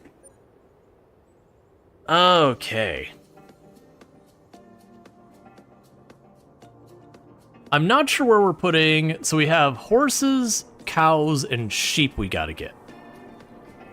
And I'm not super sure where we're putting the barns. That's also another one that if I get them all put down, even if we don't finish them, that's fine. Okay, so these should be good money. I don't know what you use. Okay, you just hook up to a regular tractor. That'll be fine. Alright. So start this by buying you. Buying you.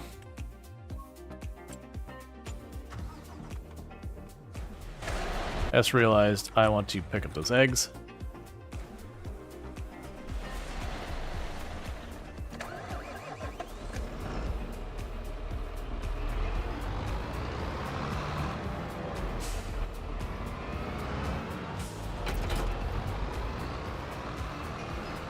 Get that sorted out. All right.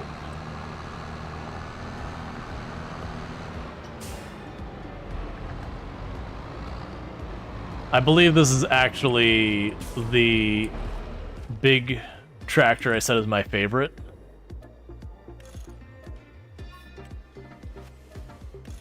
I'll come back for you. Don't worry, friend. Right now, I want fast money.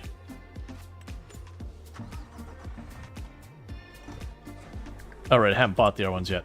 So I can get you. And these are some pretty big, valuable vehicles, so I think these will help a lot. I want to say this, oh no, wait, that's not the big one. I was gonna say, I want to say, not that tree processing one isn't the big one. What are you? What is this thing? It's got a claw like it's for picking up the trees. Oh, I guess the big hook in the back could be for short logs. It's so weird. Whatever it is, it's instant cash. On the range of about $50,000.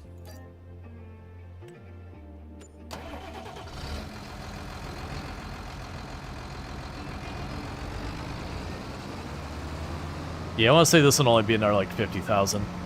I mistook it. There's some of these that are worth a lot of money. No, actually, what's this? I keep forgetting.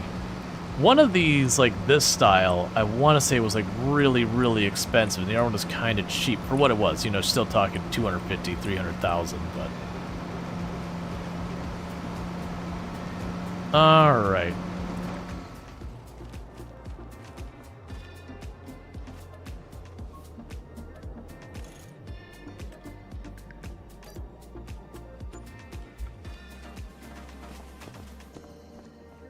Okay, nothing to do there. We check on everything again.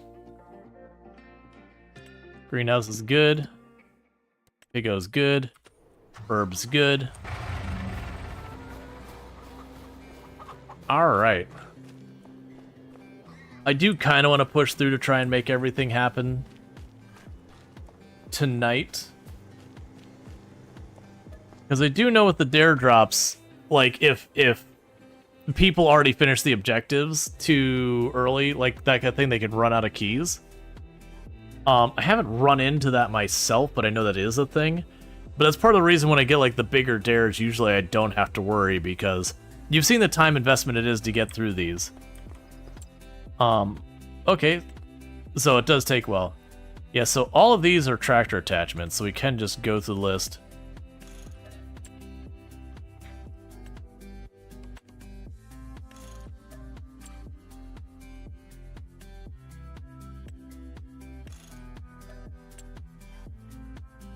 You're not going to give me much money, but that's fine.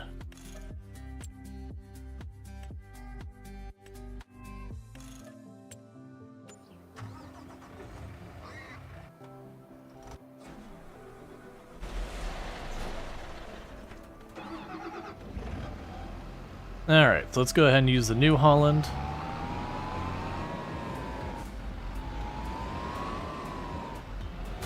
So I can grab the trailer. The next pass, we'll grab the plow in the front and one of the other things.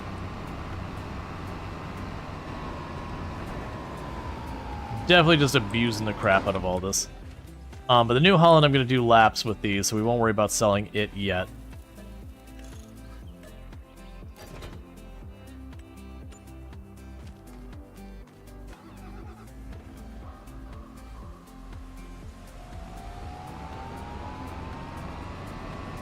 Yep, so we can grab the plow, and I'll grab the next thing.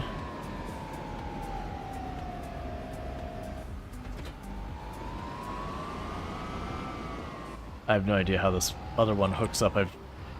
There's some of this equipment that just I've never used for whatever reason. Ah, it's the potato planter. That's right. I've used this. I just don't remember it because I feel like I've repressed those memories. Potatoes are a pretty annoying time in the game.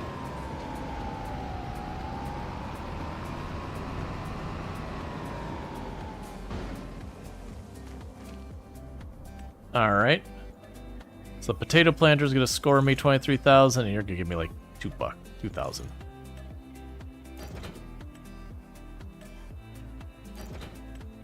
The New Holland's probably going to be worth a decent amount. Alright, so we got one more machine to grab. And then that'll be good.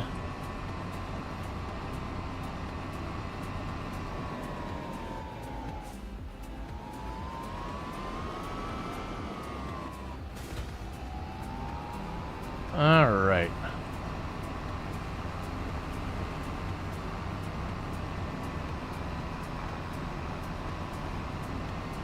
Do you actually fit over here? Oh, come on, that's not actually stuck in there.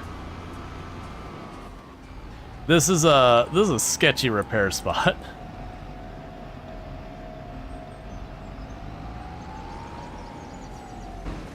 Alright, and now I can finish abusing this, so that's 27,000 I'll get from that. That'll be another 25,000 I get from this.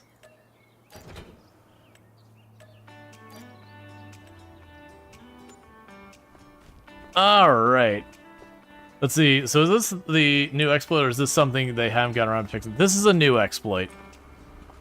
This is new since they added the Nexat DLC. So it's like, it's brand new. At least I'm under the impression it's brand new, because we noticed the repairs were free, because I got really confused there for a minute. Because I was like, wait a second.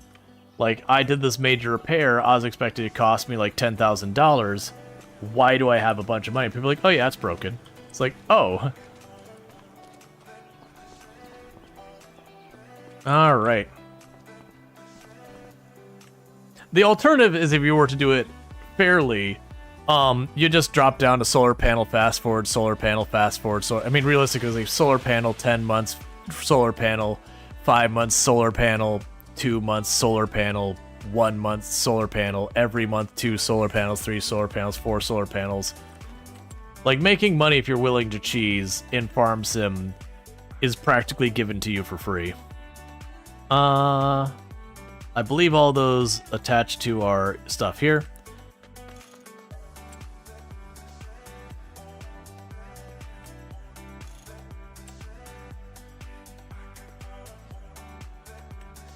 All right.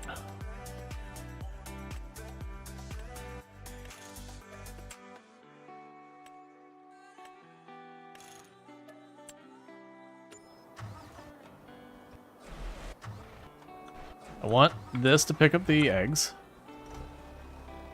Is solar panels the game? Yeah, so if you go to construction, you can build a whole bunch of buildings.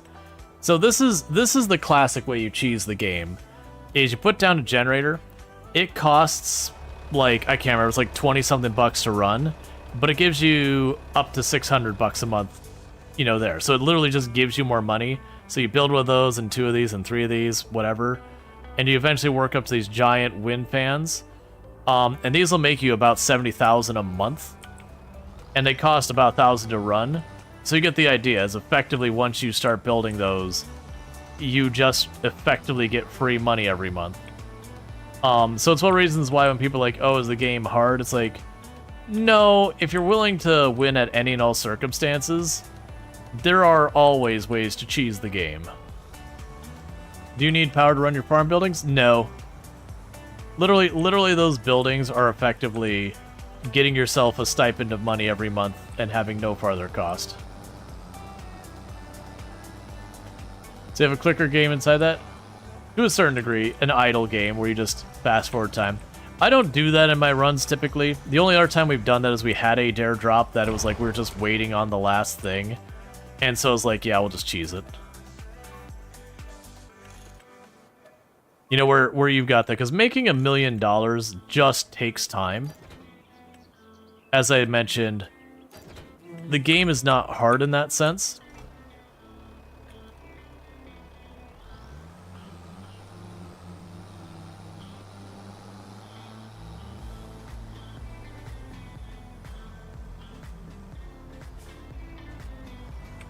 Don't worry about clipping me hitting the $1 million right now kind of thing. Because the million we want to be collabing with Ultra, because that's what things they want us to make $1 million and be playing with someone else kind of thing. But you know, that's like a whole long time, so I'm assuming they are fine with us. They didn't specify you had to be playing with someone the whole time, because that'd be impossible to manage. But I'm figuring what I'll do. Well, I'll see. I can always clip it afterwards. I can change my mind. Yeah, we'll do the $1 million clip with Ultra, so that way we could just say like the $1 million for production line and the $1 million in our person. We could do that. We'll have that already, so it's just literally we go in, we clip it. Because it'd also be weird to be doing, like, key gives away while collabing with someone. That feels sketch. There's gonna be another one that's gonna be hard to maneuver through here. We can probably get the 20 animals here.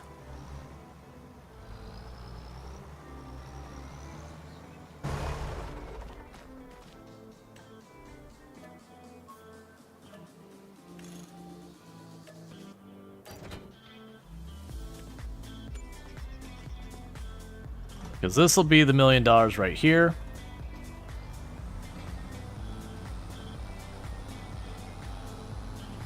And then honestly, I might go on a spending spree here real fast to get the things we need to finish everything. So that we can get the last of the pieces of the Nexat. We can buy some land, chuck the cow pasture on there, chuck it'll be 2 stables. That's actually the weird one why it's like 20 horses. Because they actually don't have a stable that accommodates 20 horses. I have to get 2 of them.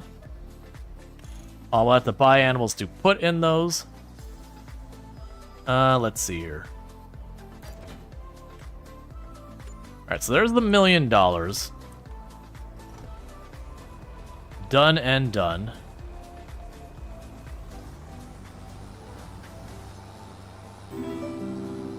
And thank you for the follow. Welcome to the stream.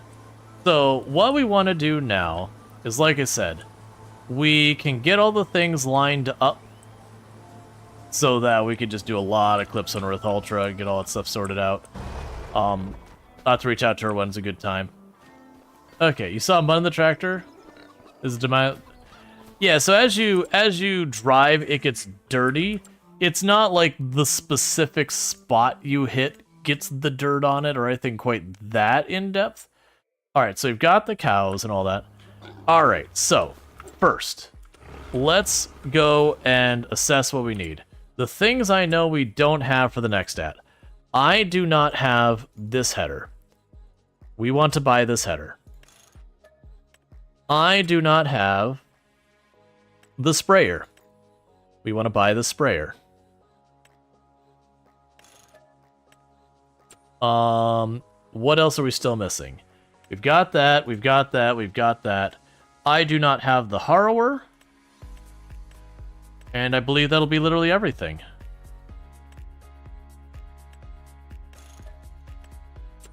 And with that, we now officially own every single piece of the Nexat.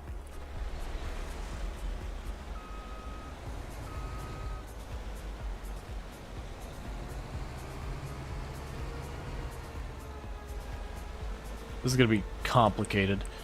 Wait, what am I doing? I can probably just go over the other way. I know I can't, because it's got that whole thing. Alright, so it's gonna be a complicated thing to figure out. Because I need this attached, or this hopper on here for the one in the middle there. Or for the one on the far side.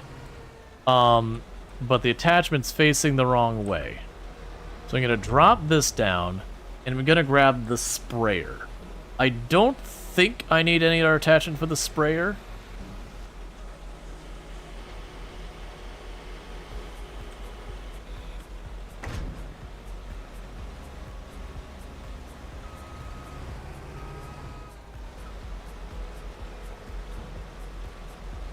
Alright. Now what I don't know is for the harrower, I probably need the cedar.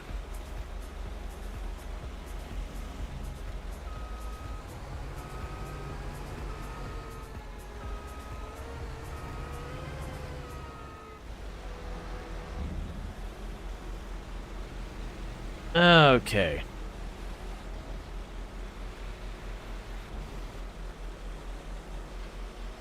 And then when this is all said and done, we're going to try and just get the animals set up and the McDonough in range.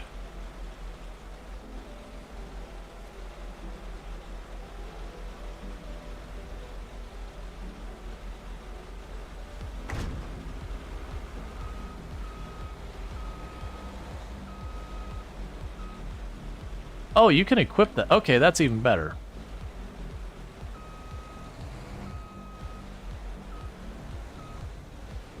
Alright, so I'm probably gonna need to go around it the other way, in all honesty. But I doubt very much with these swivel wheels, we're getting these swivel wheels to behave the way I need them to. Oh, wait, actually...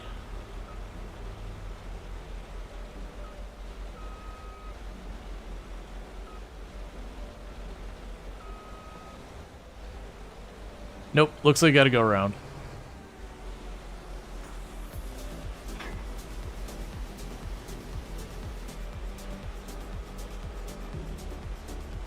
Alright.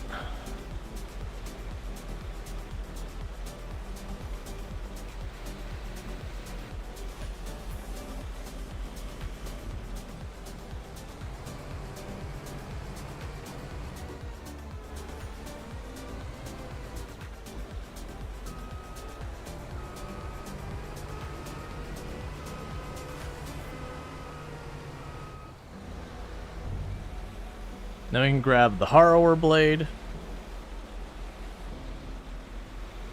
which is interesting because I don't think the Harrower. You know what, the Harrower? Well, no, because the Harrower didn't mention synergy with the silage.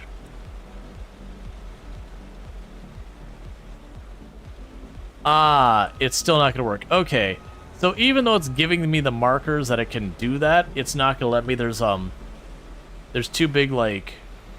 There's a big support here kind of thing. So what I'm going to need to do is get this out of here. Let me double check. We can check this real fast before I drive away. I go here, go to that, go to the Harrower, combinations. Yeah, so it marks that it wants the cedar. That's fine. So go ahead and grab this. We'll drop it off. It's an interesting piece of machinery. You never see anything like it.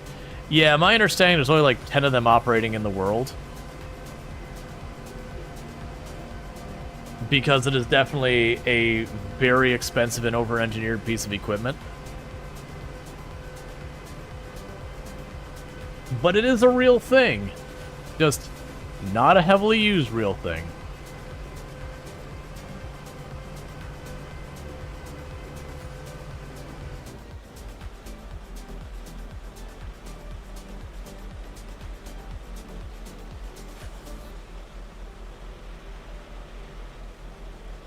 Okay, gonna unfold it again. And then we detach it.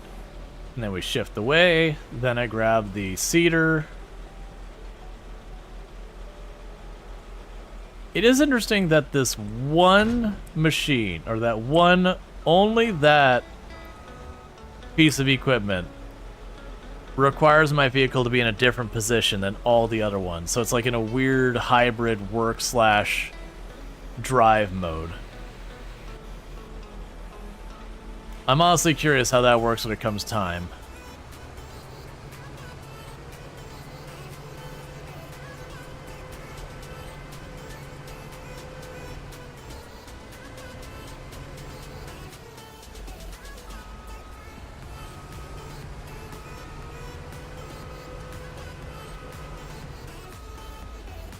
So I need this to pick up the Harrower.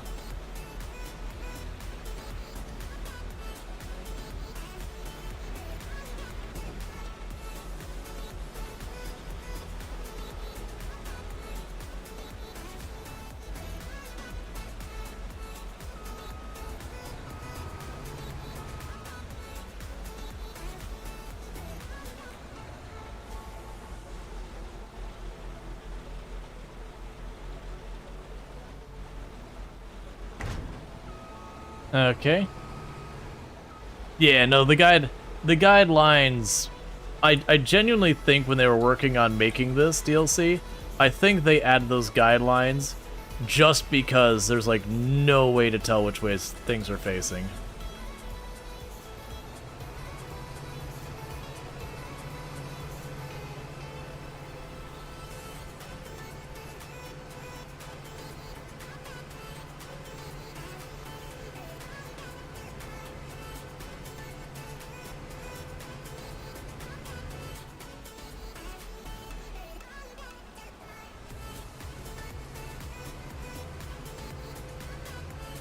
Alright. But yeah, so what we'll do is we'll grab all this. I said it was going to get all the objectives done. I think that's going to be a delay, because I'm actually started looking going, alright, well, we're already going to be an hour over my normal time pretty soon. I'm going to get everything staged and ready. And I do think what I'll do is I'll reach out to see when Ultra wants to do another collab in Farm Sim for the dare drops and all that. And it's also totally fine. Like I said, if it ends up being something that, like, just a lot of stuff's happening, games coming out, all that, so if that doesn't happen, that's totally fine too. We'll just do it on our own. But, you know, that way she could tag along, get the dare drops for her community as well. Well, most of them. There's one or two that she won't be able to. Not unless she does them on her own, but that's fine. That was, like, the only one was, like, the Lanka map, which is honestly just, like, an hour. Maybe less. That's not what I wanted you to do. Alright, so we've got the Harrower and all that.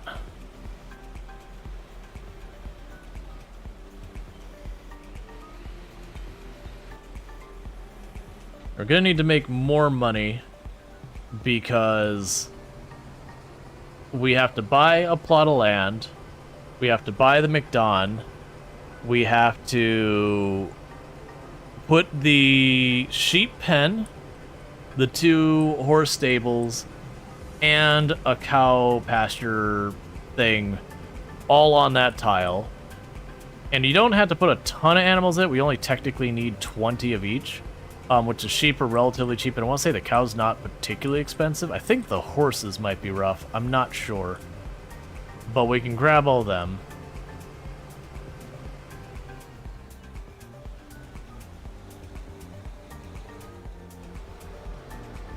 We're also in the terrain that my monthly payment from the greenhouse is going to be insufficient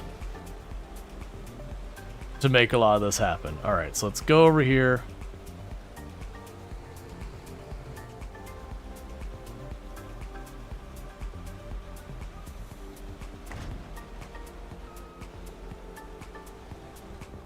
Come on, drop it off.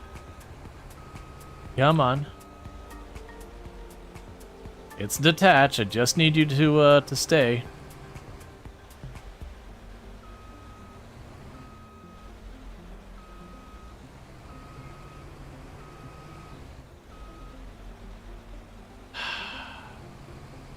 It's detached.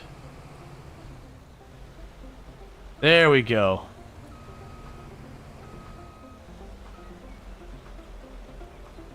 We're not done yet because I still gotta grab the hopper. Hey Lego, how's it going? I still gotta go grab the harvester hopper and then drive that over here. And that's literally all the equipment here.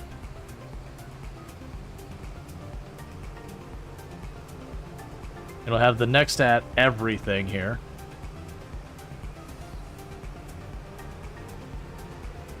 And I'm very happy in the course of one in-game day I will never need to move all of that at once. That's not true. If I ever buy that Field 51, I'm going to make sure when I'm playing with Ultra, it's like we do not buy Field 51.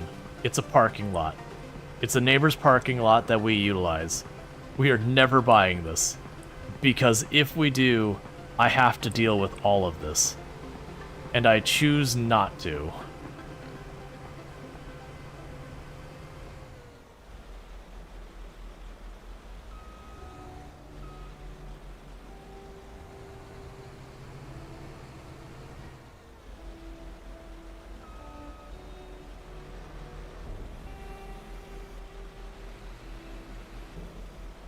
All right.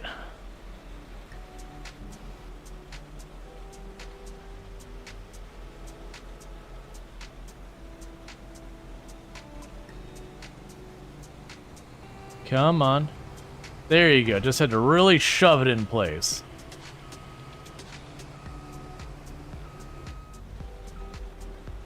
And now I go and loop over to this side, and we can hook that up.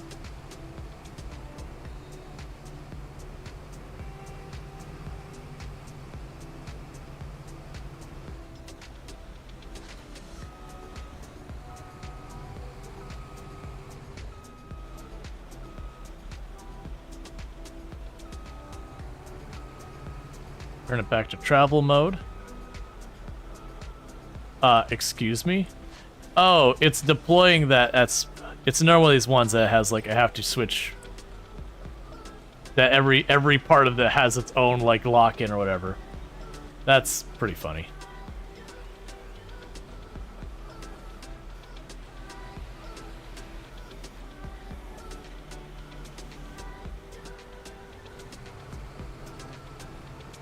Okay.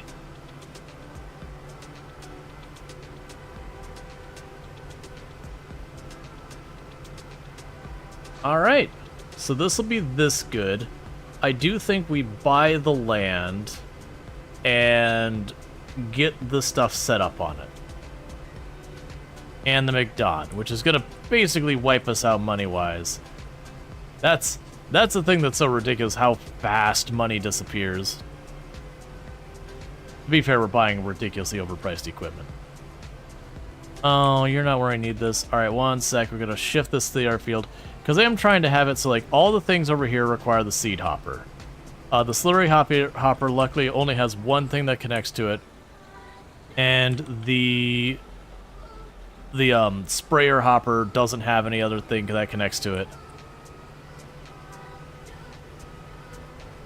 Okay, so you can go here.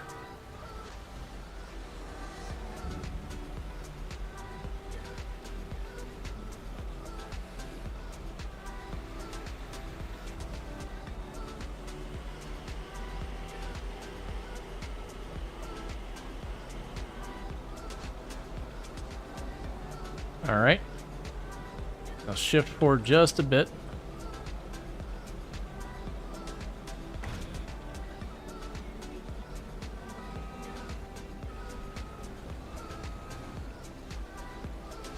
Alright. And so that'll detach and all that. Okay. So we're good here. So meanwhile, I need the McDon. That's for our,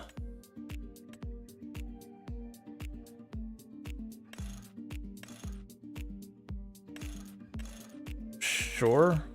What do you actually change?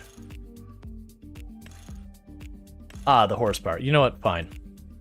We're already spending a bunch of money. Who cares?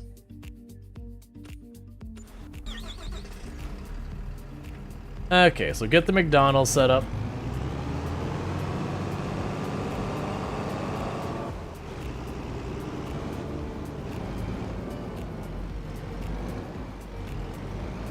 All these vehicles and the back half having wheels that pivot. Alright, so that's our lawnmower, our glorified lawnmower.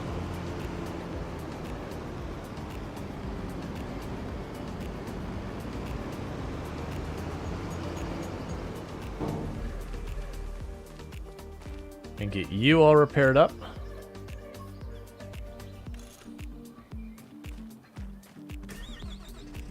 Okay. So the things I'd still be missing is a baler trailer, a baler, the animals and their homes or whatever.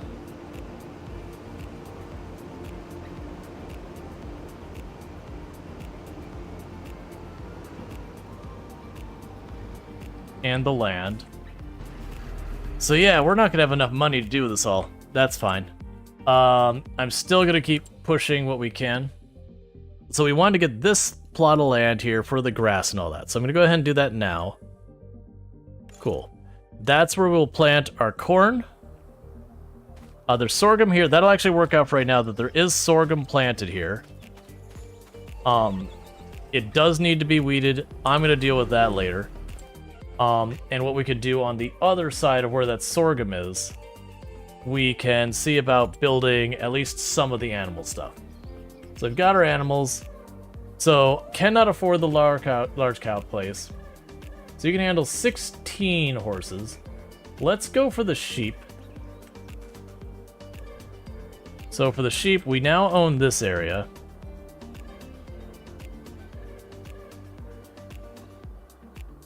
So I believe... Okay, so the food goes in the side. The goods come out this side. which is perfect to make this a pain in the butt no matter how I position it. Probably this way will be best.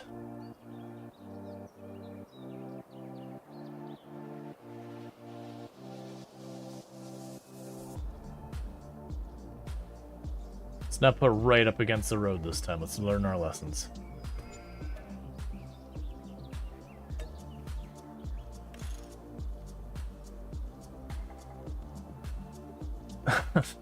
I didn't learn my lessons. What happened there, chat? Alright, so deal with this, smooth it. We'll make this a bigger...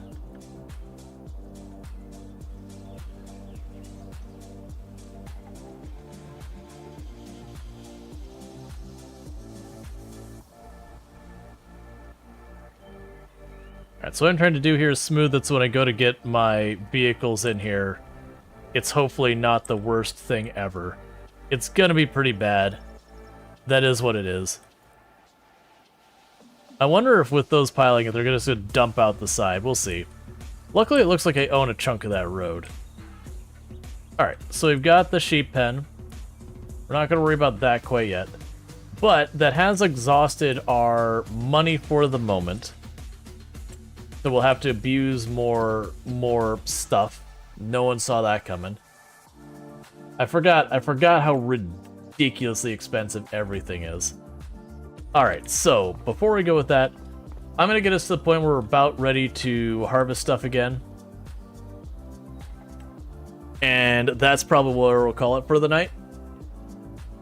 But we're looking pretty good. I've got the sheep pen there. We've got a plot of land we can put stuff there. I've got all the next side equipment, so literally I could do all the next side equipment. I meant to weed that sorghum field. It doesn't matter. I'm just gonna leave it being a disaster. It's fine.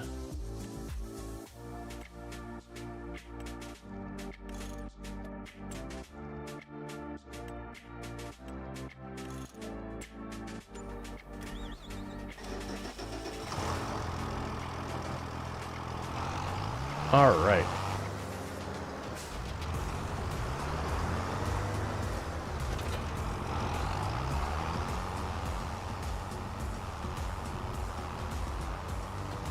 Yeah, because we could do that. We can check with the, we can process the sorghum. That'll go to the pigs. Here the stream, no problem. This is gonna be wrapping up here in a few minutes. Oh, I need to take a loan to do the repair.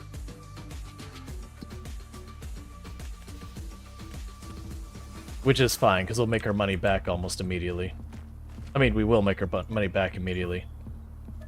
That's the whole way this thing works.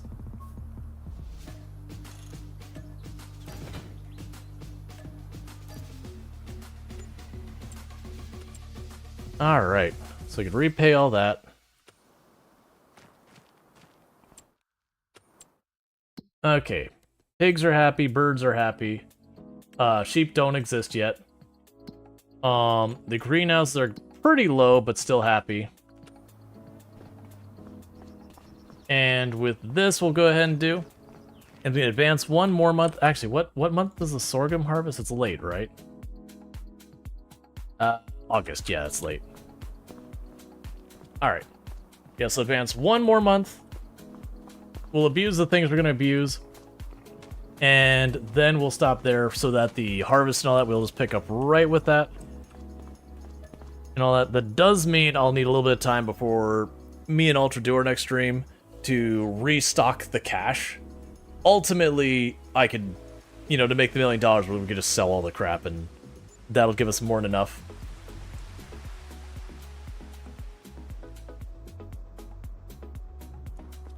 Okay. Alright, those will do. We can make some money off this.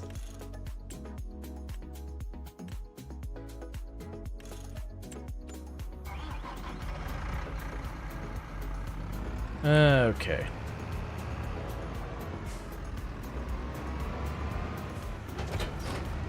Yeah, so we're absolutely abusing a lot of stuff here.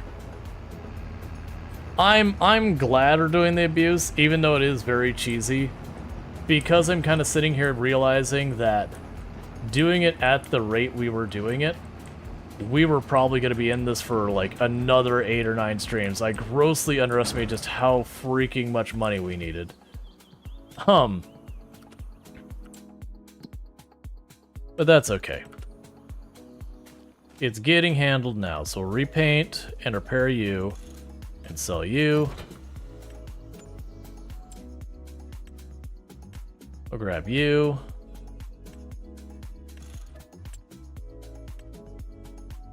I'm not gonna worry about the big trailer. I want to say that big trailer is only worth about 20,000 new, so buying it for 14,000, we're gonna make maybe 2,000 bucks off of it. That Volvo, well, I have no idea how easy it's gonna be to move around. That's, I believe, really, really expensive new. So I should make plenty of money off that.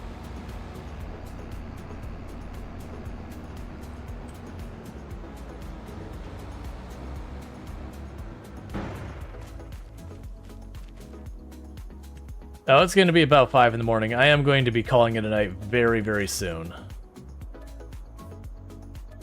I was going long, hoping we could finish up the last couple objectives, but it does look like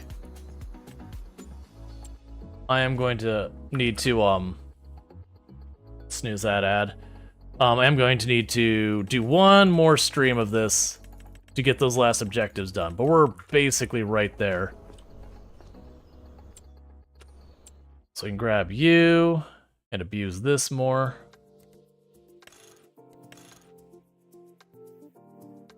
Wait, did that go up in price? Oh, no, I see.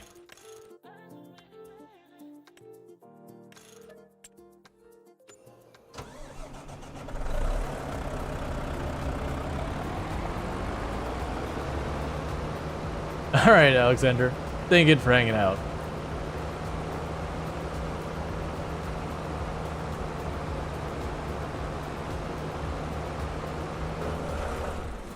Alright. Yeah, so that'll be $62,000 we make off this. Alright. So repay our debts. And then we pick up tomorrow or whenever we play this next. We have a lot of fields and all that to work. We're sitting at like 210,000, whatever it is. That's really good. So yeah. To clarify all the things we got done today. So we have acquired literally all the next stack equipment. We have it all. Every last piece of it. None left over. I have used all but the sprayer, the harrower, the corn seeder, and the corn harvester. But everything else I have used. So literally it's, I'm gonna plant a cornfield, I'm gonna go spray it. And that'll finish that. The 20 animals, I need to still get the cow barn and the horse barn thing. And then that's done. Because we'll just chuck some animals in there. The animals are the cheap part. The $1 million, we did make $1 million today, so literally I can actually mark that off. I am planning to refinish that once we get that stuff done by just, again, we're going to probably just abuse the hell out of the game. But we will get that knocked out, and I'll probably see if I can't do that with Ultra, because if we do that, then, you know, we can both get all the credit. You know, we can get the credit for all that and get a whole bunch of keys for a whole lot of people. But with all that said, I have gone way over tonight. I am tired. I'm going to be wrapping up for the night. I do hope you have enjoyed the stream. I will be back tomorrow at 7 p.m. EST. I'm thinking we will probably do RimWorld tomorrow.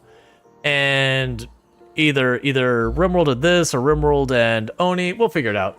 RimWorld will most likely be one of the games on there. We'll figure out what the other one is when we get there. With that said, if you have enjoyed tonight's stream and you aren't already following the channel, don't forget to drop a follow. That way you can find your way back here in the future. If you're over on YouTube, don't forget to subscribe. I am going to be ending the stream over on YouTube side. It's going to drop. I don't have a target to host to, so that is what it is. But thanks so much for tuning in over there. For everyone over here on Twitch, just hang out for a minute because we're going to go ahead and put up our ending stream screen.